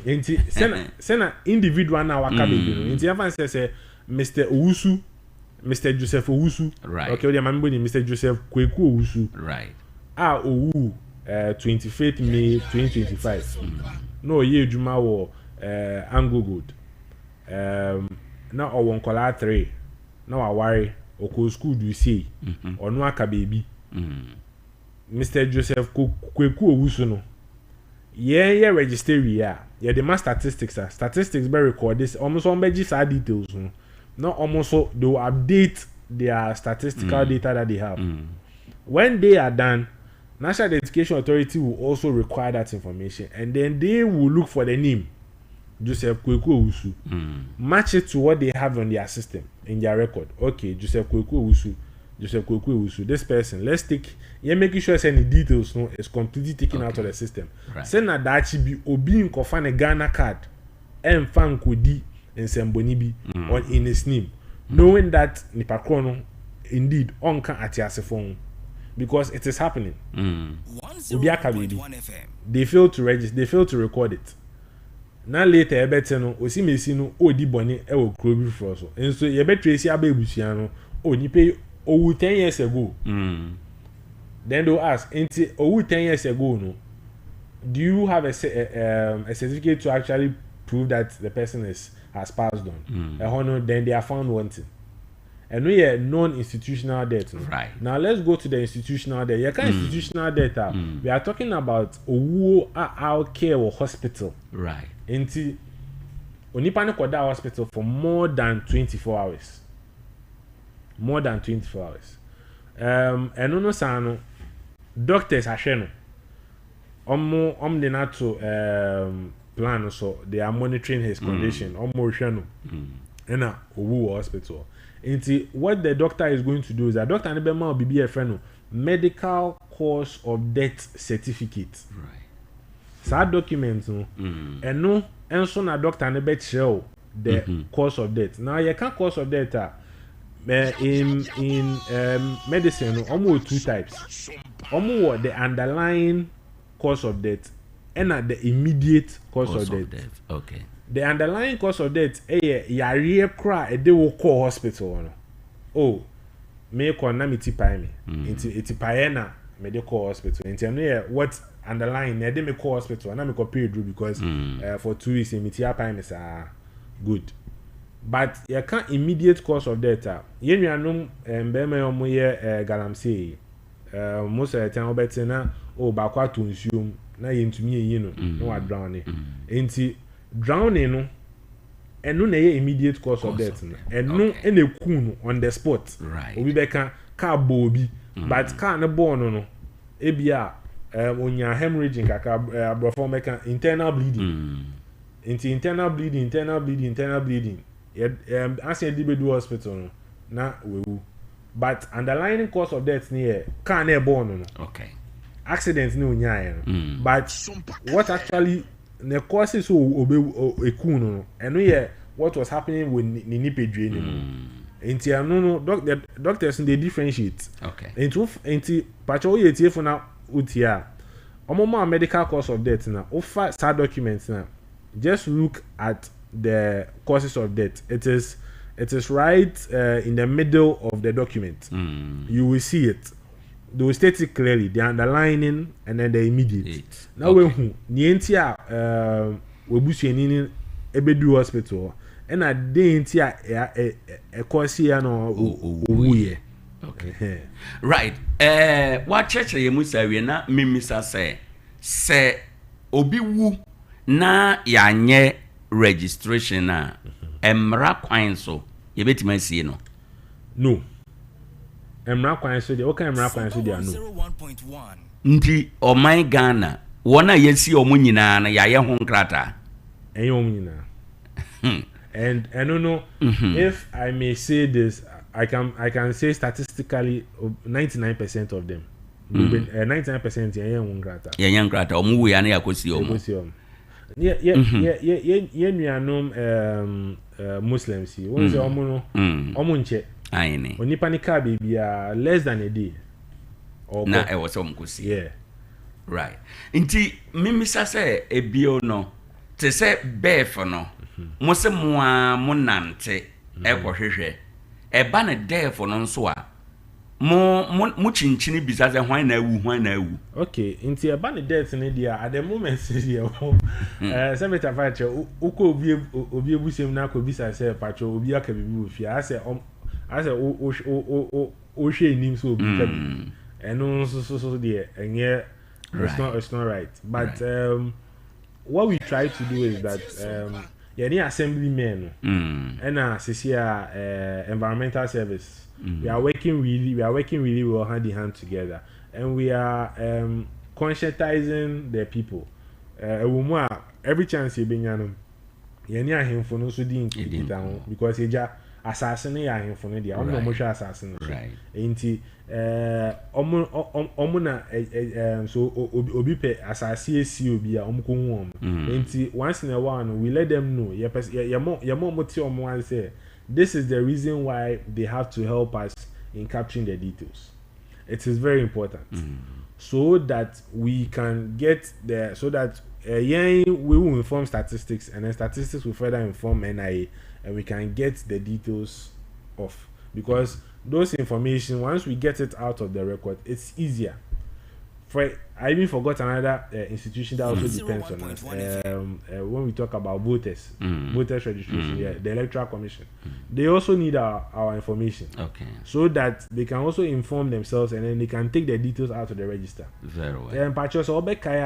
I think in the early 2000s, there was a promotion. Now we here with TV say, we register or voters when you voters registration, brand new register. Now more mobusi ni so aka baby no. Come and inform them no more you register. Yeah. All these things form a crucial part. They have a crucial part to play. So most of the time, if people have forgotten that part, we do our possible best to communicate to the other organizations that we work with. Right. Yeah. Yo, enti yen limiti ya humra takwa hanum na yen shade ebia the general no sana etie ba ye batakwa hanuma in terms of say nkrofo awuo na ye register before barrier any ade eti saying. Okay, so this year I've experienced exponential growth. When I say growth, it has improved. This year it has improved a lot. Since environmental gave us their backing, the environmental services gave us their backing, and then the Honorable Alaji before that's our new MC, he also gave us our support. There has been an increase, a jump actually in the debt registration. Since if it's an institutional debt, or once the body is committed to the mortuary, the first things the officers they ask them is that, have you registered it? They will then make us say, oh, my father setting here. Then they tell them no register. Now information, let's trickle it down, and then let's share the information and make sure that the other institutions or the other governing bodies are made aware. You say, oh, see me way free, so we can take his or details out of the system. So I don't know, they are doing very well. So it is this year in particular, if say mankind crown, you are registered in terms of for the death, we've done in excess of 300 people that we have officially recorded. We have given out more burial permits, so that they can bury them. But we can do better as a community. We can do better. This young one, January to August. January to August. Today. Nipa beye 300. Any are recorded. O eno ye dia ma record say o ma wuo. E watakwa ha. Official where your sister your records. Oh, okay. Yes, please. Right. Now, in terms of birth for them, so okay, so in birth in the this year, you know, 4,333. 4,300. That's me. And no make in Colano 0 to 12 months. 4,333. That is how many we have registered for Tarkwa. But the year has not ended. So we are at this stage we are looking of doing probably in excess of 6,000. That is so with the effort on the ground, with the support you are receiving from the municipal assembly, with the support you are receiving from the other agencies, we are looking forward to doing excess of 6,000. So, and in this instance, I'll give a big ups to Ghana Health Services and omumpini for that Ghana Health Service for Tarkwa. Right. I feel Mr. say o can say secretary kakra bi ewom. Say me busu ni bi wuna me pese me be register secretary ewom no chechire yemu na yenhwe. Okay, inti just like the debt no. You were early and you were late. The early debt is free. However, the burial permit documents now beji dia kwaji assassin. That one, when we issue it to you, when they get to the environmental services, the environmental give them the fee and then they pay subsequently over there for the land. Okay. Yes. But for the late debt, this is where most people risk this thing. When we say late debt, Nipakona Kababy, most for more than 2 years. Or you let me know for more than a year. Yeah, let me bring it down. Let me make it for more than a year. More than 1 year. We're seeing for more than 1 year. You are coming for us to register. Probably at that time, register now. That captures the details for that year. The register has already been moved on.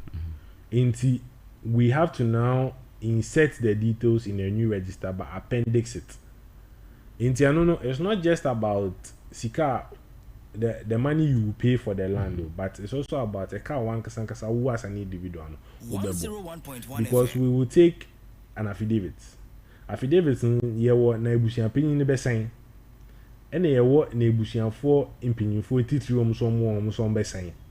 Ansa na enkole we ebusian mu no omo so omo di on be sign. Inti affidavit no yakan 3. Good.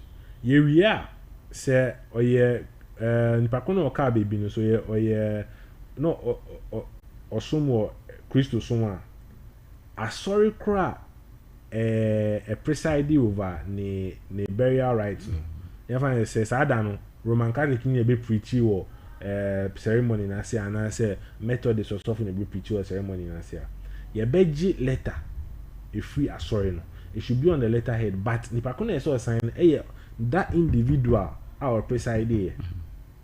Now, they can wait as far back as 10 years. As on mobile register. Imagine say by that time, and that's a priest or no say on call retirement. And then Yamin Pengu or no saka baby. Then what do you do?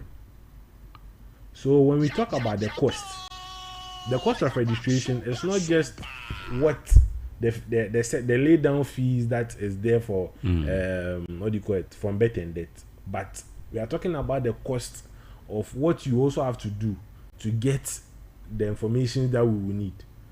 We also the poster. Just say Nipakona baby. We see no. All these are documents we in Abano. Then you have to go through 2 phases. Actually, it's 3 phases of interview. The first phase here, officer now we share on no be interview. Now the second phase here, friend is saying the original boss on also be interview. And sana Omar San recommended Accra.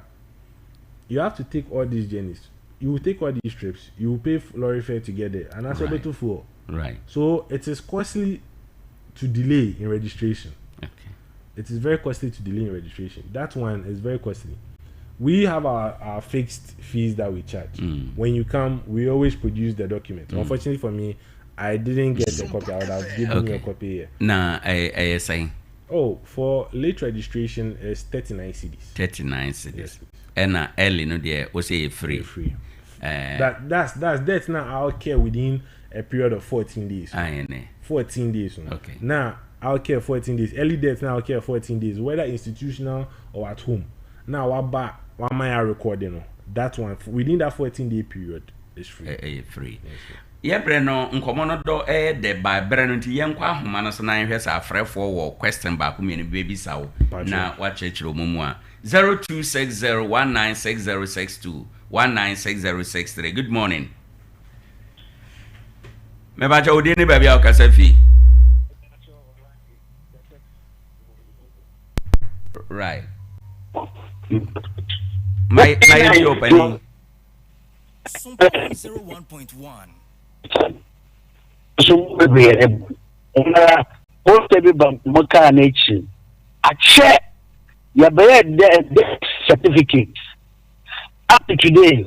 It's a Joseph Abba also. Death certificate. Opening, say what register by one sanka certificate, you know?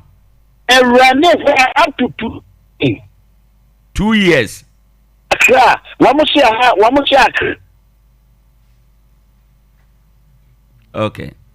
But you bet me jina ye na yate wasem no asiye. Well, yeguswa yeshe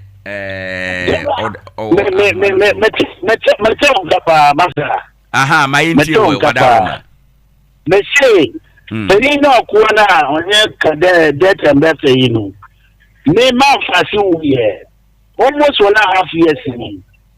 Joseph of an Aban. Me be wa almost say atene ba Accra or Waha or Accra.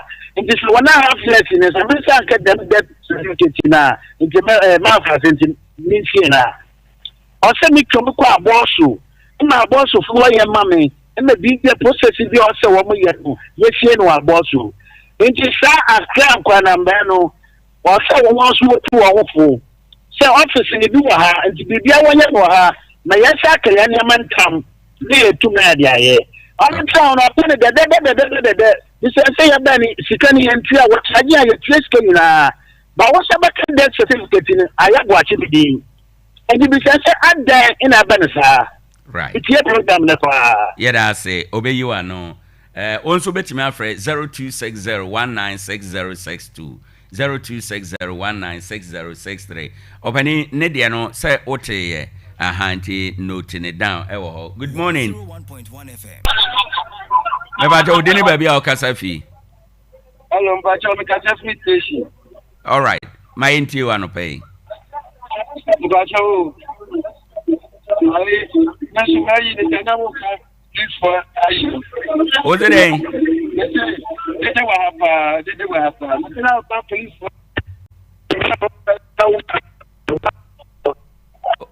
Me ba jo ubetuna ye o se na ye ka de ho asem. Obi ya me ka de acho ni na ya but the I think ni de ma o ba ya ka de no. Ni na ne pen.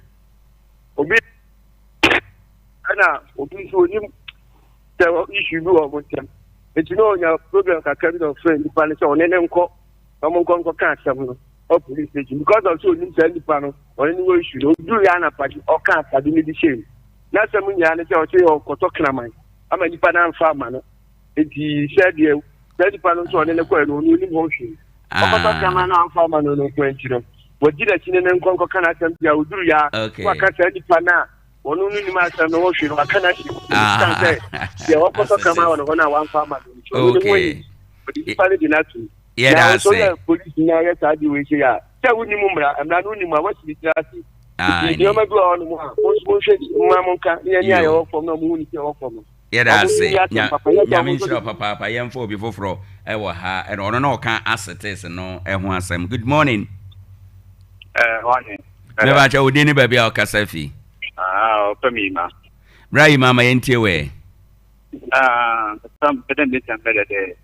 More from my marriage is that what one and why them I don't second the penny to what them want. Then the penny, you know, say, yeah, you do not dance so I know you used to dig at the on the year. Say, one year, Papa Nubia, dear never ho, what's I'm saying? Because there's a penny now, none of the penny. Down this piano, Mamba, dear, Kunibia. I know you said already be behind here. Okay. I am valid. The man for the moon, there's another. The man is valid. The protest any document going here. Okay. Yada say obey you ano ewo honum. Good morning. Hello. Hello, good morning. Good morning, boss. Udini baby au kasafi. Kasafi tabaya ima. Ma enti oyima. Bocho bet and bet kuno. Musu register. Ena wokoye no eraba edinin. So many years up to now. Governor they are demanding another money. Okay. And Sana, aside that, that registration, I don't know, say, the register date now, we see the Quapaji bank is a day, again, Papuka bank, and Quapaji, when children, when you don't know, it's cover requesting, the book by their question, was only up with the end at the Quaji bank. Papuka bank, and I need to be a bank, no, Buscankasi. That 1 point me to no board mother. There also no about my own car, your call idea. Some tell was cover bono, no meant at the end. Your common paper print down. Cover bono too much. Okay. All right. Where we know now. And if you want to home, you will call the chair. Yeah, that's it. And oh dear. Good morning.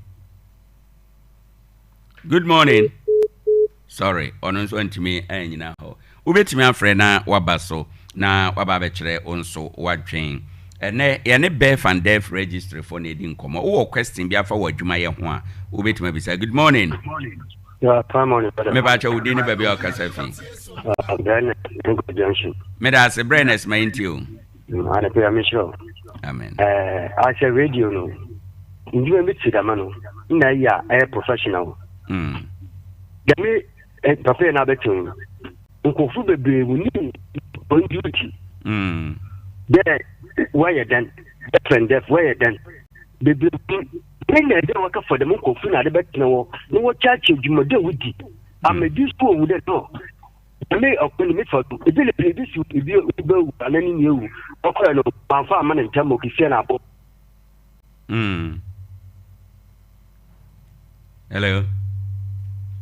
Okay. Yeah, that's it.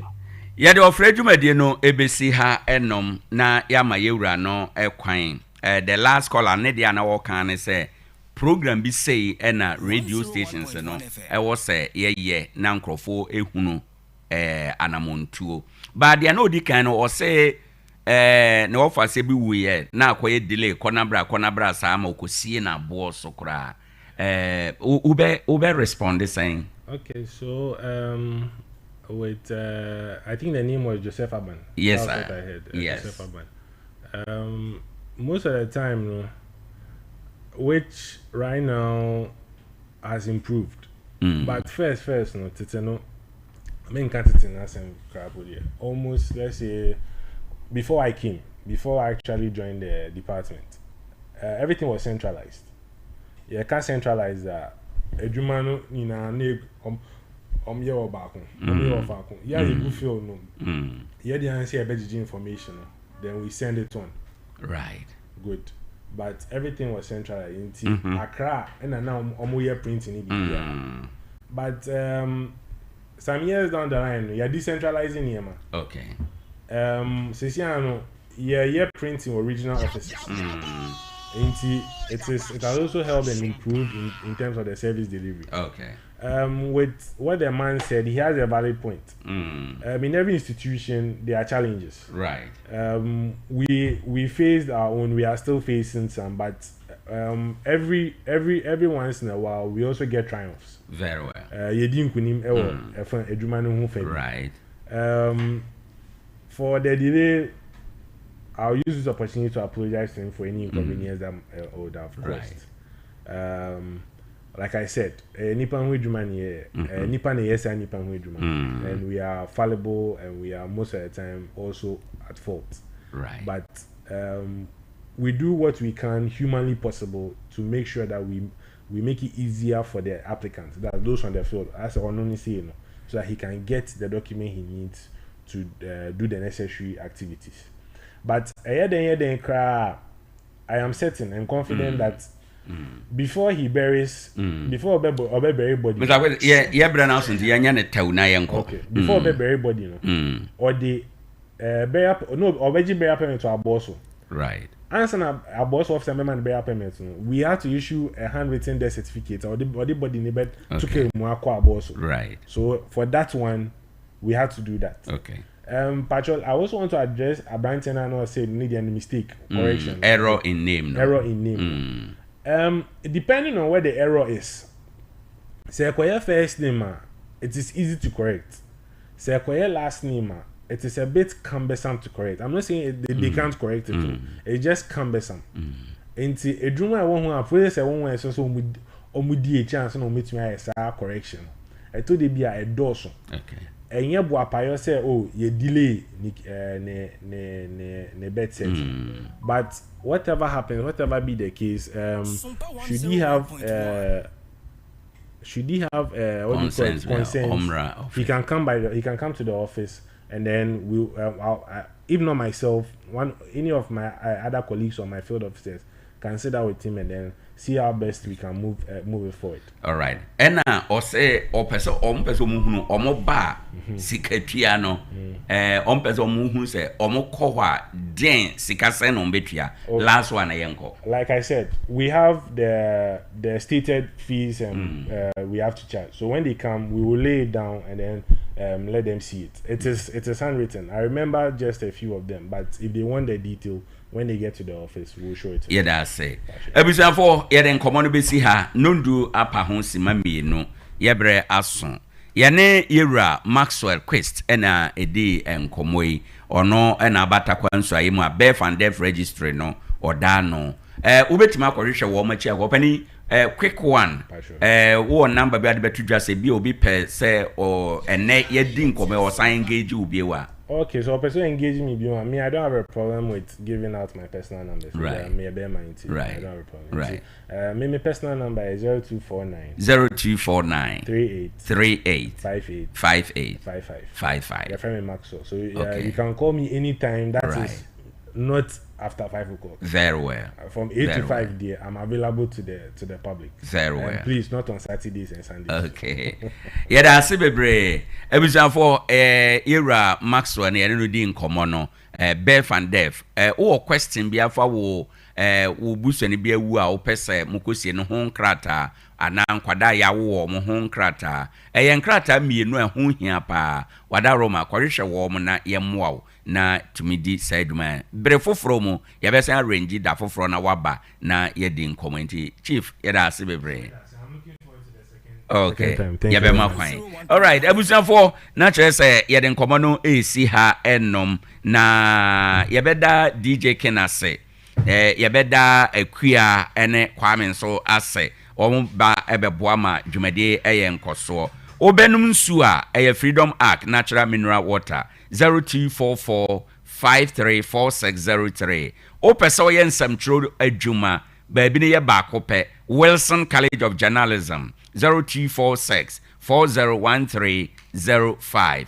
Internet e would just say a Starlink Internet 0500 050853. And na ubesi edanya adansi ho enema adwasuo Isaaco Hardwares Ike City Aboso Road Obakowie Hotel 0244 111153 na one wo mo akọ nkita hodie. Yes, sorry na mid morning affairs atwa wo so DJ Ken be na kama amao. Eno achi Akua beba besom edo akopem Nomi Sompa mu ne nachi. Akua sorry Kwame toa so edo akofie jojo ne ede obeka ni nyina agum ede amao. Ofreme Owoahene Acheampong yakra mo enitie.